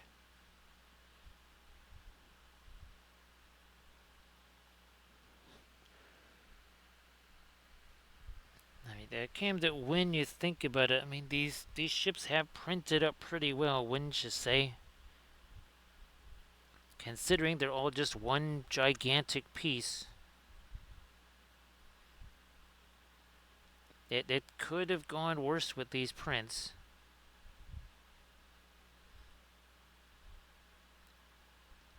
And again, these are free files from Thingiverse.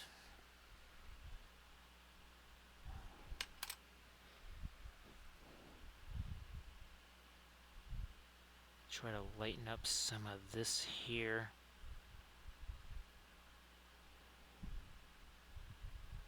Even along that leading edge of the hull there.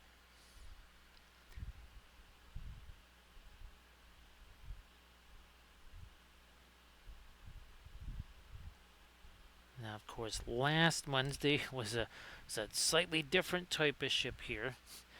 We painted one of the H-class ships with that very unusual dazzle camo with the green in it. So yeah, that was our last stream, was painting the H-class battleship. As far as our Armada Mondays go.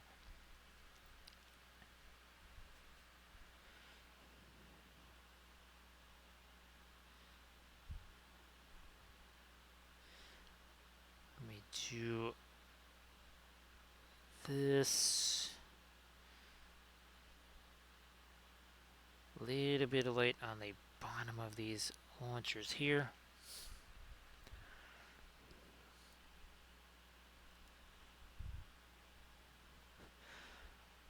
So actually, I think the fleet tender, at least, I think it's probably going to be printed about 5 to 10% bigger than this one. That is going to be colossal. Again, we have to wait for the new jar of resin to arrive first, though.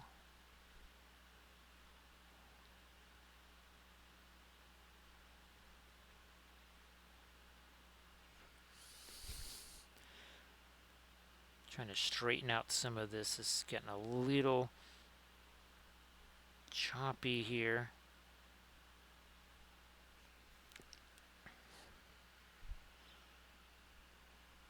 Same there.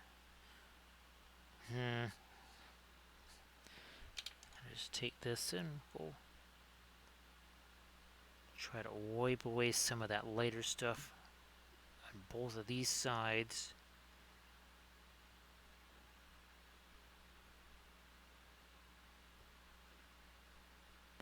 And again, we got the little teensy missiles in there too. And maybe we'll do this and then we'll try to hit it again with a pin line wash or something.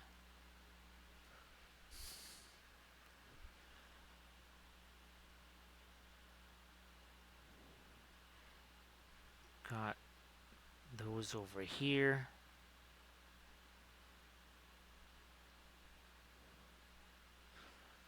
And again, well, now we are officially in hour number 4.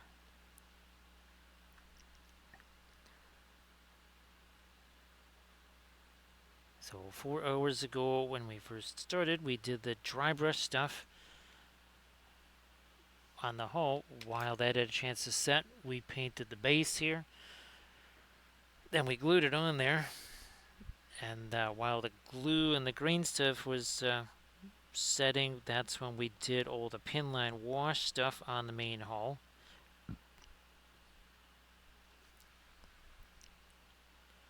So it's a constant cycle of kind of moving around to different areas of the figure, the ship, the flat, whatever it is. When we're working with the oils, we cannot be hasty. We all know what happens to hasty hobbitses, right, Camda? That's what happens to them right there. So don't be a hasty hobbit, because that's what's going to happen to you.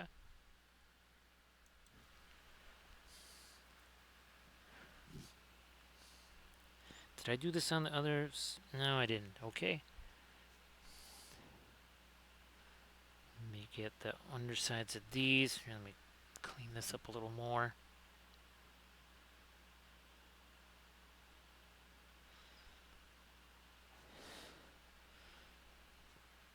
Where's my green here? This kind of light middle tone-ish green. Trying to do a few more panel sections there in that area.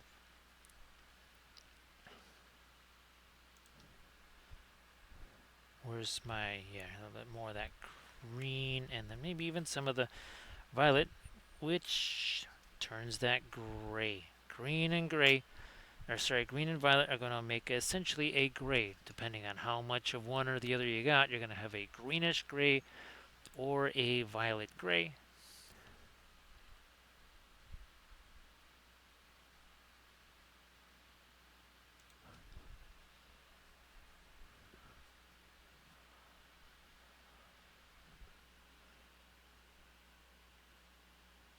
And we're going to start to use that in a couple of our panels out there on the engine cowling. Perhaps even making this a little lighter down in here.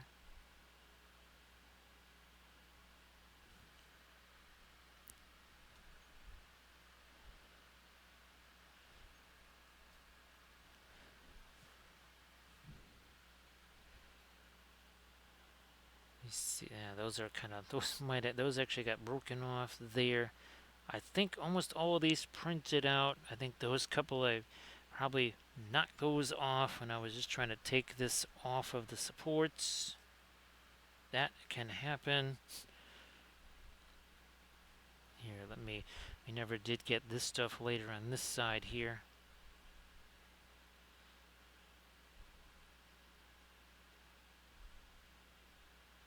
That, I knew there was something on this side we did not do. It was this.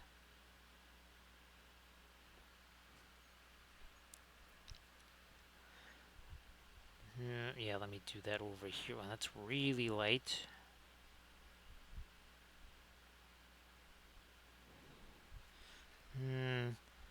Just get rid of that.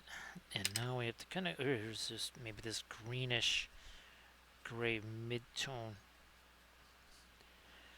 Now in between these,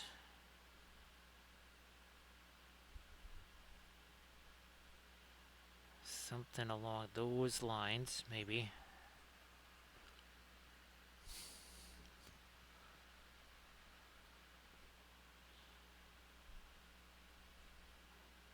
this in here.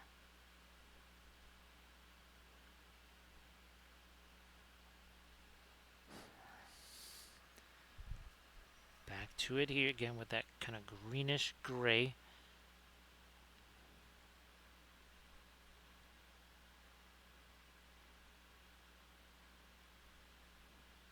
Alright, we got that now.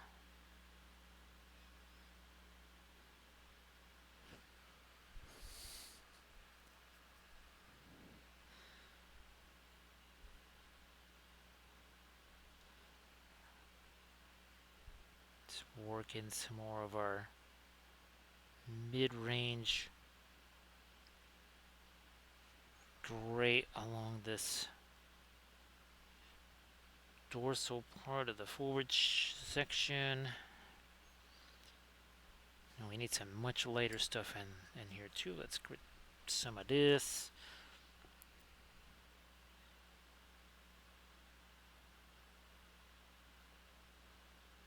Right in there.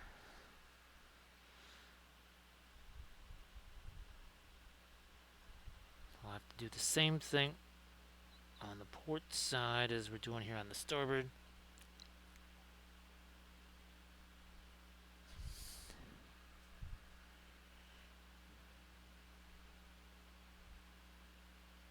Yeah, let's lighten that up a little more too.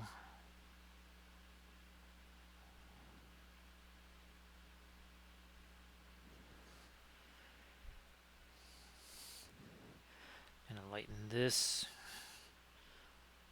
up there. More here.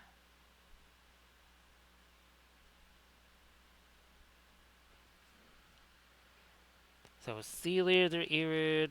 Appreciate you being here. Irid, if you want to share your Pinterest link one more time there before you head off to sleeps, go ahead and do that. Everybody, please give Irid a Killwave a follow. And you'll be doing the usual Friday, Saturday streams, 7 Pacific.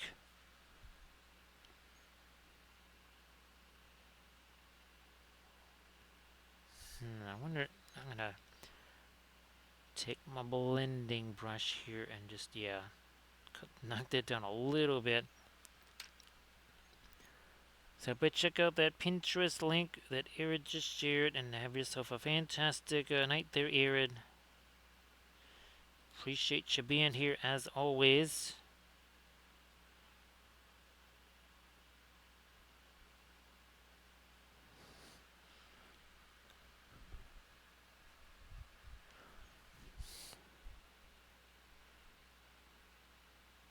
So Sea Dragon still able to get some stuff out of that garden.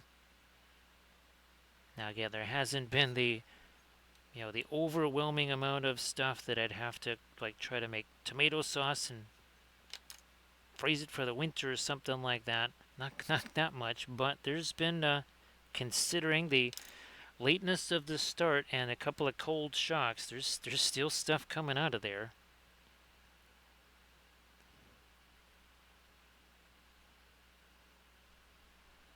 And again, we'll have some much snazzier stuff back there next year. Again, the asparagus for sure. Maybe we'll have to do some late season Brussels sprouts.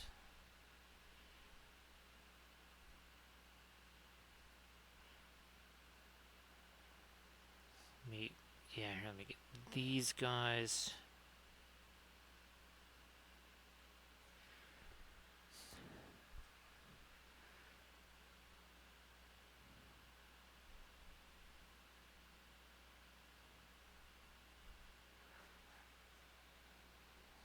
You know what? I'm going to try to... Whoops, not... There we go. A little something lighter on these bays. We'll have to do this on the other side too.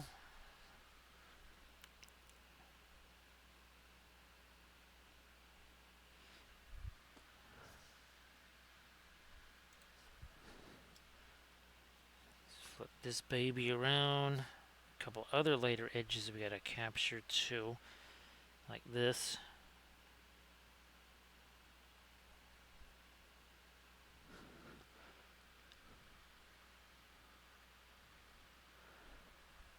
that Sea Dragon, that's another thing. Oh, geez, I got to remember to pull out some of those chives.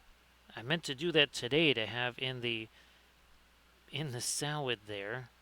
Well, who knows? Maybe I can sneak out there at 4:40 in the morning or something like that and grab some of those. That would be totally not weird. Somebody out there picking crops at 4 something in the morning.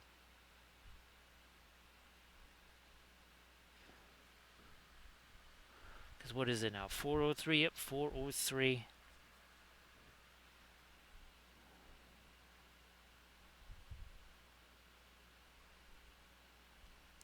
Cranking up a little bit more of our lights there.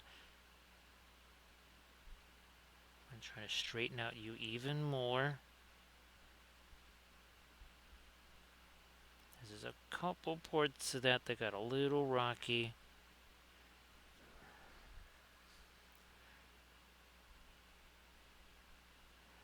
Got some more areas towards the stern here to do.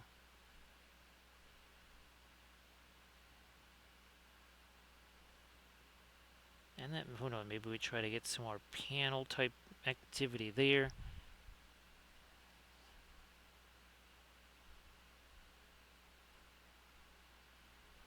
Blending brush on that. I was getting a little too light, too fast.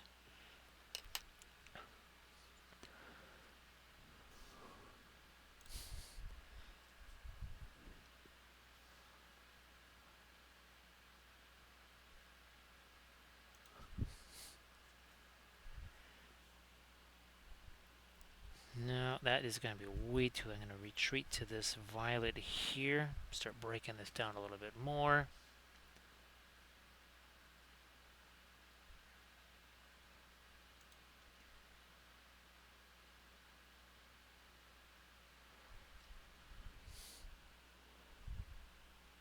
Maybe even lighten you up a little bit as a panel there.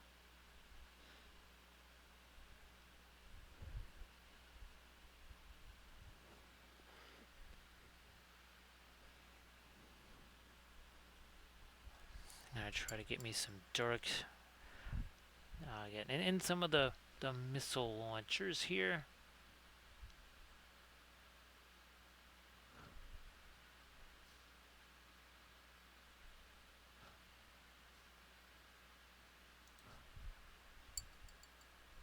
All right, start breaking some of this down here.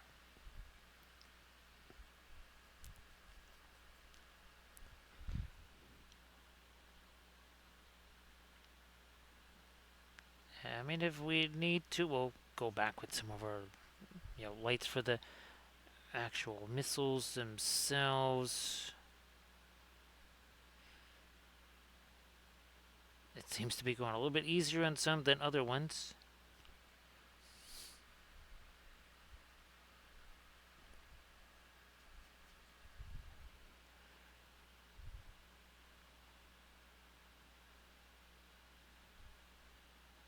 Let me do that.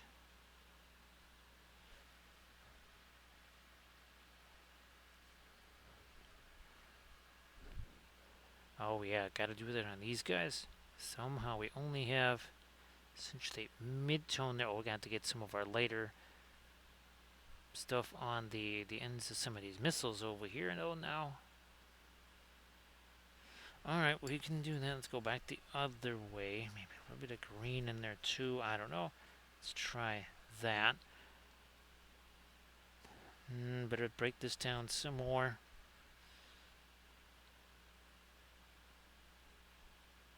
Now we're getting somewhere here. Yeah, those are pretty much all gone, unlike the other side. Well, the thing was, they were too visible, too light.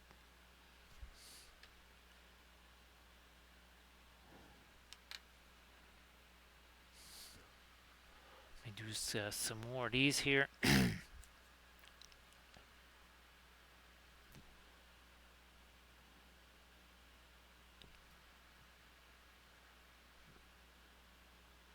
Yeah, let me lighten up that bit of the hole there.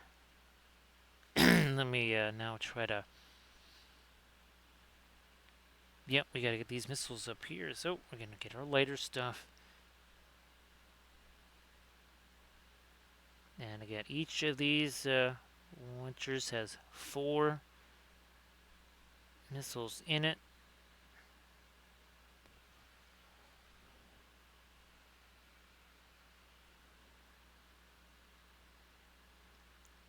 More, yep, get these guys, and I think, yep, we still got to do these 2. Actually, all of these up forward here, yeah, none of them have their missiles in them. Guess this is probably the best way to attack this one. Well, maybe not. That wasn't quite the way we wanted that one to go. So we'll have to just hit that later with another attempt.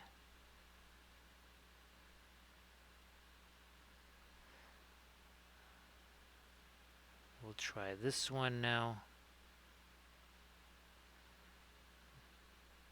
Also this one here.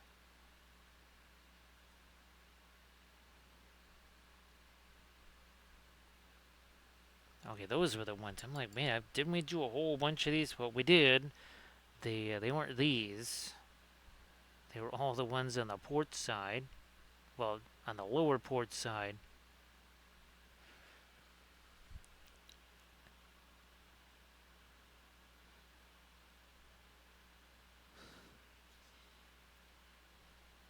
Okay, now these ones that are aft, we have to get that lighter stuff in them too.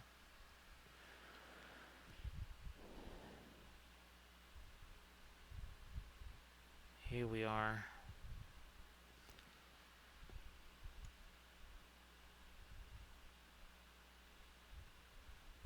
Okay, we got those now.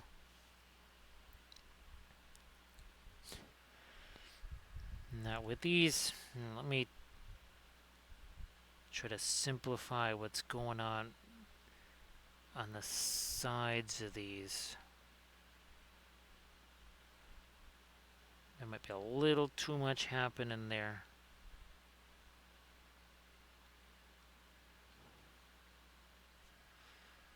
It's just kind of using this mid-tone sort of a violet here.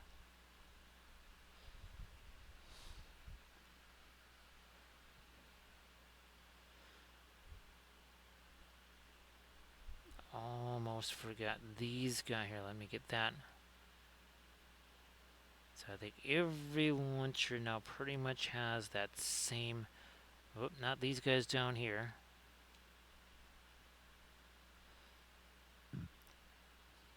Come on. There. Too much of a solid light on the front of these. Okay. Now there's still another couple of these launchers that still have to get this mid-tone violet here.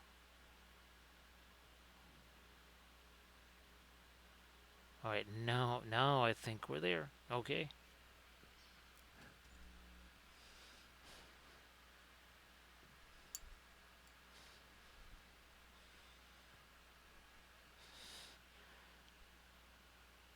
Get that. Yep, a little bit of our violet in there. And that's that same sort of mid-range violet color. Not too light, not too dark.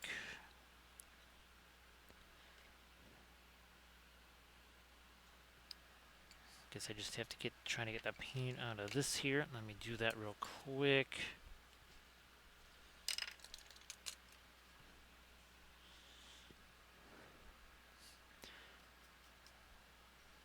Getting a little bit of the thinner on that, our fast matte white there. I was starting to get a little bit, starting to solidify a little bit. And that stuff is going to set really quickly.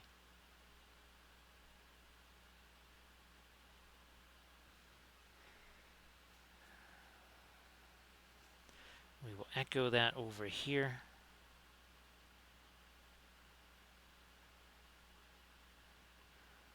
Like that.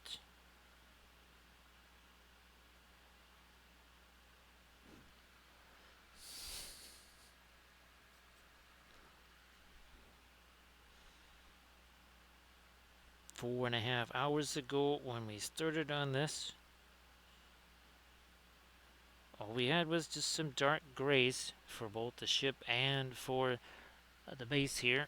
First thing we did was we dropped the lighter dry brush on the ship, painted the base, glue the ship to the base, then do that darker sort of pin line wash type of stuff. So see you later, Mr. Snipes. Thank you so much. Hopefully we'll see you Thursday. Again, we have a bunch of flats we might be painting, and I know that it's not going to be like the multiscapes where we're painting 4 spacescapes at once. I think that might be a little too much, but we might be painting a couple of those Lord of the Rings flats, mostly because they are so much smaller than the other flats that we did.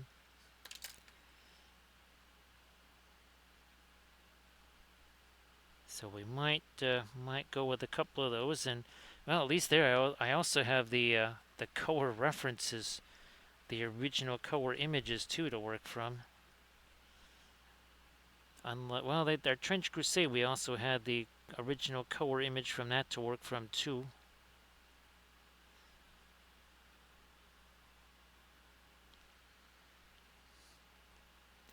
So have yourself a good night's sleep there, Mr. Snipes.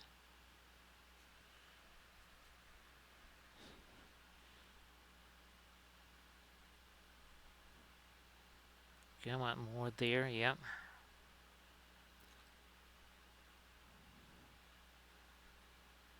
A little more light on that.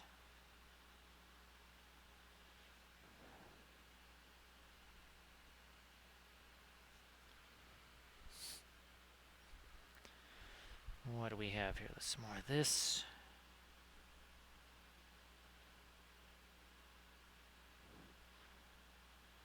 Nope, I need a little bit more of the light here for this bottom portion on these. I guess, and just more launchers there.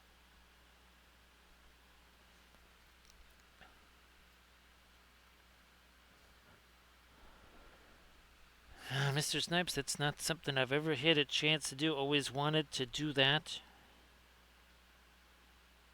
for the longest time. I would be totally content with being a sweeper.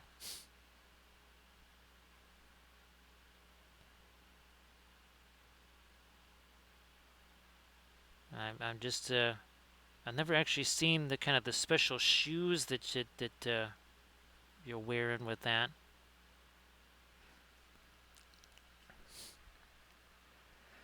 So no matter what, have fun there.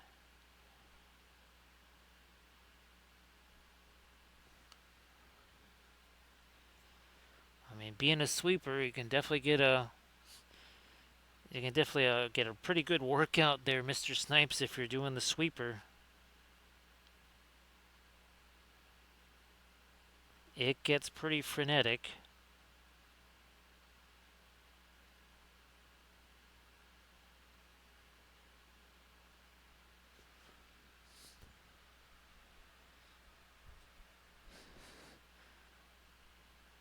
Let me work that up further here. Yep, and a little later on maybe these ribs here.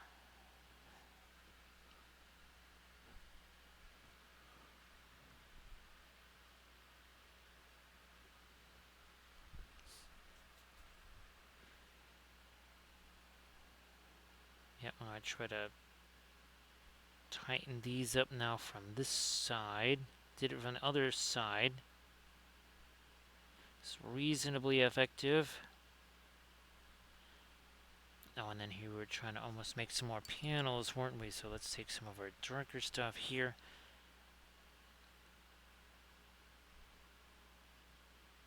Nope, I need a little more thinner to activate that. It's been a while since I last used it. Ah, now we're talking.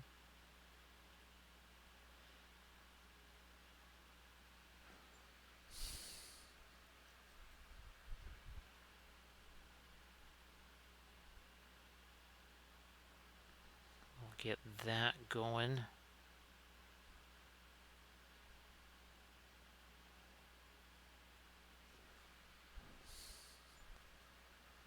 more here.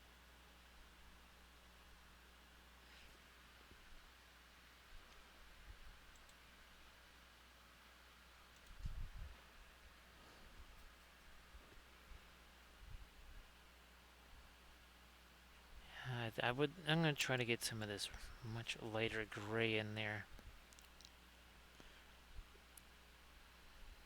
In this port here.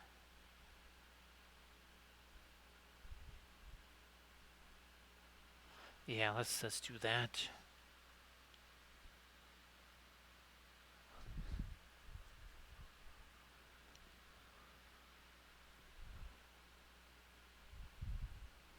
More of that here. That's a way too thick panel line right there. Let's cut that baby down.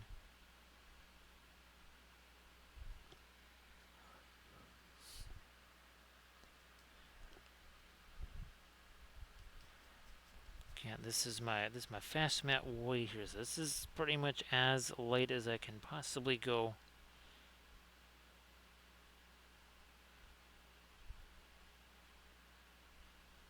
Fine, I'll have that go all the way across here.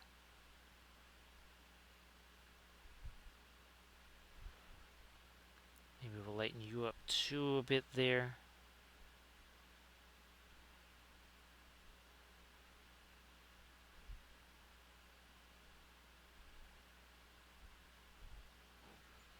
Yeah, that worked out okay, I think.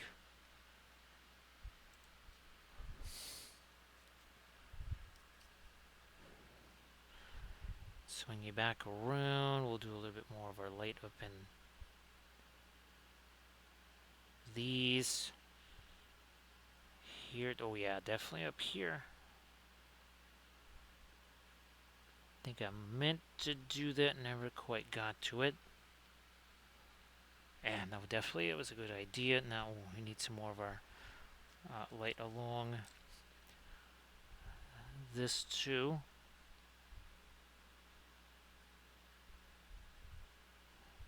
We'll do that.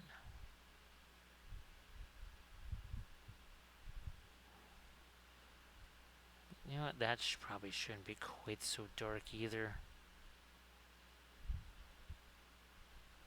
We'll do that. Yeah, that definitely made some sense there.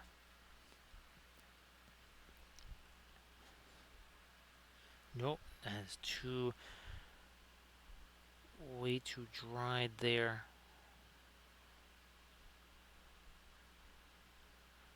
Here I'm gonna maybe use you as a blending brush here. See, now it might be a little too.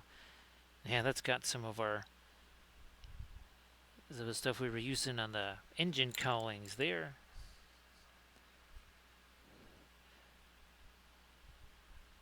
Okay, so we've lightened that up. Now we'll take this and we're just gonna spread that around here.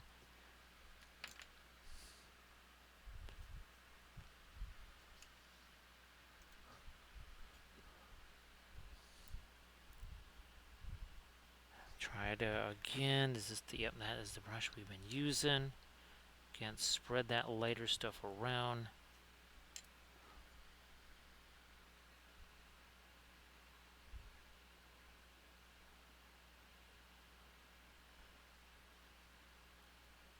Maybe, yeah, here, let me see if I can't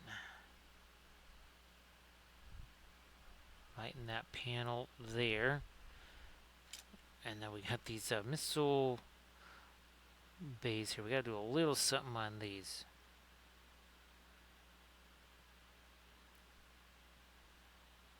First, I'll just do a little light there. Now on these missile bays, I just looked and said, oh, well, there's actually a whole bunch of missile bays here that we'll be able to see in any kind of a side view. So we should do a little something more on those. Okay, those are facing forward. So there's two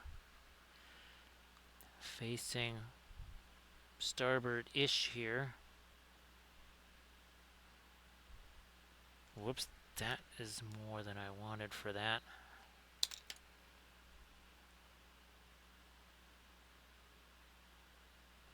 have to come back with our dark in that again.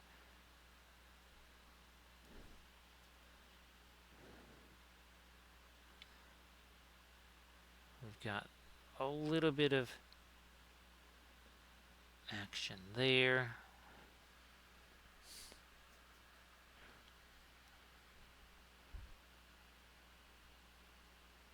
Let's do our, there we go.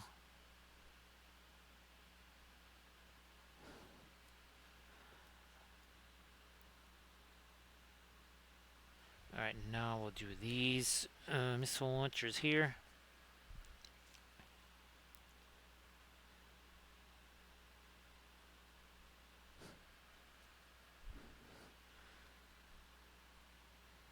Like that.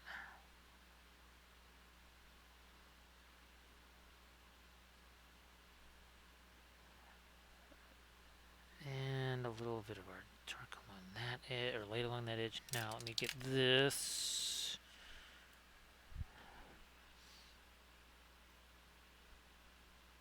That can't be that dark. I definitely have to be a little lighter than that.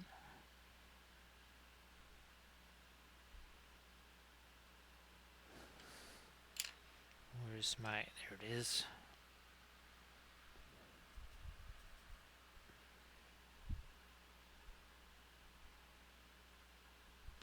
Nope, that went a little wonky, so we'll get rid of that.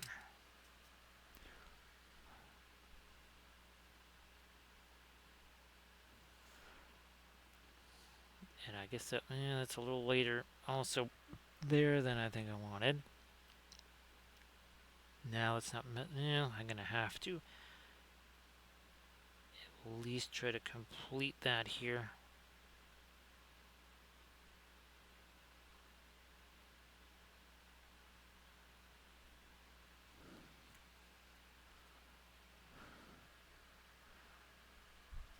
And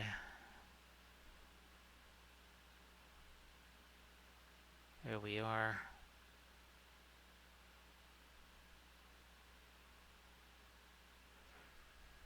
Where's my other kind of more lighter but still mid-tone gray?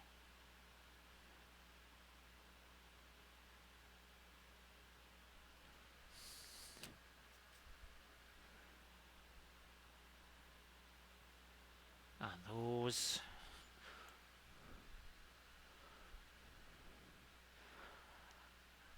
Yeah, it's wild kind of the, what these panels and the lines that we add in here does. I mean, it would look okay, as a, if we just painted these, what would you say, almost more like a non-metallic metal or something like that. But to have all of our panel lines here is extra fun.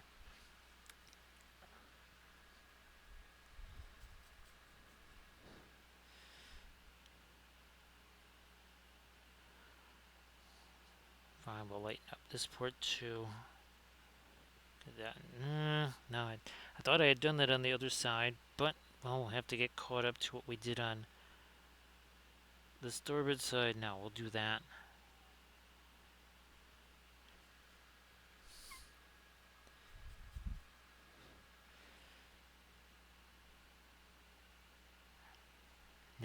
I don't. If it was sculpted on there, it would actually be more difficult to paint. That's what's really weird, right? And that is something with the flats that I would imagine there's going to be times where it does some kind of really tiny amount of texture somewhere, and it ends up being more difficult than if we just painted something on there with no kind of texture at all.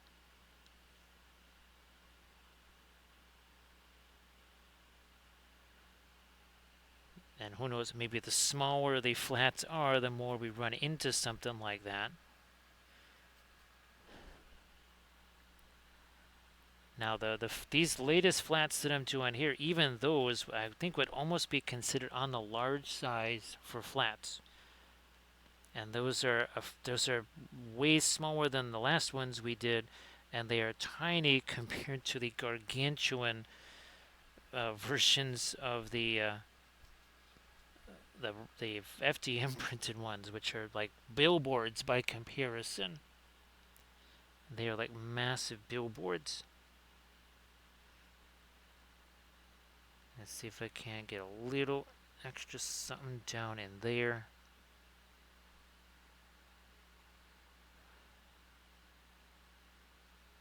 That was too much there. Take some of that away.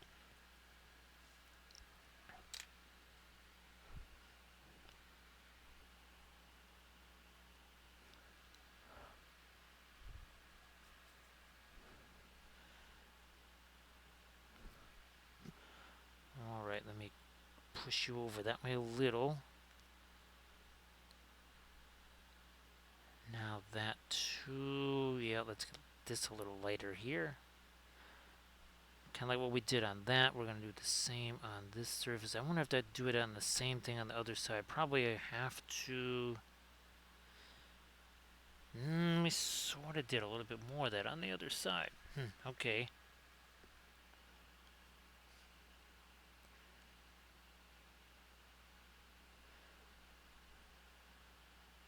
Fine, we'll lighten up that. Both of those, whatever. Now, what about this thing here? We're going to try to get more of this.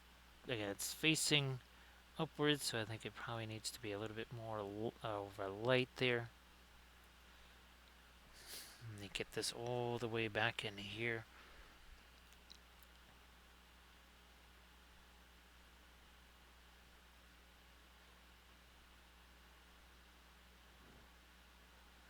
And then underneath the missile launcher,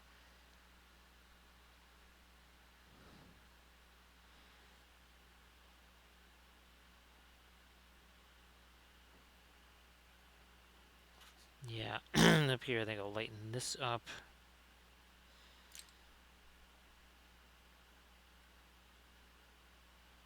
It was tricksy trying to get the lighter grays down in here early. Remember, because we had the whole pin line wash thing had just been put in there. That was still very fresh.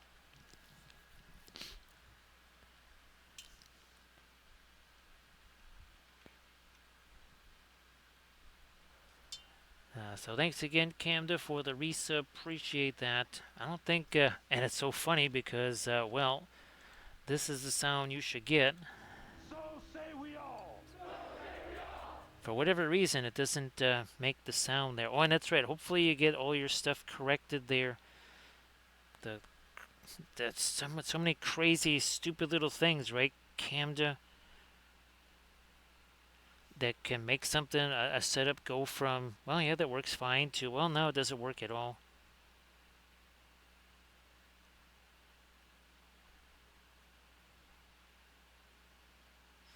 Alright, there.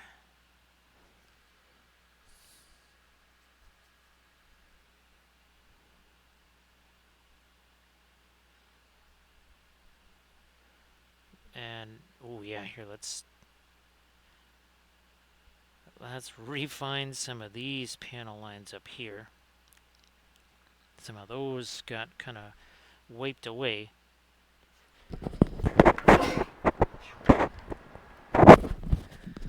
So that came out of nowhere. I just basically ripped the headphones off of my head, so hopefully nobody got too blown away by that. You might have heard it, but hopefully not. Oh man, I think this is before your time there, Recoil, where it caught me so unawares. I had no time to do anything, and pretty much almost exploded everybody's head that was listening. They're probably all still hearing the ringing sound.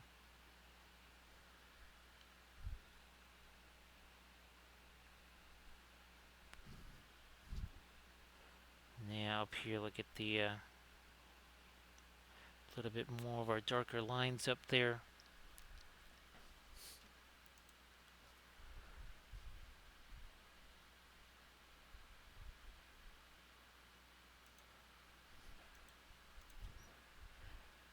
Still working some of these darker. Yeah, that one kind of got taken out. We're going to bring that one back.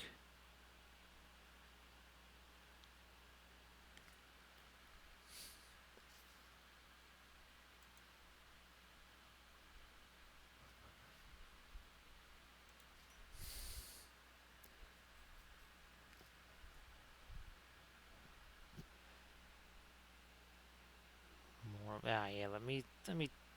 Yeah, that needs just straightening out there.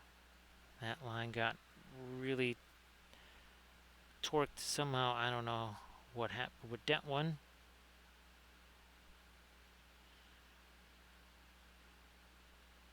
Now some of the missile launchers here. Well, we've got a. I think this one I might have to have my light again. Yep, same with, well, a couple of these. Yeah, let's do those again.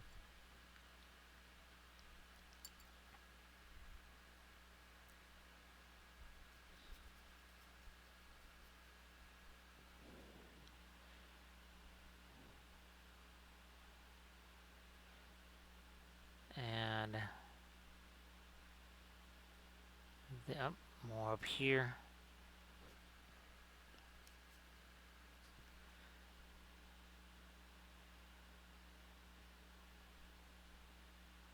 Nope. Yeah, didn't quite still get there. Here, let me try this again. Ooh, I think that's about as good as I'm gonna get that one. Ooh, there's a couple of missile launchers here. We gotta go back to this kind of mid-range grade. Didn't even see these here. These two that are kind of casemated like this.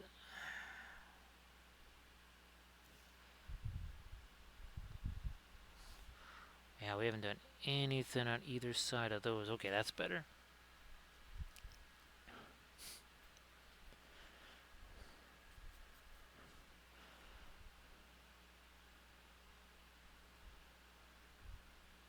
It's interesting, Kim. I thought this one was going to be actually a simpler one than the massive Cobalt class assault ship, but this one, these little missile launch, that's these things up here, that definitely complexified the situation.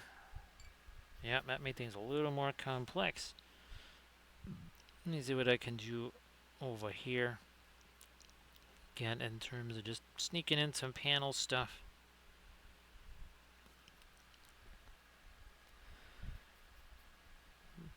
This is pretty much a flat middle tone here, not a whole lot of our color to it.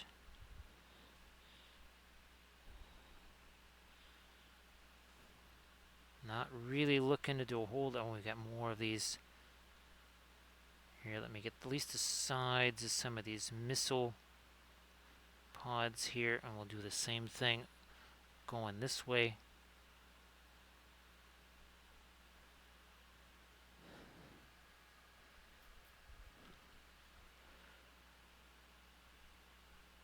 Here.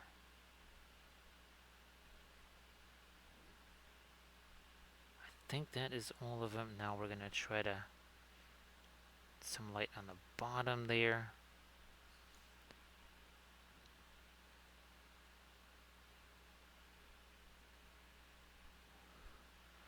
Maybe there. That was way too light for something that's on the underside of the ship there.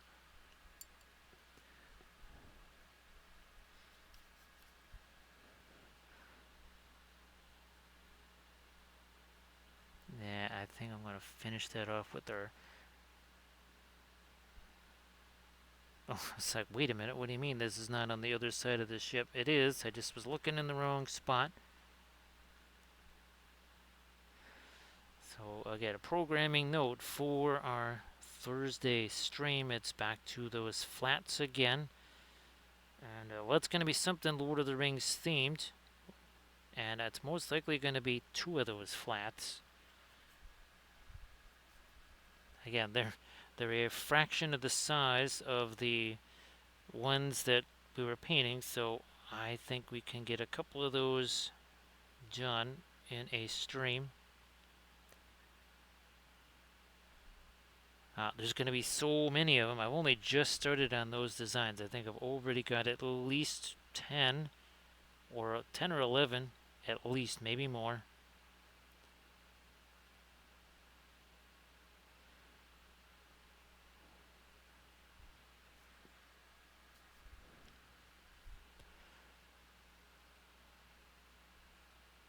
Me working, yeah, here a little bit more light there.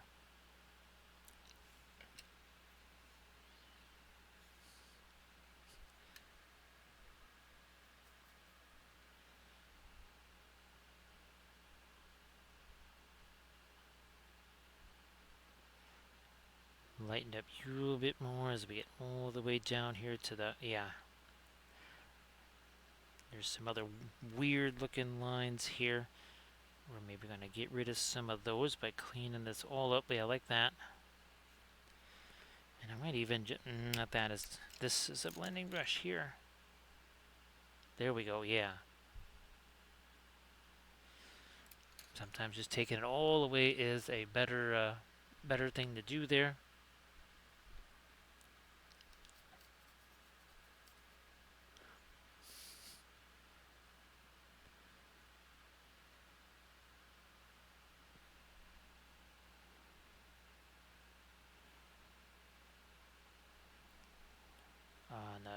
One of these has to be lighter, and we'll just pick this one. And then I need a lighter panel section in there. Here, let me take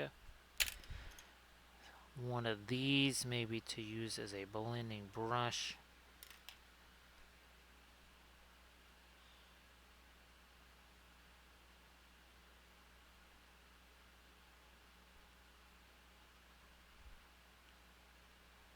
Fine, we'll have that just go all the way across.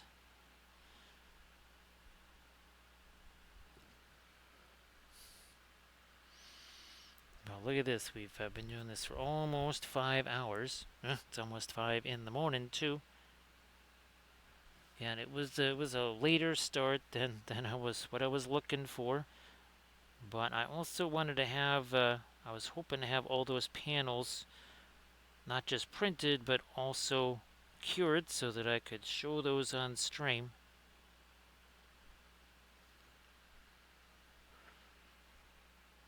And again, we're going to be painting up a whole bunch of those on our next several Thursdays. Let me do this, yeah, a little bit more of that.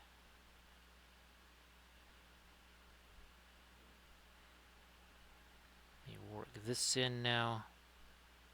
Get a little bit later on that cowling. Let's do it maybe here.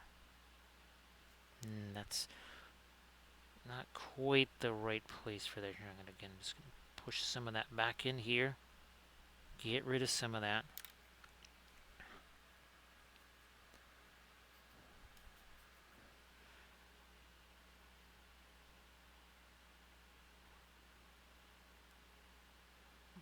And you know what? We got to get a little something in on these things. I might have to do this on the other side of the ship as well, because we got nothing going on with these.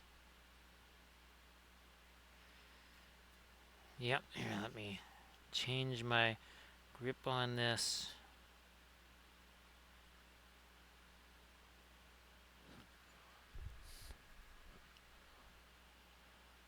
Get these. And then I'm going to go to my really dark stuff one more time here.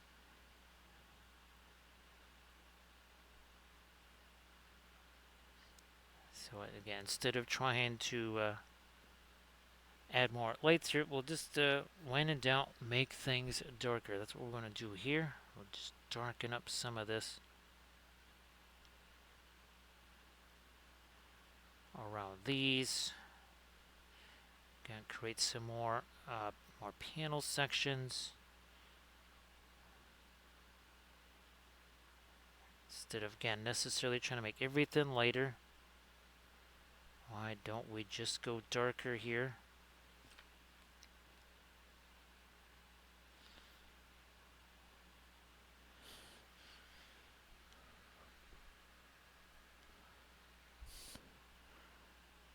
Doing that along these. And of course, if you want to see some of the other ones or see the earlier portion of this, you can always check out that Linseed Fellowship YouTube channel. All of our past sessions go here. We already got some of the flats on there. We got our Trench Crusade stuff and all kinds of stuff. And there's a playlist on there. So if you want to see more Battlestar Galactica ships, guess what? There is a playlist for Battlestar Galactica ships.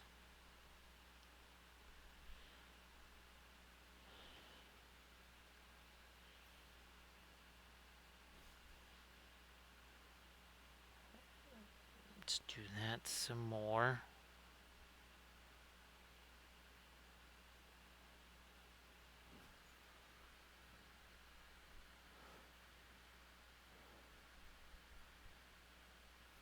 Actually, oh geez, Rico, yes. I mean, that's it's almost tailor-made for that. Actually, I guess we got to do a Battlestar Galactica one, just straight up with the symbol there. Yeah, that's a fantastic idea there, Rico. I mean, if you actually now that's one maybe to print up bigger. Yeah, something like that. Then it's almost like a plaque recoil. Yeah, that would you'd certainly notice that.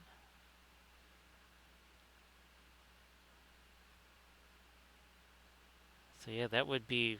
I like the idea of that recoil. So thanks for hanging out, Journeyman. I know you've been here for quite some time. I appreciate everybody hanging out with me here.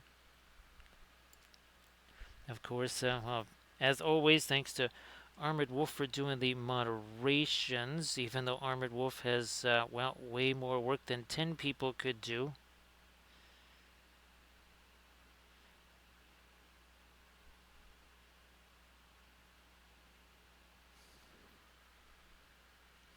And of course, this weekend being Ursa.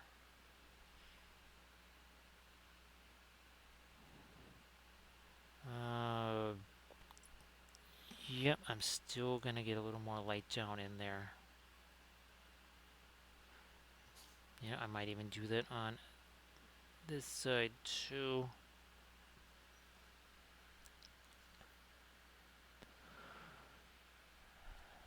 Well, geez, Rico, you have to send me pictures of those. Yeah, you have to send me pictures of those. That'd be fun to see.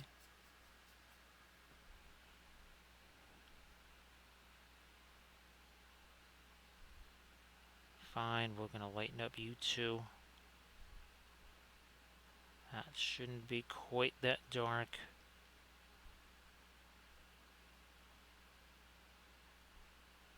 Lighten up you some there.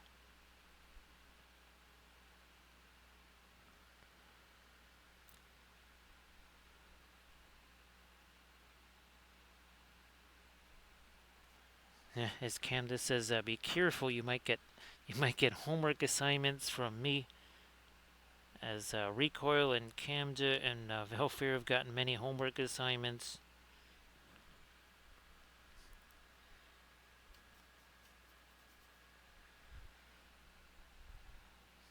But those have been very, very helpful and, of course, much appreciated.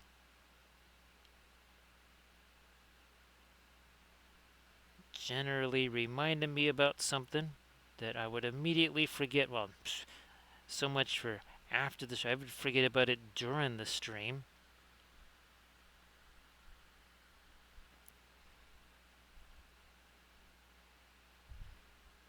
Yes, this is not a safe zone from homework assignments, right, Camda? It's not safe for hasty hobbits either. Those hasty hobbits get identified right away. Yeah, here where some of this got blown away. I'm going to try to bring back some of our lighter sky. Whoops, let me break this down some more. Okay, there's a whole bunch of yellow in that. We certainly don't need that. But that's some of our original pinline wash, lighter sky blue stuff over here. Just breaking this down 1 second. Now, thanks Armored Wolf for posting a link to the Patreon page. I am about to start another Patreon army painting series. And again, kind of the main feature of this is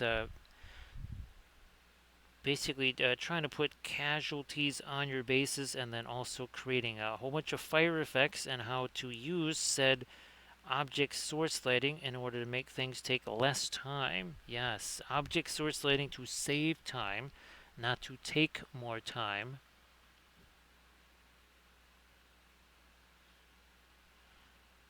Because believe it or not, that's what object source lighting does. Because instead of having to paint a whole wide range of colors wherever the object source lighting is, well, guess what? You only need to paint maybe 2 colors, like what we got here on our little hobbitses. Speaking of which, we have not done one of these yet. I'm going to actually maybe zoom out here, and we're going to do a film noir. So, yeah, no turquoise, no orange. Well, we have a gray stripe where there was red, but otherwise you lose all the greens, all the violets, all the subtle grays that we have. But still you can see all the panel lines and all of the shading. Here, let's bring back our, look at that. Now again, you can start to see there is color in the gray, right? Because look at this, of course, too.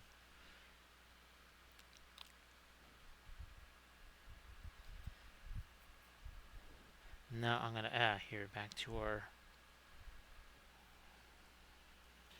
sky blue. I'm going to try to just catch a couple little edges here of our source lighting.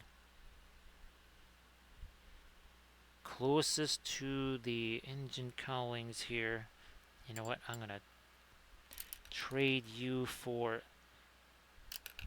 this one.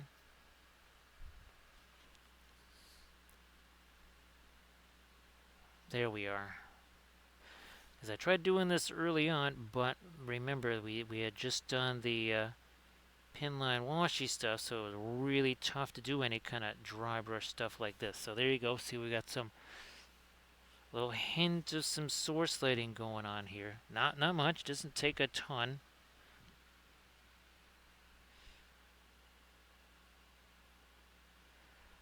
They're kind of like Magpie fans, right, Camda? Now, Camda, you're not going to believe this, but as you know, the Tom Grossi, the basically the guy that broadcasts the game, he's just watching the game and he's essentially broadcasting it because he's telling you what's going on. Well, in his chat, I see someone, and as he was called Magpie Dave or something like that. And I thought, no, there's no way. And then I looked, and it was his super chat was in Australian dollars, so there's no doubt about it. He was a Magpies fan. No doubt about it. Now we're doing the same deal here again. We're just, look at that. See how that's still mixing with that. Look at that. See all that dark paint on there? Got to go back and refresh that brush.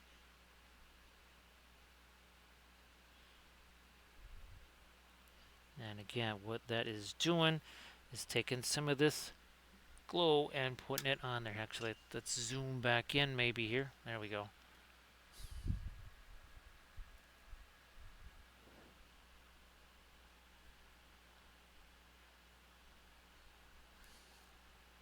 Yep, a little more maybe on this side again where the glow from this engine on that cowling there.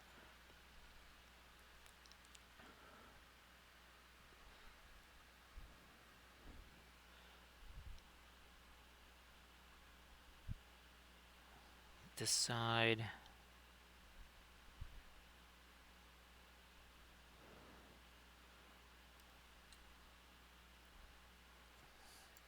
Let me see if I can't maybe get a little bit of a lighter line right along here. That's about as all we can do there.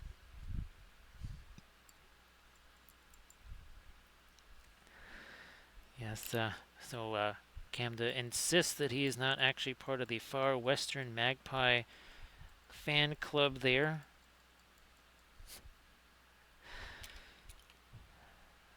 So I don't even remember how that happened, Camda. I'm trying to remember the origin of that. I don't remember when the heck that happened. Now let me. No, I'm not gonna actually go mess with the sides of that. No, we'll leave that be.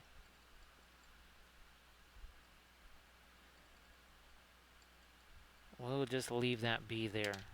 All right, now some of these one more time with maybe this. Oh no, let me get some more of the green in there. Let's try some of this. Hopefully that is not too much of a dry brush.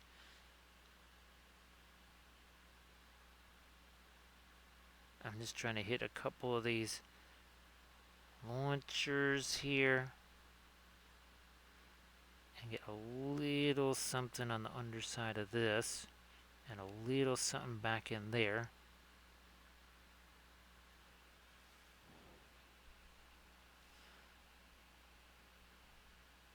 Maybe a little something on that side too.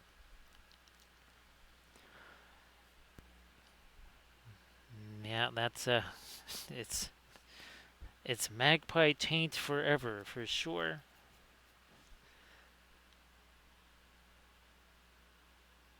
Let me get in a little more of our, again, lighter greenish gray in there. Now I might even, let me try some of this maybe. Here.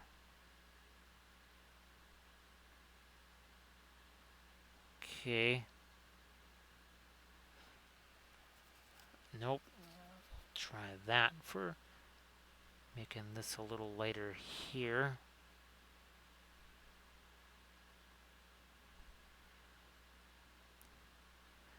And I think then we gotta leave that alone. Yeah, no more fooling around with that. Maybe, ooh, I wonder if that also happened too. Yeah, maybe we were talking about actual magpies as well. And then that just kind of somehow morphed as things tend to on the channel here, right, Camda?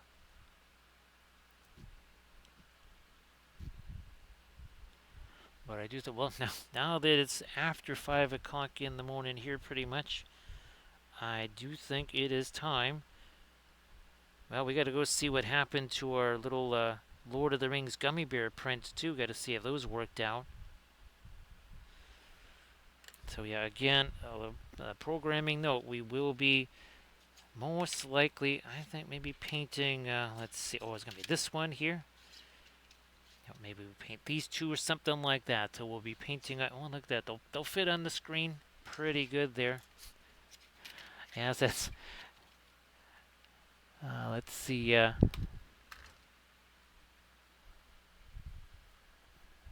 so here we go. Well, here you go. You can see what a 28 mil fig looks like next to it right there. And that's, again, that's a true scale right there. Oh, thanks. Appreciate that recoil. Let me try and get you your toast here. Let me get rid of this glove here so we're not getting that stuff all over the. There we go. Thanks, recoil. Appreciate that. Yeah, I can't. And I think I gave you all the, or sent you all the pictures, right? If there's any that you're missing, I'll try to send you those. Same thing, recoil. I think there might still be some you're missing. And I'm actually going to try and do a few new ones tonight, like, well, the Shire. We haven't done that yet, Recoil. We have not done the Shire yet. So thank you so much, everybody. Appreciate that. That's really interesting to see this one compared to our Galactica there. So thanks again, everybody. I'm actually going to start doing the raid countdown thing. So yeah, Cam, I'll try to get you all the other ones too, because well, like I said, I'm hoping to make 3 or 4 more, maybe in the overnight hours tonight too. And Recoil, yeah, let me see what that bas relief turns out like on the badges. So thanks, Journeyman. Appreciate you being here, and thanks so much, Armored Wolf. See you later there, Recoil.